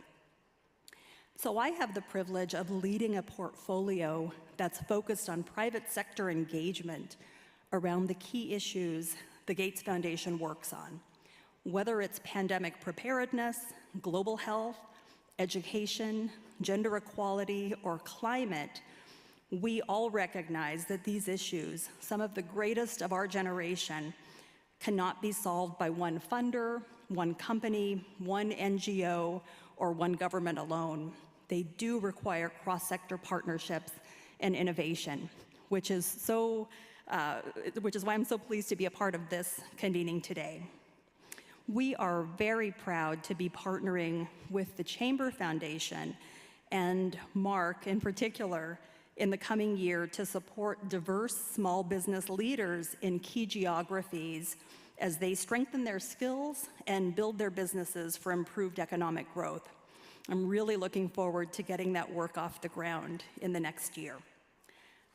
Some of you may be familiar with the Gates Foundation's global work, but I want to share just a bit today about some of our domestic work in economic mobility and opportunity.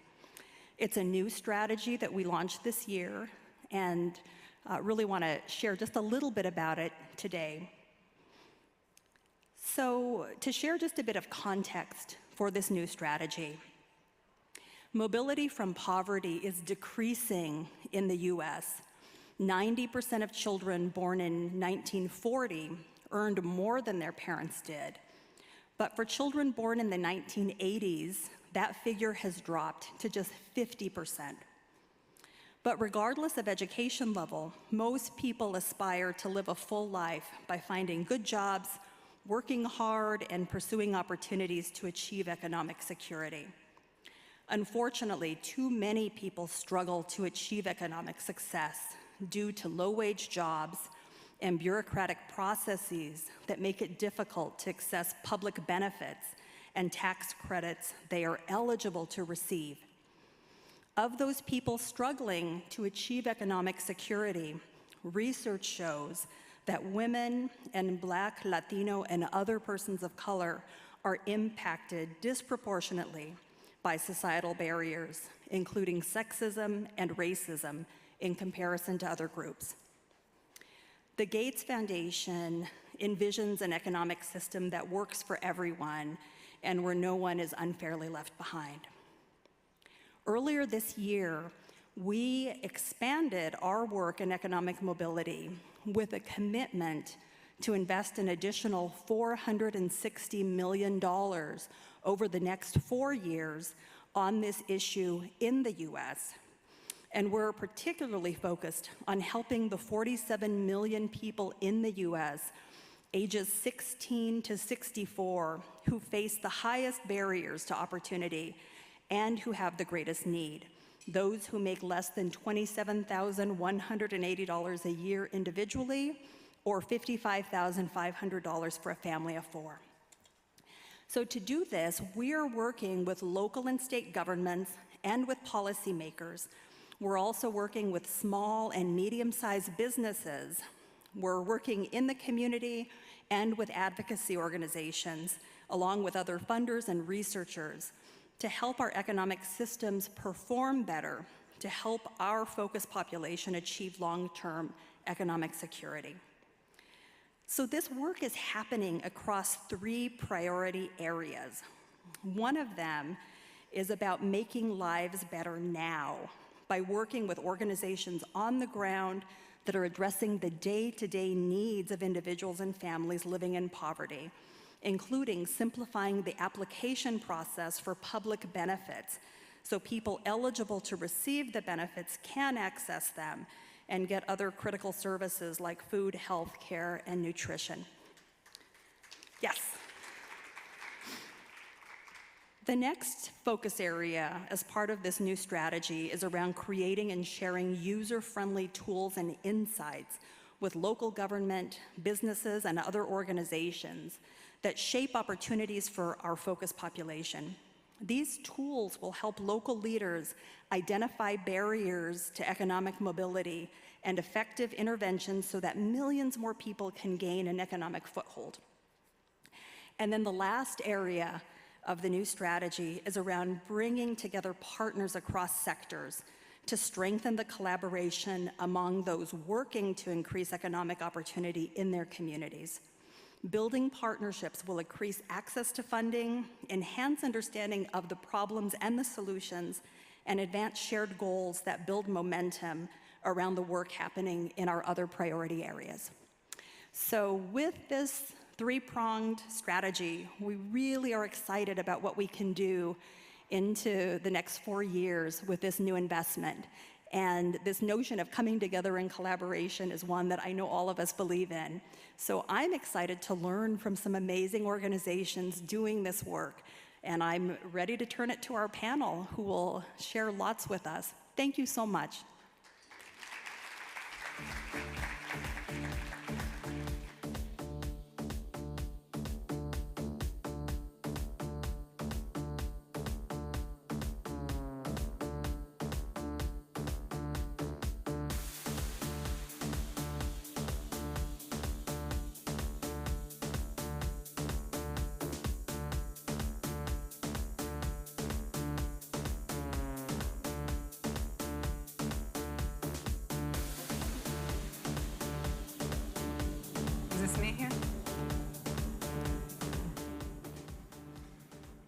Well, thank you so much, Jennifer.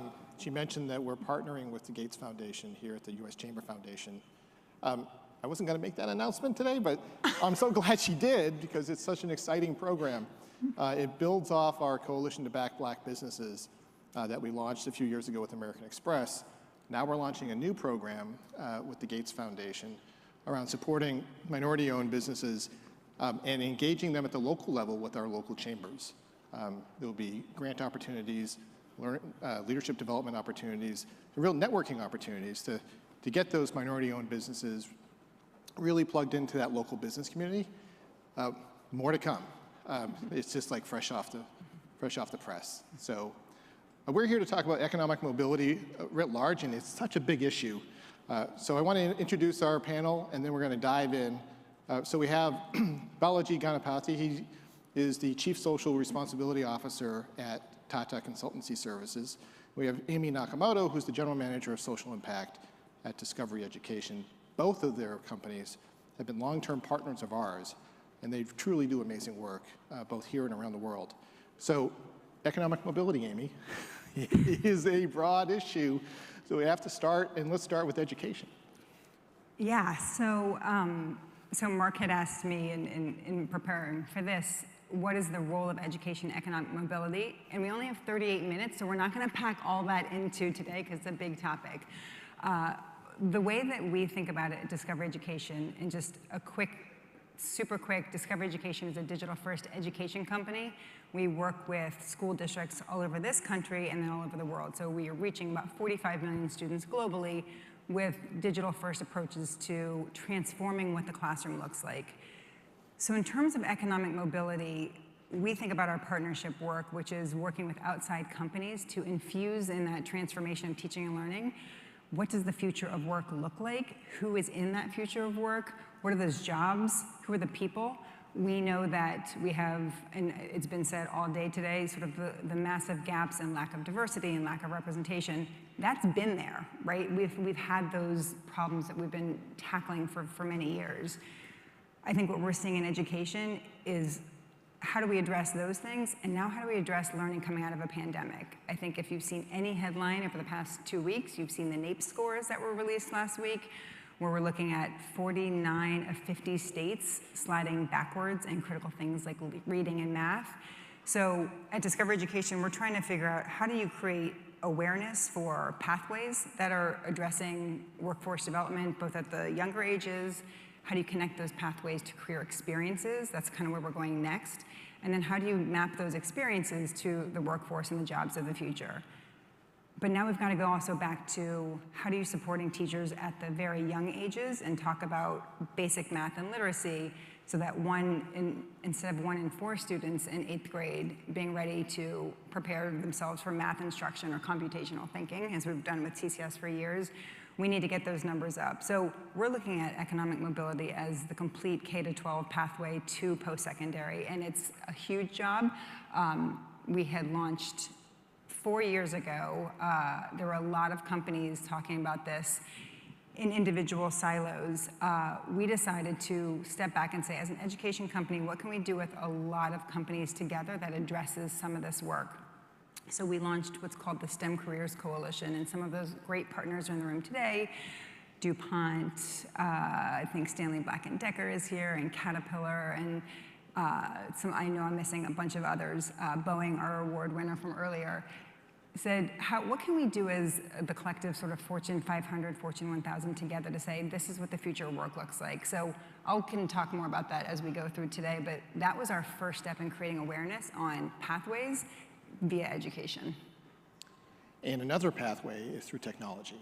And Balaji, TCS has been leading the charge in this and kind of bringing this digital empowers effort to the forefront and engaging people through technology to prepare for the future of work. Can you tell us more about that? Thanks, Mark. It's wonderful to be here among a coalition of the willing, energy, power to us. I think a couple of things I want to share here. First is from a TCS perspective, we are the world's second most valuable information technology company. And what that gives us is the opportunity to understand how to use digital technologies to solve real-world problems across different domains, organizations, and country and cultural contexts, right? So more than the power of digital technologies itself, the value of contextual knowledge. So the 2,000 organizations that we work with, whether it is companies or countries or communities, that contextual knowledge is at the core of what helps drive innovation and collective knowledge. Now, how do you use that or view that from the perspective of economic mobility? To us, when we think about economic mobility, it is all about democratizing opportunity. And so it's not about a goal, but about an outcome, right? And access to opportunity, as it's been said in research in America and around the world, is your zip code often determines your destiny in life. And access to opportunity is often defined by where you are born, where you live, the communities that you live and grow up in, and how do you create pathways so that the vicious circle that you're often born and contained in, born into poverty, born into inequality, born into traditional underrepresentation, lack of role models, lack of jobs, lack of entrepreneurial pursuits, breaking those barriers is the key to really democratizing opportunity. And technology is at the core of that, right? So we look at it, for example, one of the lenses with which we view economic mobility is the models put forth by Hans Rosling and the Gapminder Institute, for example, which segregates the world into 4 different income levels, right? Under $2 per day income, which is the ultra poverty of the poor, and then $2 to $8 per day, $8 to $32, and more than $32 per day. And that helps you really identify with the kind of life that you would be living if you were to be in that income level. So then we look at what does progress and mobility mean here, right? And we have to define it in terms of outcomes. And that outcome is societal uplift and generational improvement. Jennifer spoke about, the generations before, when they are born, are they going to be better off than their parents and the grandparents? So to achieve those outcomes, we have narrowed down on 4 areas, so 4 levers to work on. One is literacy, the second is education, the third is employment, and the fourth is entrepreneurship. And these are large problem sets to look at. For example, literacy, I don't know how familiar we are with the current statistics, but about 700 million people in the world, give or take, are illiterate. So for those people, forget about economic mobility, even access to basic services, digital literacy, financial literacy is the first step they have to take.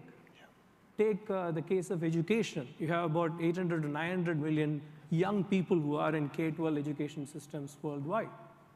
And for them, access to skills that are relevant to the 21st century is the key to economic mobility. Take the case of about 500 to 700 million young people who are entering or about to enter the workforce.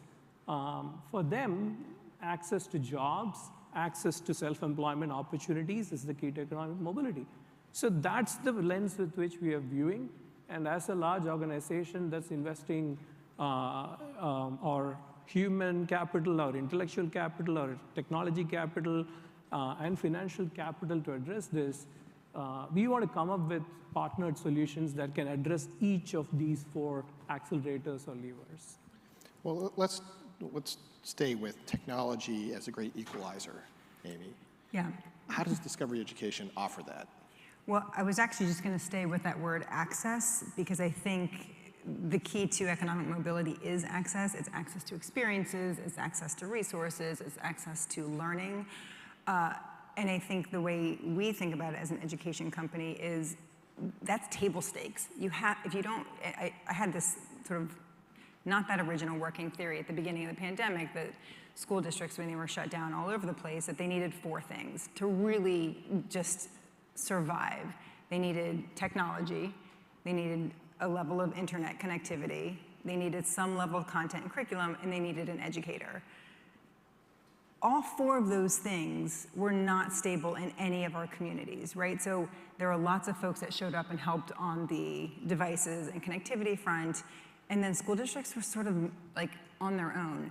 So what we try to provide as a company is certainly that access, but we can't do that without partnerships that are bringing and closing that gap between what the real world looks like. I think we made this hypothesis 15 years ago when we stood up our social impact business that if we have the power of technology to infuse the real world, so taking kids on a virtual field trip to the Johnson Space Center with Boeing, then we can unlock anything. So we've been on this kind of 15-year journey of how do you bring in the outside leaders of industry? How do you bring in real-world examples of, we took teachers to Auschwitz with the Shoah Foundation. How do you infuse that experience of learning into the classroom? But that's what we have to do. I would say that was what we needed to do 15 years ago via technology. Now we need to actually connect those companies and those partnerships directly in providing access. I'm going to say this, I don't really know if I should say this, but I almost want to graduate that comment of like, see it to be it. You have to see it to be it. We know that. You have to show students who the leaders are, the diverse faces, the diverse pathways. You have to do that. Like if we're not doing that, then we're really making mistakes. But now we have to move from see it to be it to like, you have to touch and feel it. You have to meet the folks. If I'm going to meet a software engineer via video, I want to then talk to that person and say, what is the big problem you solved today? What does an ideation meeting look like at MasterCard? How are you solving for cybersecurity? Like those are very cool things for students. So I'd like us to use technology to go from awareness and see it to be it to experiences, first touch career experiences, and then into pathways. So what I'm hearing is almost an offer. What are you offering the companies in this crowd to do with you? Well, there's a lot of things. I think, and Balaji touched on it, I think there is a collective power of working across industry. There is not any one company or industry who can solve any of these problems. Economic mobility and access to education is everybody's problem. So I would say the offer I'm making is to get in the room with us and get in the room with each other to kind of pull these things apart, right? Like, let's look at the data, let's look at what's working, let's look at local solutions and global solutions and figure out for communities what's working. So I think get in the room with each other and get in the room with us as an education leader to help figure that out. Thank you. So Balaji, I'm looking at your lapel pin, right? You've been wearing it for years. And of all the CSR professionals I know, when I think of the UN SDGs, I think of you. You travel the world, you see a lot. How is economic mobility working or not working across nations? How are we doing here in the US, and what should be done differently? That's a huge question to answer, and I think a lot of intelligent people are working on those issues. But from my perspective and my experience, I mean, first of all, the pin is there to give perspective, right? That oftentimes we get this inflated view of ourselves and the work that we do, and it's a reminder that there are larger problems to solve that are not solved yet, and we need to persevere and work in that space. Thinking about economic mobility in different parts of the world, I think, I'm going to go out and say this, that I don't think the models of economic progress that are there in the world today are set up to democratize opportunity. If you look at a lot of organizations and businesses and how they create wealth and how wealth is then distributed and who gets to participate in the creation of and distribution of that wealth, it is not equitable, right? And yet we have within us the capability to make that happen. What possibly is needed is the collective will to make it happen and say that we have to disrupt this approach of money in the hand of a few and then funnel to many through a philanthropic approach. That is welcome and necessary, but we crossed 8 billion people in the world this week, right? When we get to 10 billion by 2050, are we going to have more problems in our hand that we need to solve? And that is the worldview that I'm seeing, because if you look at the world today, and if you look at different parts of the world, the common things are that urban economies are doing better than rural economies. People who are finding the pathway to skills of the 21st century, especially STEM-related skills, are better off in terms of their lifetime and their outcomes than others.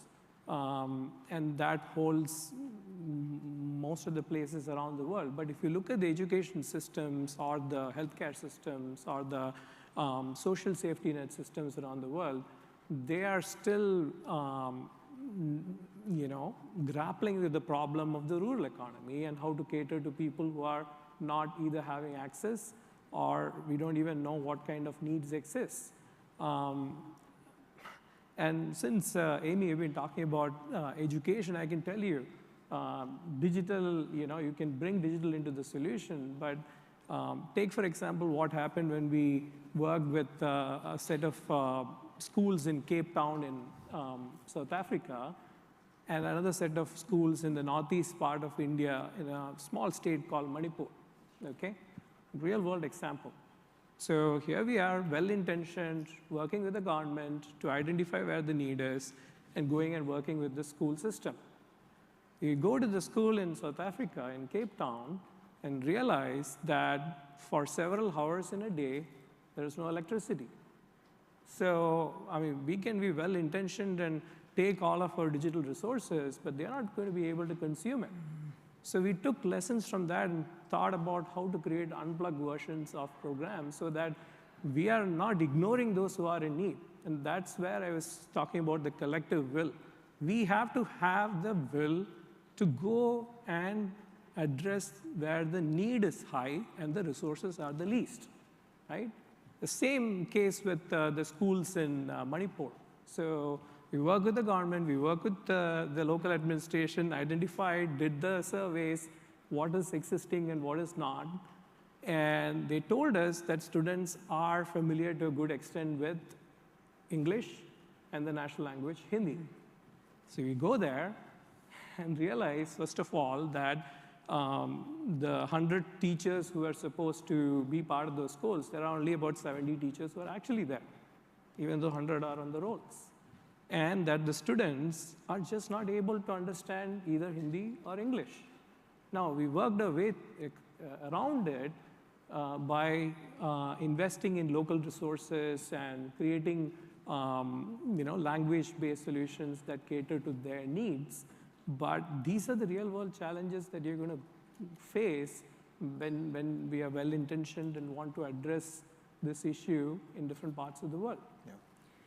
Amy, as we're thinking about different parts of the world, Yep. Discovery Education, and I didn't know this, and I'm so impressed by it, 45 million kids, 4.5 million teachers around the world.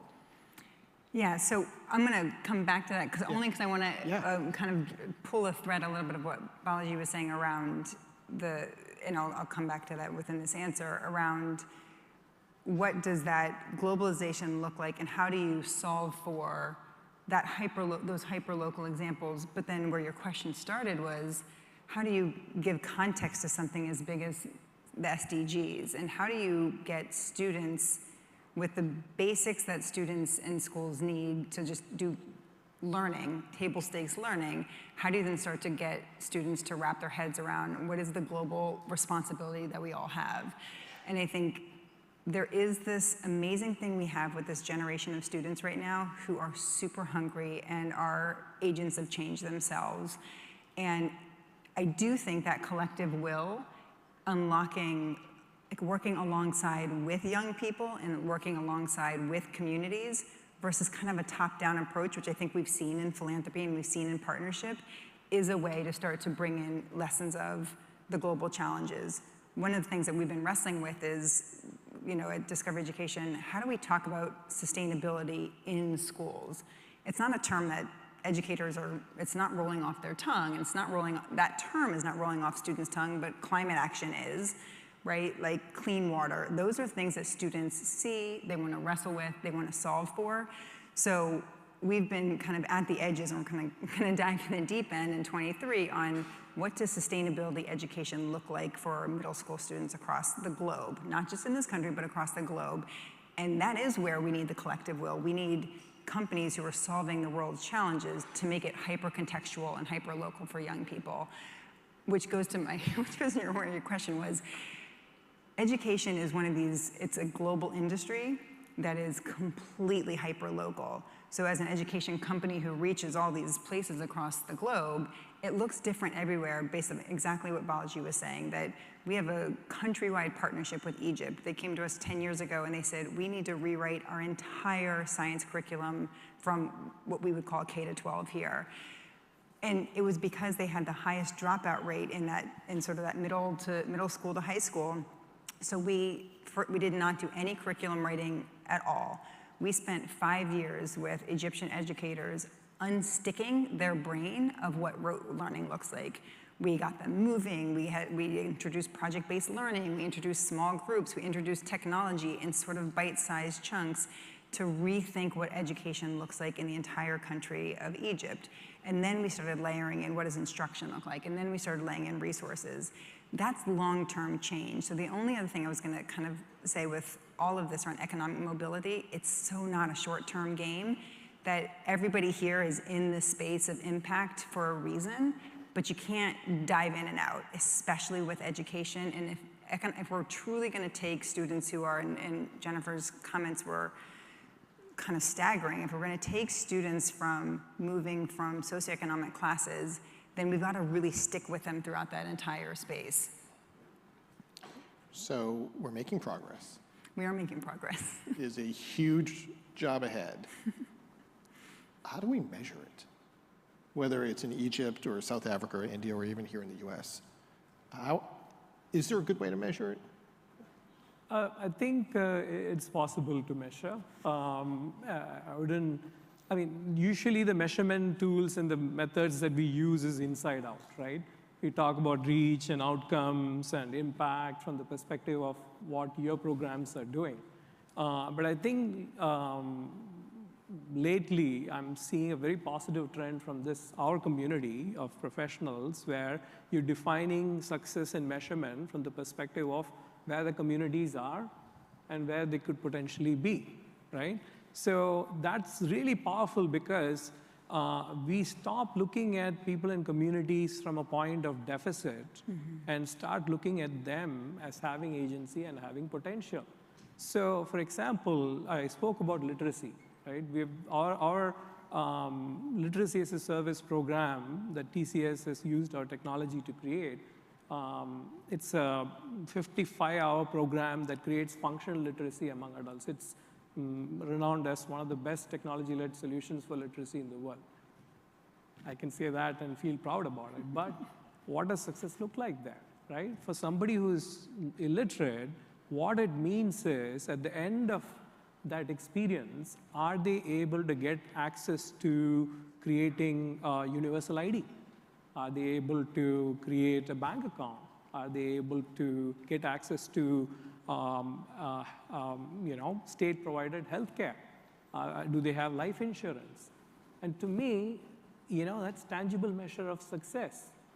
Because when one of the women who was part of the program, talking about last week, one of the stories that I heard, she came back and shared with our Prerak, who is a trainer of the program, that she and her family has been saved from catastrophe, okay?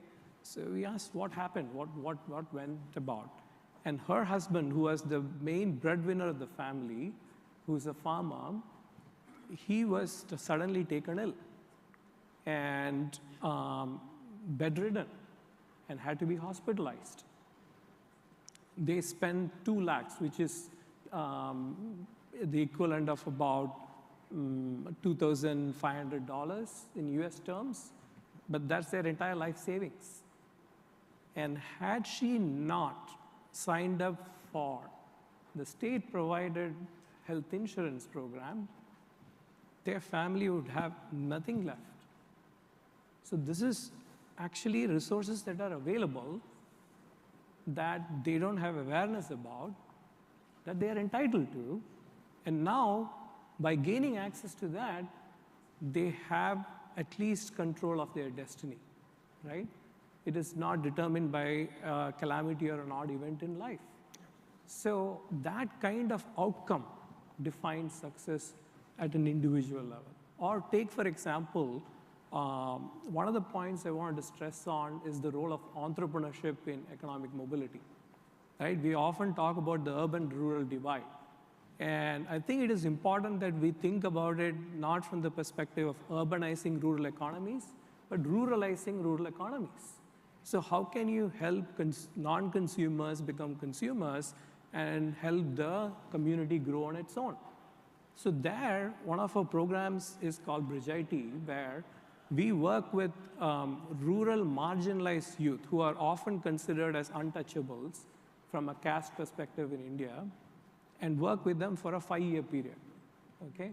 Provide them the tools and the resources and the training and the support system, work along with the village to create a safe environment where the elders of the village actually propagate for them, build trust, and create a small business where they can serve the local needs of the people in the village.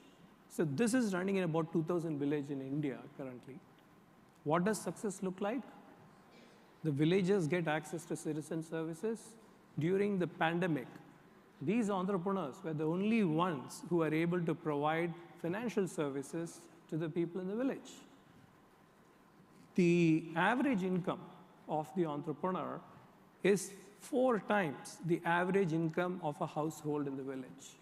The average entrepreneur is today, who is a woman, marginalized Dalit woman, is today employing at least 2 to 3 people on an average. And the amount of cash flow and income flow that happens in the village is adding to the GDP at the village level. So there are social progress outcomes to see and economic progress outcomes to see. So, so that's what I wanted to offer as 2 examples to think about it from a community and people perspective, and what could be potential success and how we can contribute to that.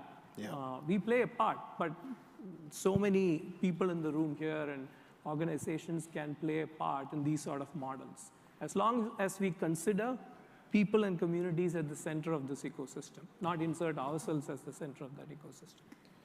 Can I jump on that as well and talk about a different way? And partly when I heard your question, I was like, I want to kind of ask the room, like, how are you guys measuring this? Because I think this is one of the biggest conversations we can have, right? How are we starting to measure, truly measure beyond reach and engagement? Like, what does that change look like? How are the community members that Balaji's talking about, how do we know that what we're doing is working? And again, that's a long-term game, and it's expensive and all the things that we need to invest in.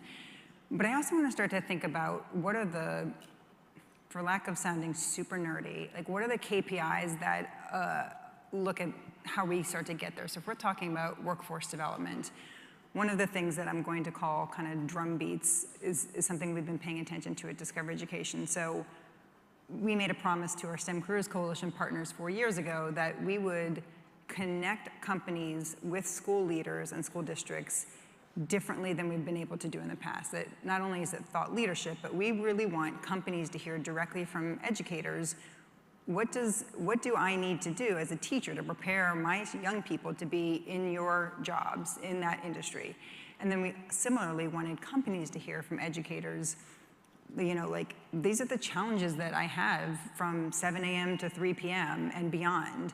And when you invest in us as a community, here's what's helpful and here's what's not. We didn't want to be in the way of that. So one such drumbeat this past, I want to say 2 months ago, and we'll call him out, but Pat McCrummon at DuPont had the state leaders in the state of Delaware to the DuPont headquarters.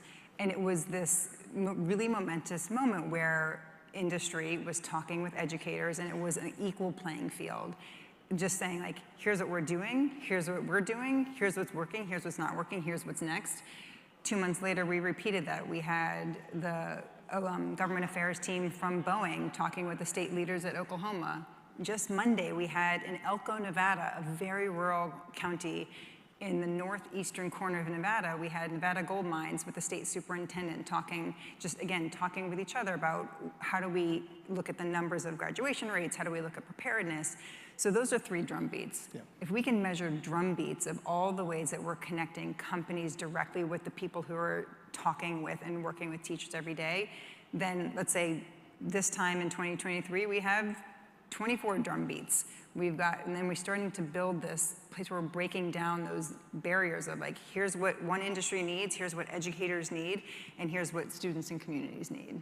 Yeah, and coincidentally, we heard that when Anita was up here with KPMG, and from her high school teacher that she brought with her, right? Remember?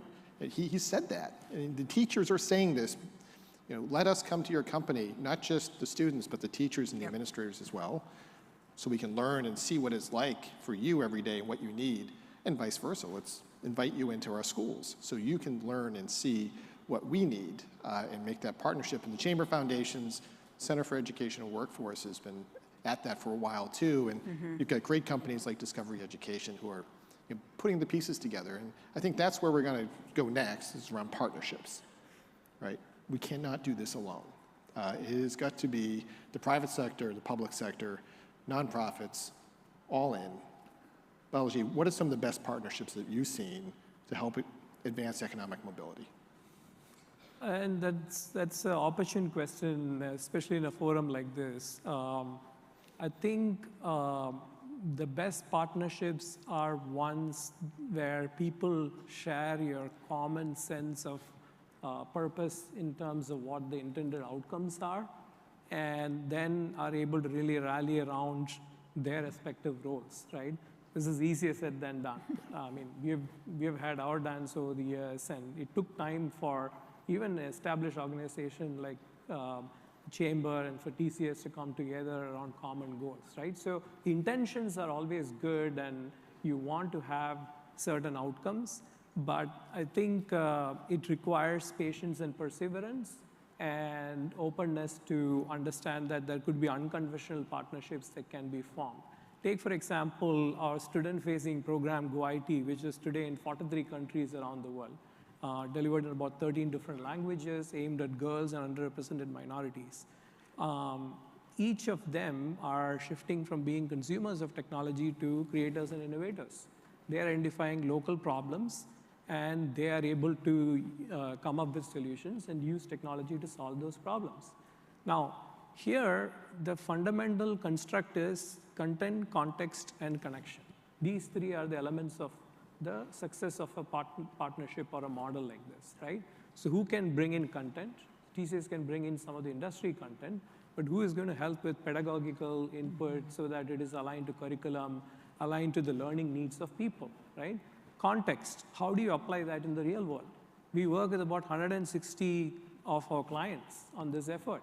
So they help contextualize it from the perspective of a financial services or an automotive or a telecom, a business or a healthcare business. They bring that context. And finally, the connection, right? Connection in terms of access to whom is in need. Their nonprofit organizations, school systems can play a big role, but also connection to real-world experiences where employees from your organization can really be that if you can be it, if you can see it, you can be it models, right? Yeah. So partnerships in that sense with organizations, but also internal organization. I think many people today spoke about using or drawing upon the power of networks within the company itself, right? We have 600,000 people working for TCS around the world. That's our best capacity to use in terms of solving the connection problem, right? So in that example, content, context, and connection, these are the kind of partners that bring it to life.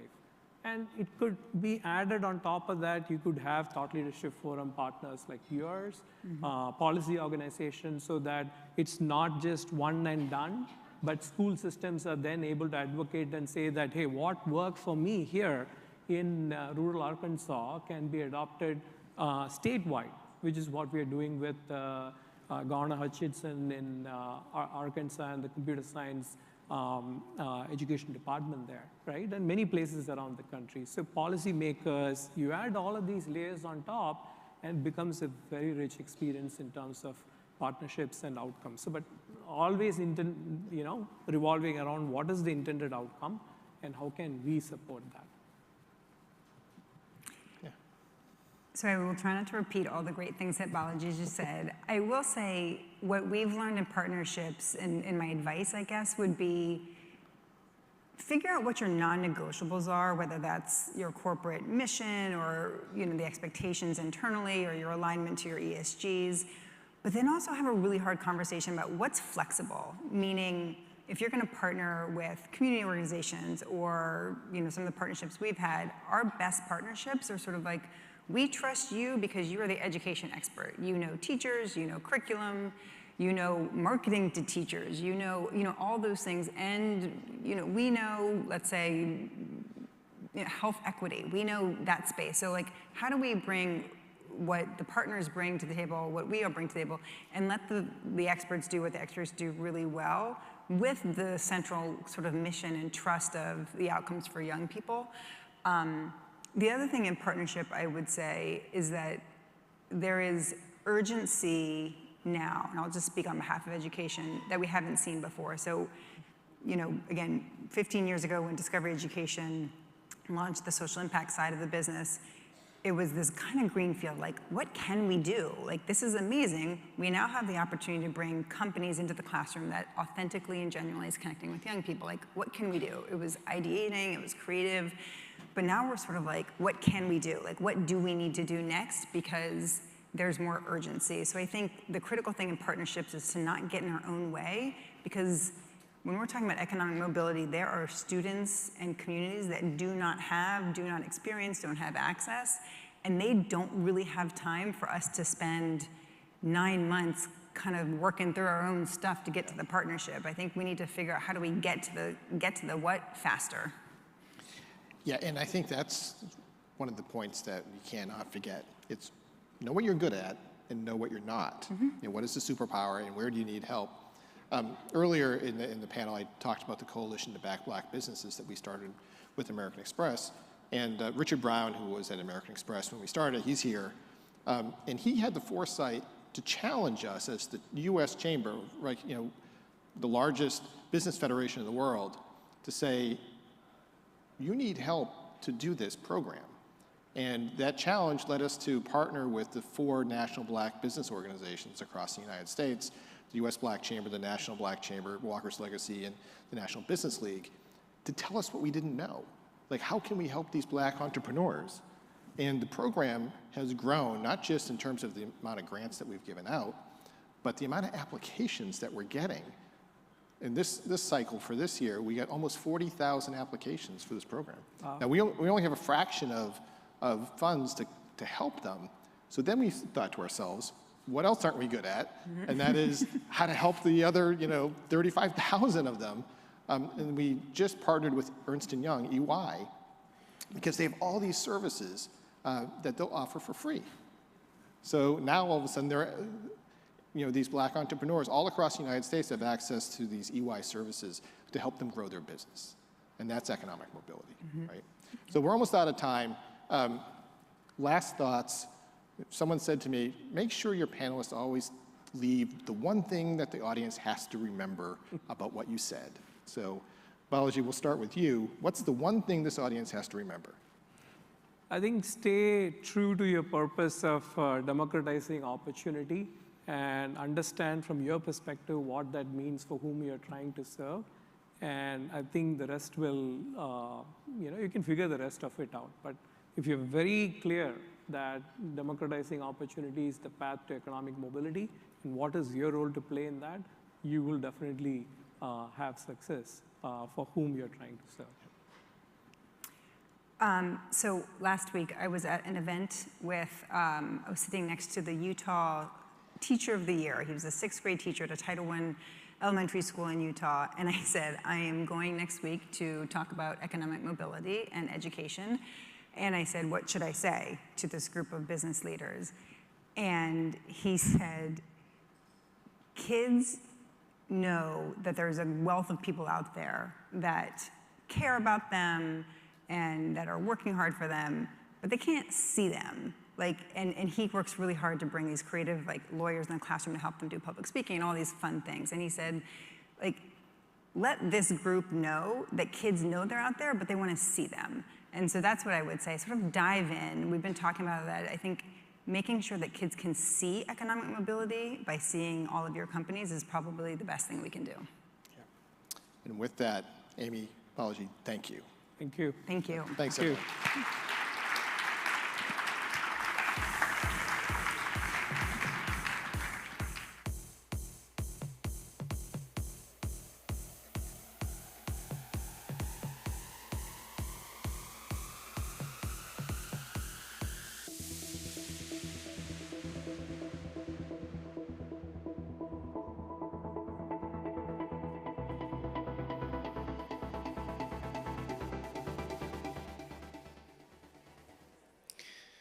Good afternoon, everyone, and thank you so much for joining us for this 23rd Annual Business Solves Conference and Annual Citizens Awards.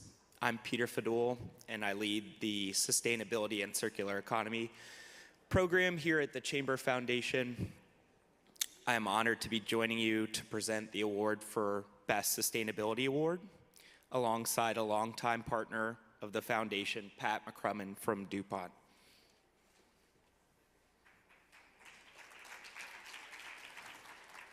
Thank you, Peter. I just have a couple of remarks. Typically, the award winner from last year would be here. That's Biogen, who won the Sustainability Award, and they couldn't be here, so I'm stepping in for them.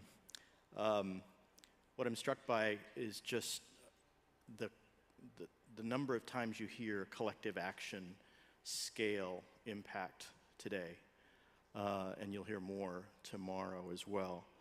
But what also struck me yesterday as I was driving into work, the radio was on, and I heard the announcement that the Earth's population reached 8 billion yesterday. 8 billion. That was striking enough, but what was more striking is that in 1970, there were 3.7 billion people.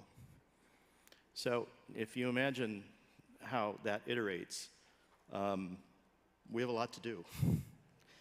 And so as we think about the future, there's no doubt that we have to work together. And the partnerships that are created here are clearly more important than ever.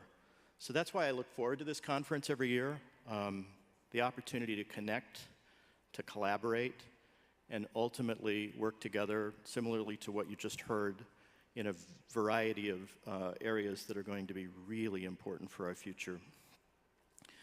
So I'm, in sustainability, obviously this is a big issue, and so as we think about that, the finalists have two, and I'm pleased to let you know who the finalists are. It's The Body Shop, and theirs is entitled Refill Revolution, Cleaning Up Its Act to Clean Up the Planet.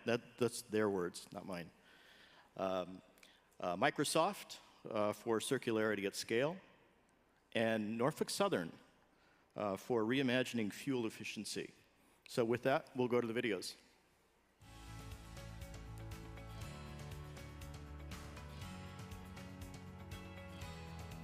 The finalists for the 2022 Best Sustainability Program Award are The Body Shop,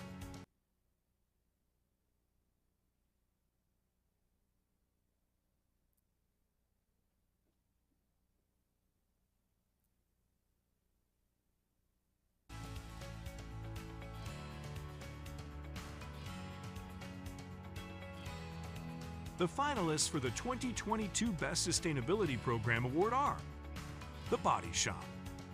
The Body Shop helps consumers embrace the refill revolution with its 5-year plan to open stations with refillable products in many of its global stores. A major step in helping the beauty industry reduce plastic waste and embrace the circular economy. Customers can refill the brand's products by using 100% post-consumer recycled aluminum bottles The Body Shop launched 556 refill stations in more than 40 countries in just 1 year and saved over 3.7 tons of plastic globally. By making the most sustainable choice easy, convenient, and accessible, The Body Shop empowers consumers to reuse rather than waste. Microsoft Circular Centers process the company's decommissioned cloud servers and hardware, sorting and intelligently channeling the components and equipment to optimize, reuse, or repurpose. The program aims to reuse 90% of Microsoft's cloud computing hardware assets by 2025 and is on track to meet that goal. Decommissioned servers processed by Circular Centers are finding a second life in schools as a resource for skills training programs. And components are repurposed in various ways, including in electronic toys and gaming systems. Circular Centers enable Microsoft and its suppliers to reduce waste and emissions across the supply chain. Norfolk Southern Corporation. Locomotive fuel accounts for over 90% of Norfolk Southern's carbon emissions. In 2021, Norfolk Southern appointed an inaugural director of fuel efficiency to mitigate its environmental impact as the company works toward reducing emissions intensity 42% by 2034. Under the director's leadership, the company successfully introduced biofuel at a major Norfolk Southern fueling location, continued the railroad's locomotive modernization program, and coordinated energy management and fuel conservation technology implementations. These efforts led to notable fuel savings, including conserving 217,000 gallons monthly.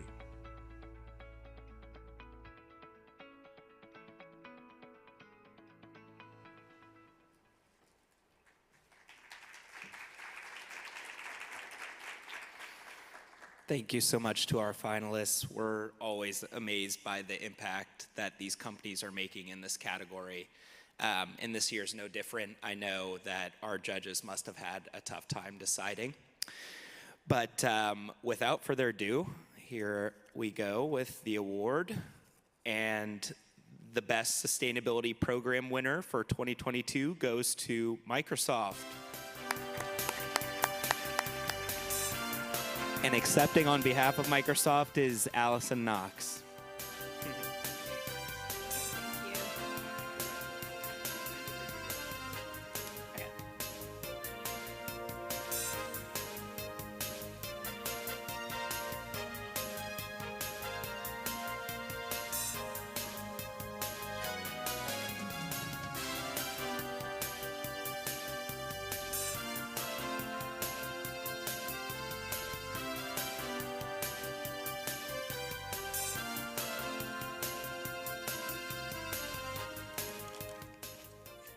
On behalf of Microsoft, thank you for this award, and thank you to the U.S. Chamber and the Chamber Foundation for organizing this lovely event, and to all the finalists, congratulations on your great efforts, and to all the companies in the room and all those who are advocating in behalf of sustainability, thank you for your work.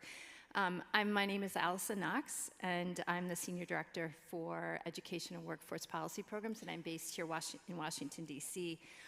We're especially proud to receive this award because of what it represents. It's the representation that corporate citizenship programs can actually make a difference, and we do believe that we're making a difference.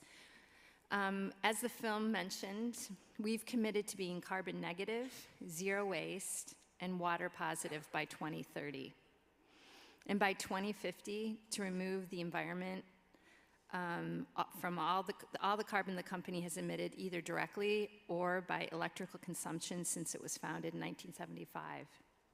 Our annual sustainability report provides a much more complete picture, and it provides some transparency into the progress and the way that we're making progress toward our goals.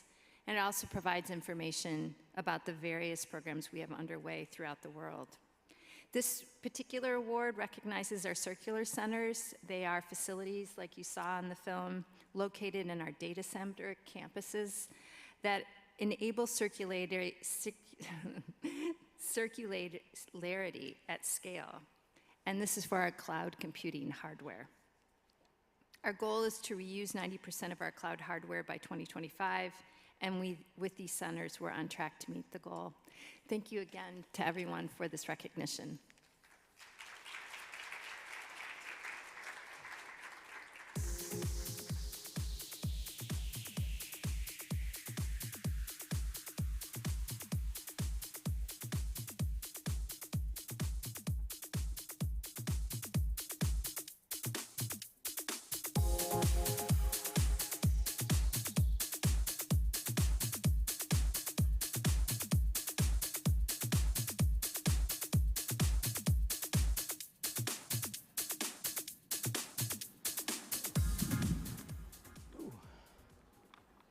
Bright lights.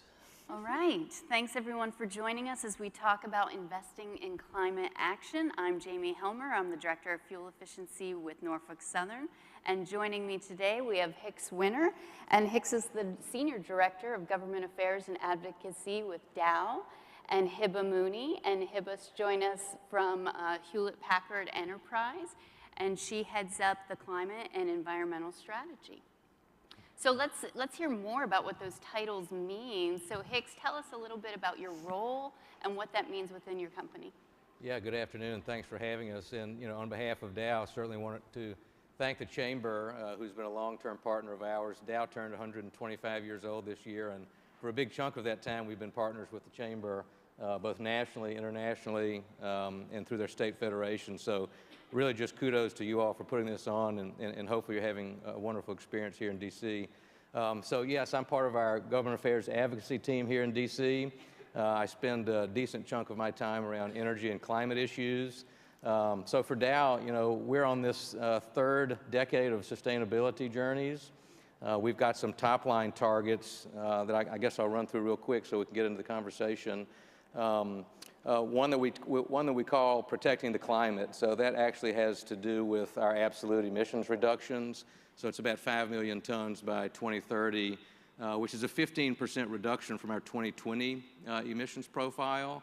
And the thing about that is the 2020 profile was a 15% reduction from our 2005 numbers. So all while growing our businesses at about 30% growth. So when we talk about decarbonizing and grow, factor in the growth there. Nobody wants to stay status quo here. We're all talking about growing while decarbonizing. The other top-line target I want to share with you all is something we call transforming the waste, which is a commitment by Dow to transform about 3 million tons of plastics back into the economy by 2030.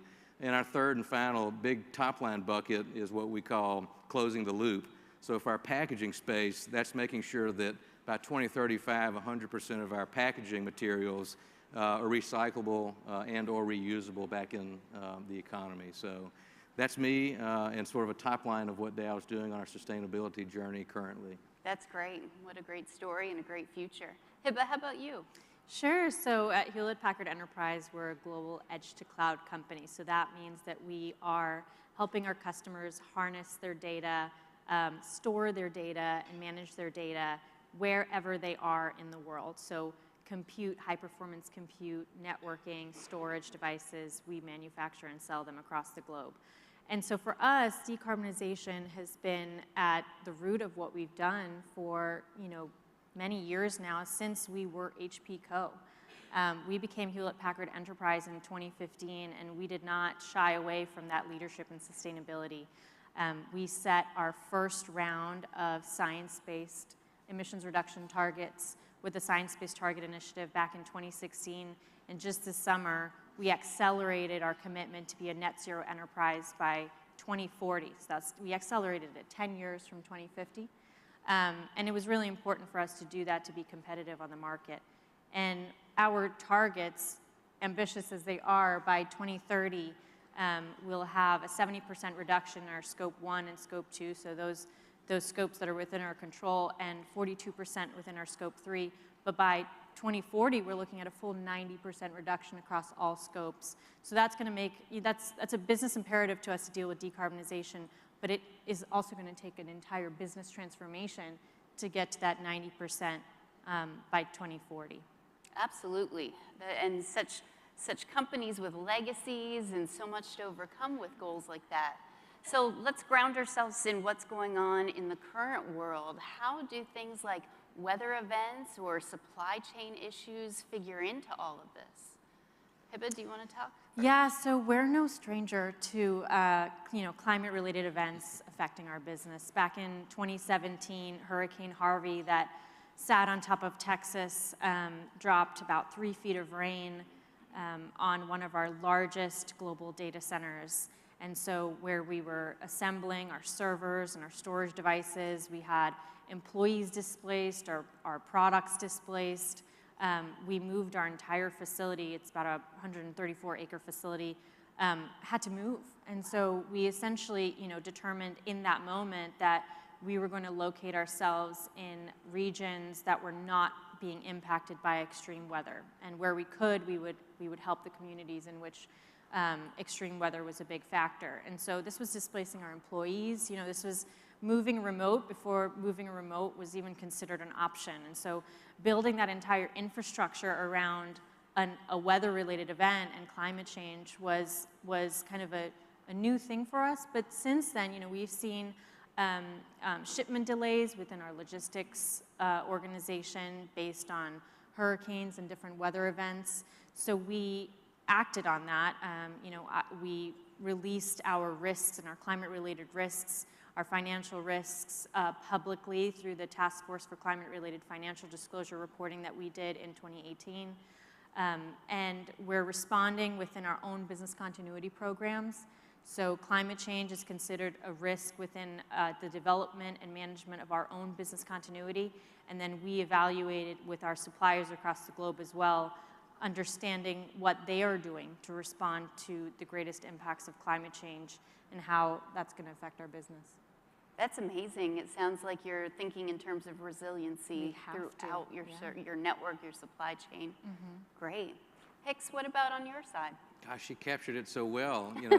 To build on that, you're right. I mean, extreme weather events seem to be targeting most folks these days. And for the industrial base that, for example, is in the Gulf Coast, I mean, it's not like you're going to up and move that anytime soon, right? And so when dealing with extreme weather events from hurricanes to freezes to floods, I think part of it's about adaptation.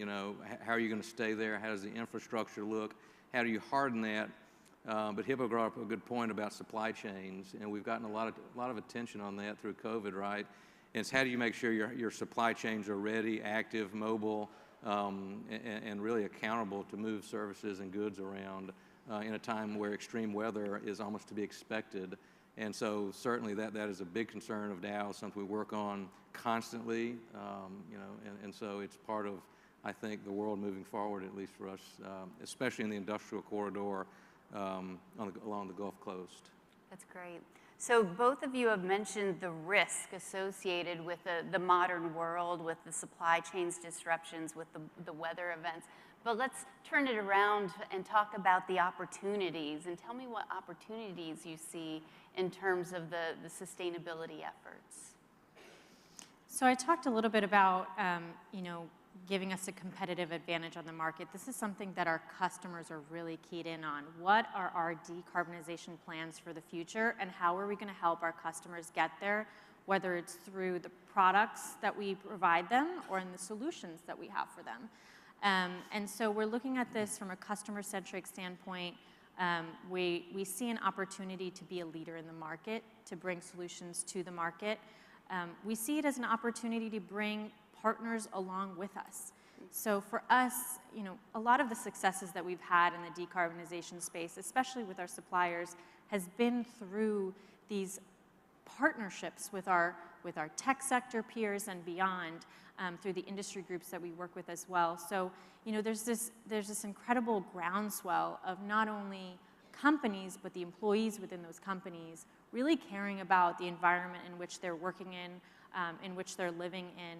And so, I just see that as an opportunity going forward to harness that power of the collective and move forward together. I think it was said in a panel just before this as well. It's not a journey that we are on alone. It's not a solitary journey. It's something that HPE can't achieve by itself. So it's really important for us to grow those partnerships. But it sounds like you're leading your partners and they're encouraging you to be a leader, and that's a mutual path forward? Yeah, I think it's a little bit of give and take. You know, we're trying to partner with the leaders and learn from them. You know, we don't do everything perfectly, certainly not today. And so wherever we can harness those solutions and some of those partnerships and see where we can learn from each other, there's always an opportunity there. That's wonderful. How about the opportunities on your side, Hicks? Yeah, I think the risk is not recognizing that we're on a pathway towards a lower carbon economy, right? And for those folks who have their heads in the sand and are waiting on, you know, maybe government intervention or to be last actors, you're going to be left behind. I think it's important and a competitive advantage to move early. You know, this is based on customer demands, our employee colleagues, suppliers, shareholders. So not based on some government mandate that we're taking action early. And I think, you know, hopefully that resonates for the crowd here while you're in DC. You know, usually policy is a lagging indicator, and I think there's an opportunity for businesses who are willing and committed to being early actors in their transformation to provide those products and solutions that, you know, accelerate our path towards decarbonization. And I think for Dow, you know, those things are chemistry-created solutions, such as, you know, lightweighting cars, such as electric batteries, such as advanced tech solar arrays, better food packaging, and again, all these things that help us along this pathway towards what's coming is a lower carbon economy. And I think the sooner folks recognize that and act on it, the better. And we mentioned partnerships. What advice would you have for our audience members about these opportunities, about trying to find their own partners?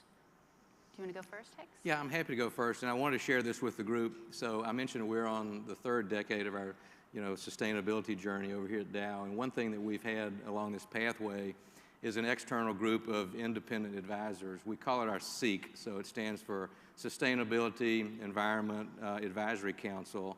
And so it's folks from the private, public sector, academia, who are out there challenging us to weave sustainability into our business planning. It's a real gut check on whether or not we're taking the right steps at a pace where we should be taking them. So, you know, for those of you who are able to get a 360 feedback on what you're doing, how well you're doing it, I mean, it's a real nice gut check to have an external group look at you and say, hey, you know, you're moving in this direction, you should be moving in that. The pace of your movement should be this as opposed to that. And it's been one of those things that, you know, believe it or not, has really helped us accelerate our sustainability goals. So that's what I wanted to share with the group as far as external partnership opportunities. That's great. Hiba, any advice for the audience? Yeah, I think those external partnerships are so key. You know, we work through the Responsible Business Alliance to kind of, you know, connect with our suppliers at scale in a big way because other companies are doing the same. We work through the Clean Energy Buyers Association to influence policy and really make those partnerships internationally where we don't necessarily have the ability to make multiple partnerships, so we rely on an organization. And then for us, even connecting with our peers and in some cases our competitors, some of them are in the room today, and really working on, this is, you know, we're all trying to work towards the same goal. For us, it's net zero. And we talk about this race to zero, but it's not a race that any one person should be winning. It's a finish line that we all need to cross together, essentially. And so it's not a competitive space in that collaboration for influencing our suppliers. You know, it is when you come to working with customers and you're trying to sell your product and show that your product is the most efficient product on the market. But I think, you know, we really hone in on those opportunities to collaborate with our direct peers. And so it's, you know, I think sometimes it's really hard to take that first step to put your neck out there and say, hey, we're having this challenge and we really want to connect with somebody who potentially is doing much better than us. I think you'll find that a lot of companies are facing the same challenges within calculating their Scope 3 emissions. We're all kind of focused around that. It's easy to say we understand our operations, we know where we need to reduce in our operations, but we don't know what we need to do within that not even sliver, a chunk of emissions that's outside of the boundary of our control. So I think take that initial step, and don't be afraid to air your challenges and solve them together. So you do have such aggressive targets, you know, with net zero and backing that up even more. So tell me about HPE as an organization and the path for decarbonization, and how you're partnering and being an enabler with everyone else, especially on the Scope 3 side, where you're dependent on helping them help themselves. Tell me a little bit about that. Yeah, so focusing on the Scope 3 side, which is going to be our biggest challenge to reduce by 2040, we have 66% of our emissions is driven by the use of our products and solutions. So completely outside the boundary of our control. And then another approximately 25% is driven through our supply chain manufacturing. So that cradle to gate, the extraction of the materials to our customer's door.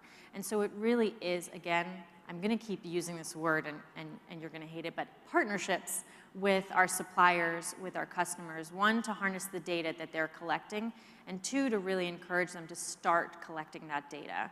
On the supplier side, our suppliers are across the spectrum.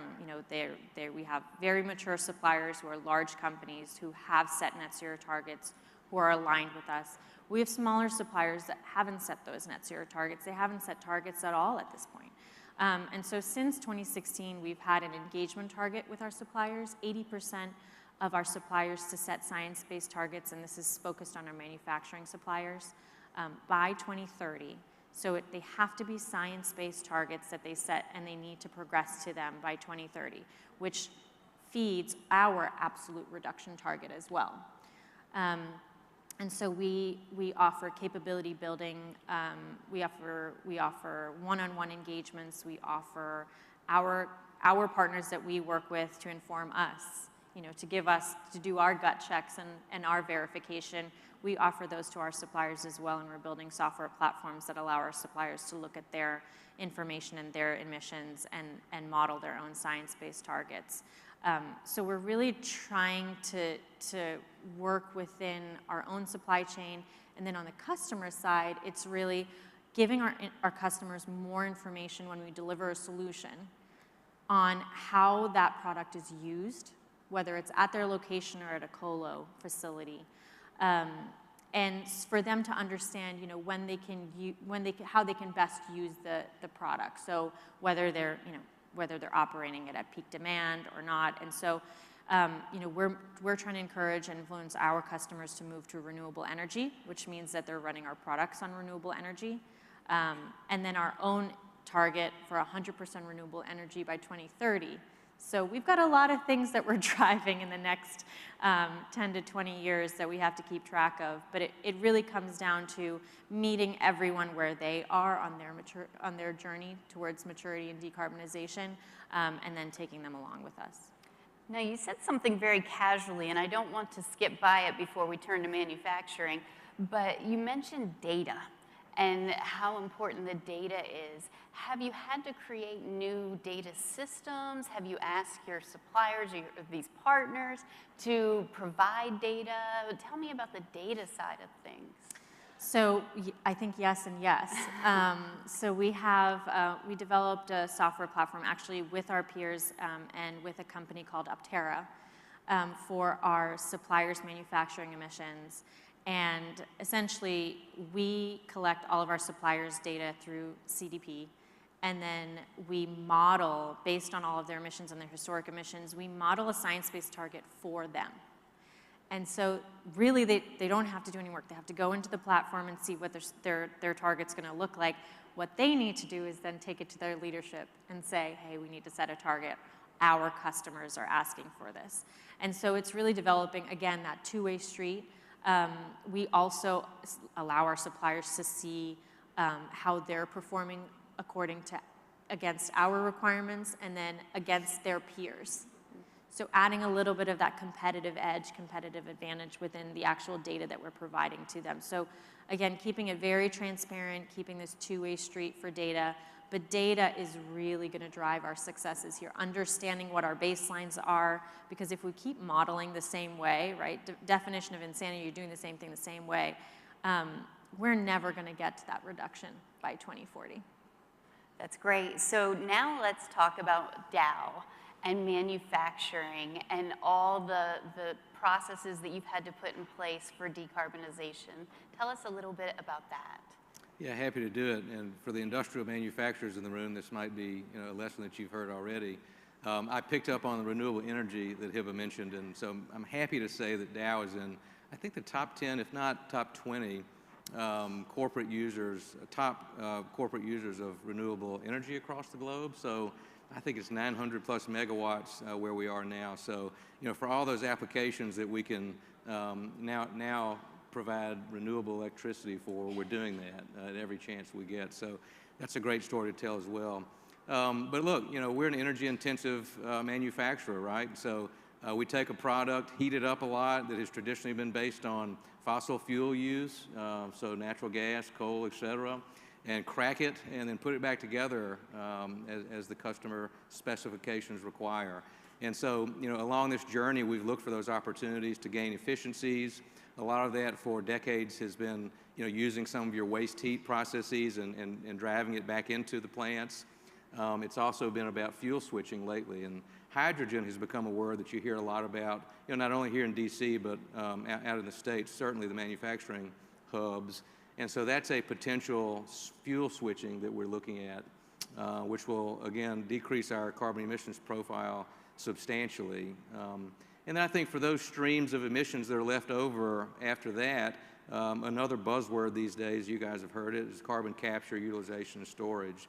And so when we talk about capturing those streams that you can't put back in your process, or maybe there's not a yet determined place for them, we talk about developing the pipeline infrastructure across the country, to store that carbon. And I think that gets us really close to some of those net zero goals by 2050. So there's some efficiencies to be gained around the plant. There's fuel switching to lower carbon fuels. And then for the rest, there's some carbon capture and storage. And so that's sort of the story of the energy intensive sectors, like chemicals, glass, cement, et cetera.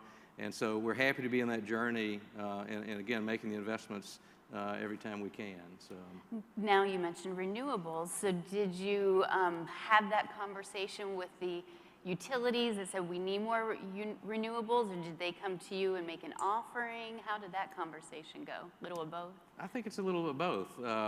There's a pathway that is renewable for some industrials that have maybe enough real estate or acreage near an operation where they could potentially put their own power behind the fence. Certainly that might be some leverage talking with power companies.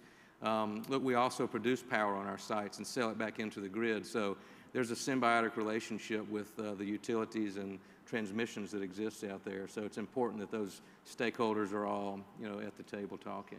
You've given some great lessons to people about the options of how to handle various stages of their process, about possibly doing some power production. Anything else that you'd like to mention to inform others of your successes with manufacturing specifically? Yeah, again, I think it goes back to competitiveness. So this is being driven by customer demand. Some of you have seen products that have what they call an environmental product declaration, sort of like a food labeling. That's coming. So when you do business with the government, whether that be federal or state, down the line there will be a carbon emissions profile for your product. And so up and down that value chain, you're going to have suppliers, customers asking for this. And so I think those early movers who are investing in their plants and the turnover of their assets that maybe you can't move from the Gulf Coast to the middle of the country, those people are going to be in a position to take advantage of that. And I think bring the rest of the sectors belong, but there will be a time where there will be a noticeable competitive edge to early acting. And that takes us back to data again, to make sure people are producing the right data for their customers, that they can be competitive with that. Right. So you both seem to give the impression that this is not something you're out there leading on your own. It's you and your customers leading together. And do you think there's an advantage to that? We've mentioned the government. Do you think there's an advantage to industry pushing the initiatives, the targets, or do you think that there's room for government to be involved in it as well? I would say, there's a lot of room for government to be involved, and we see government getting involved. For us, we're seeing in the last just 2 years, so many more policies and regulations coming out of the European Union that are going to affect us. You talked about product declarations. We have voluntary eco-labels, but we also we're going to have to do a digital product passport, likely. That some of those rules are pending too. And so I think government is, as we have seen, open to hearing our comments. When we pulled out of the Paris Agreement in the US, companies stayed in. A lot of companies across the United States stayed in because they knew that it was going to be good for their business and it was a business imperative for them to stay in. And so we continue to see that. We continue to see corporations pushing, being on the leading edge of decarbonization before any governments get involved. But there's certainly room for that. We saw out of the Biden administration, there's a proposed rule where federal contractors will need to declare all of their greenhouse gas emissions. And so for some companies, that is a major concern because they're not yet looking at their Scope 3, and there's not necessarily guidance around Scope 3 management and calculation at the base of it. And so I think, again, there's room for companies and our customers to guide government to say, why don't you create these guidelines for us? Because otherwise we're comparing apples to oranges to bananas when we're looking at somebody's Scope 3 emissions, but we want to compare them and say we're comparing apples to apples, and it's just not the case. And so we kind of need a little bit of that government guidance, and in the absence of that, again, industry groups are developing standards. For us, the semiconductor industry is developing their own standards around science-based targets because it is a challenging industry to decarbonize in, and so they have to come together and think about how they're going to decarbonize going forward. So we see a lot of those partnerships within the companies, but I think there's a lot of room for us to influence government.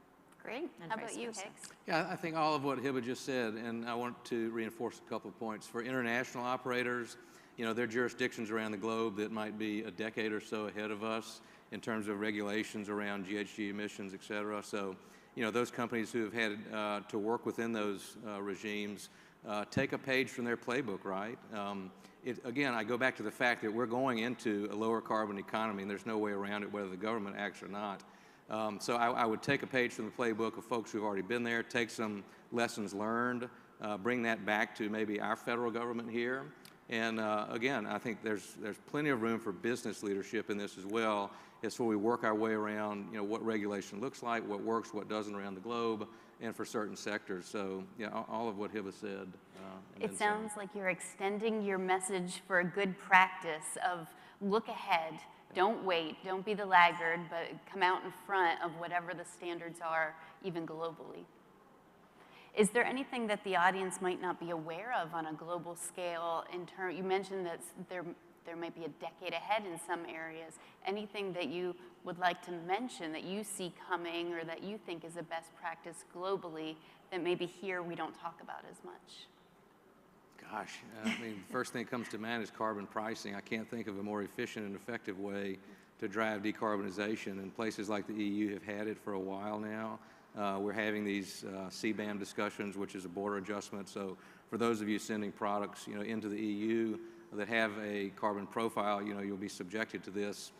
Supposedly into this, next year they're going to finalize some rules. And so, when I start to think about that, I start thinking and wanted to share that, hey, look, if you guys aren't already planning for that, make sure somebody within your company is aware of these cross-border transactions will be subject to some of these tariff-like measures on the carbon side. So that's something that comes to mind. I think harmonization of standards is still an issue that's outstanding. We talk about things in different ways across borders. We talk about emissions profile. We talk about how we do things at plants here in the U.S. versus how we do things at plants in Asia and or the EU. You might have very different inputs, very different profiled energy heating. So if I use natural gas here in the U.S., it's produced better and cleaner than it may be in another jurisdiction. So, all these things have to be rolled into data, and I think harmonizing that data and being able to talk across borders will be an important step towards this, again, global lower carbon economy. It's a great message. Have anything Something, you're seeing? yeah, something I would add too is there's an increase in disclosure requirements. So there's an increase in, I talked about very briefly the Task Force on Climate-Related Financial Disclosures. There was a voluntary framework for companies to start disclosing their financial risks related to climate. And now there are a few geographies, a few countries that are adopting the framework of the TCFD as a required reporting. And so that's really changing how companies are looking at climate-related risks internally, especially within their financial teams. And so, we're going to have to report. Obviously, there's the proposed rule from the SEC on climate, and so we're seeing that in the United States. But TCFD is already being adopted overseas.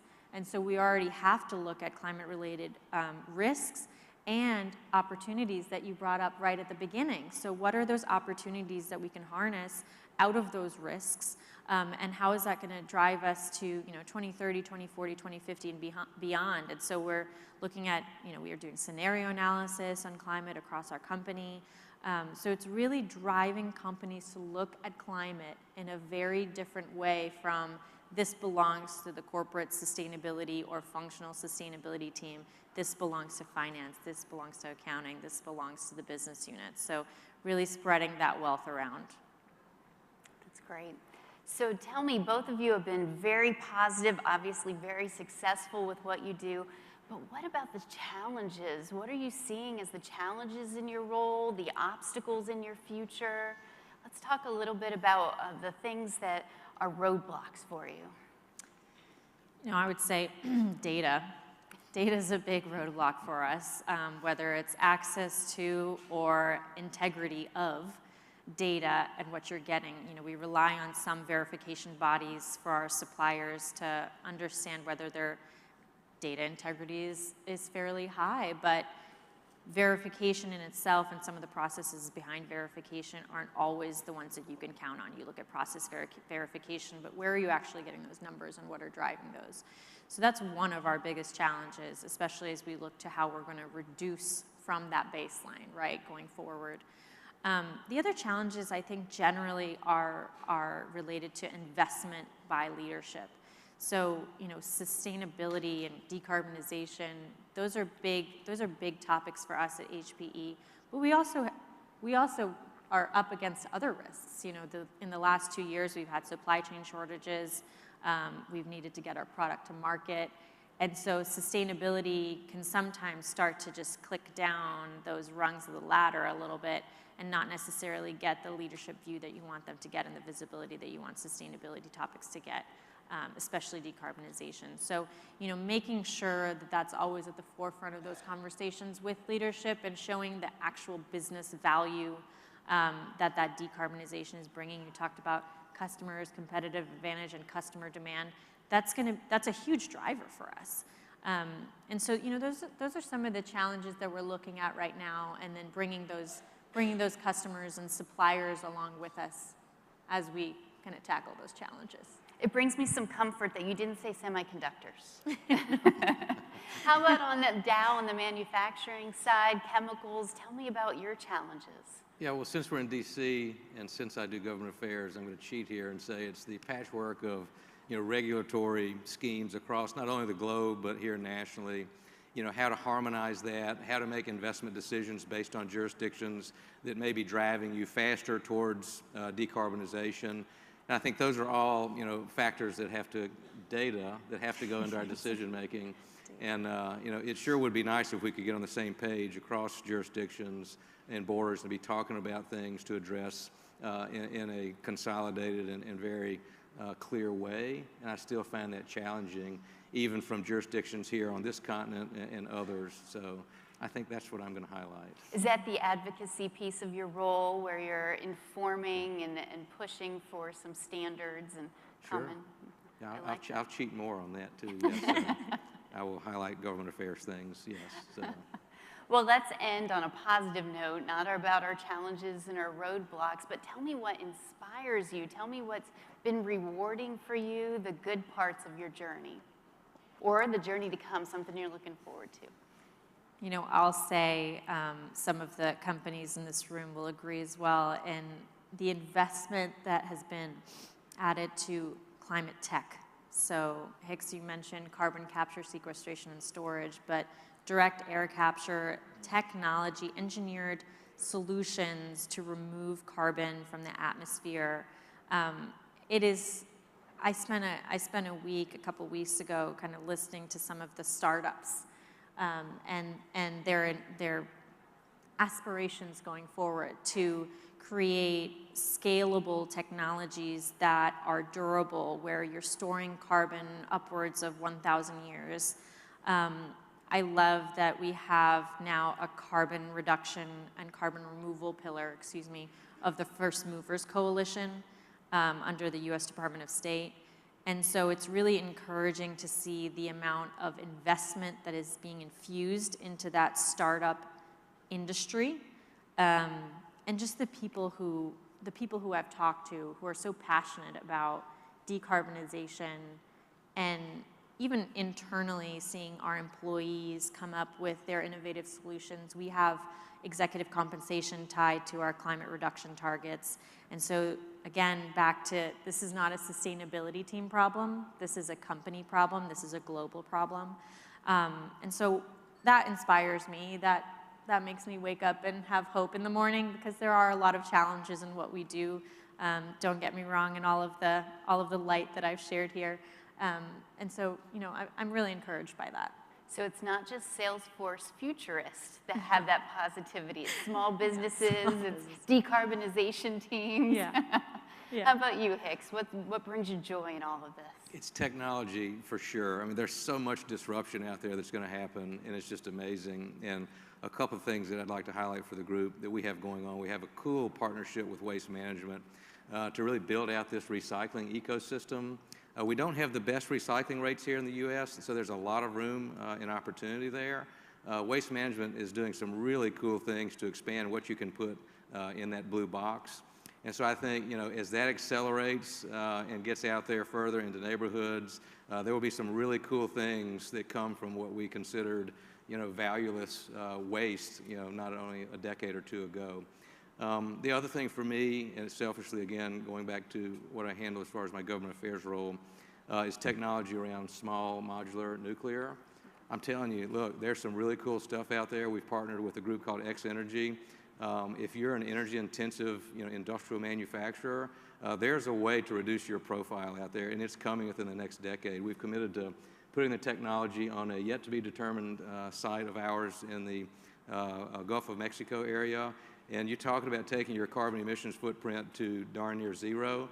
Small modular nuclear is going to be awesome. And it's not only going to be for single sites, it'll be for clusters of industrials. And I think there's some really cool things to come in that space. And so that keeps me coming back to work.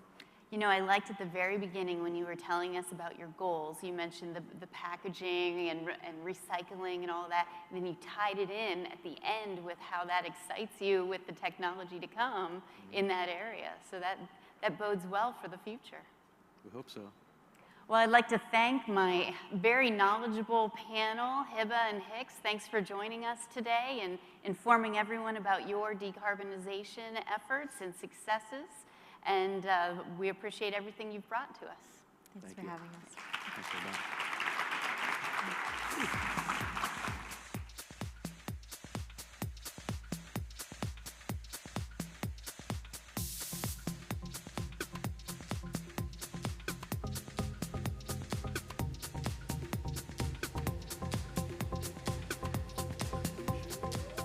Okay, you've been in your seats for a long time, so thank you for that. We are going to transition to breakout sessions, but there are a few instructions and rules that I'm told I'm supposed to share with you. One is that we're going to have up on the screen where they are. Two are far away, far meaning is, you know, a few-minute walk. One is in here. For those of you who are going to walk and go to the other ones, if you have a coat or some luggage, grab it on your way out. Not that you can't come back here and get it, but it's way out of your way. For those of you who are staying in this room for the breakout session, please let the other people go first. So we'll start the breakout sessions at 3:55. So we have a little bit of time. Grab a snack, grab something to go. After the breakouts, now here's the good part. We're going to have a reception. It's going to be upstairs. There's an elevator, 2 elevators. That only takes 12 people at a time, so only 24 of you can go up at one time. But it's an amazing room. We have great food and drink sponsored by UPS, and we'll announce our last awards up there after the breakout session. So I hope to see you at the reception. Enjoy the breakouts, and then tomorrow we'll be back here in this room at 9 o'clock to do some more great stuff with all of you. So that's it. We'll see you at the reception. Thank you. At Philips, we see circular economy as a key driver for innovation. We have fully integrated this into our strategy and our innovation processes, and we have set ambitious targets. We aim to reach 25% of our revenue from circular products, services and solutions by 2025, and we are currently at 17%. The key lessons from our journey for me are fivefold. 1. Make sure that you have a solid and simple story, such as use less, use longer, use again. And then make it specific to specific parts of your business. After all, a designer has a totally different role in your journey than a marketing manager or somebody in finance, and you need to make this specific. 2, adopt a set of relevant metrics to set targets, monitor progress, and course correct where needed. 3, foster a culture of open idea sharing and collaborations. The best ideas, after all, will come from the workers in your businesses.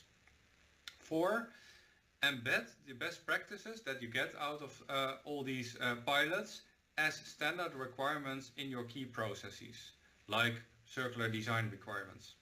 And lastly, learn from other companies on the journey. For instance, we can team up with you via the Capital Equipment Coalition of PACE, the global platform for accelerating the circular economy. Hope to meet you there, and good luck on your journey.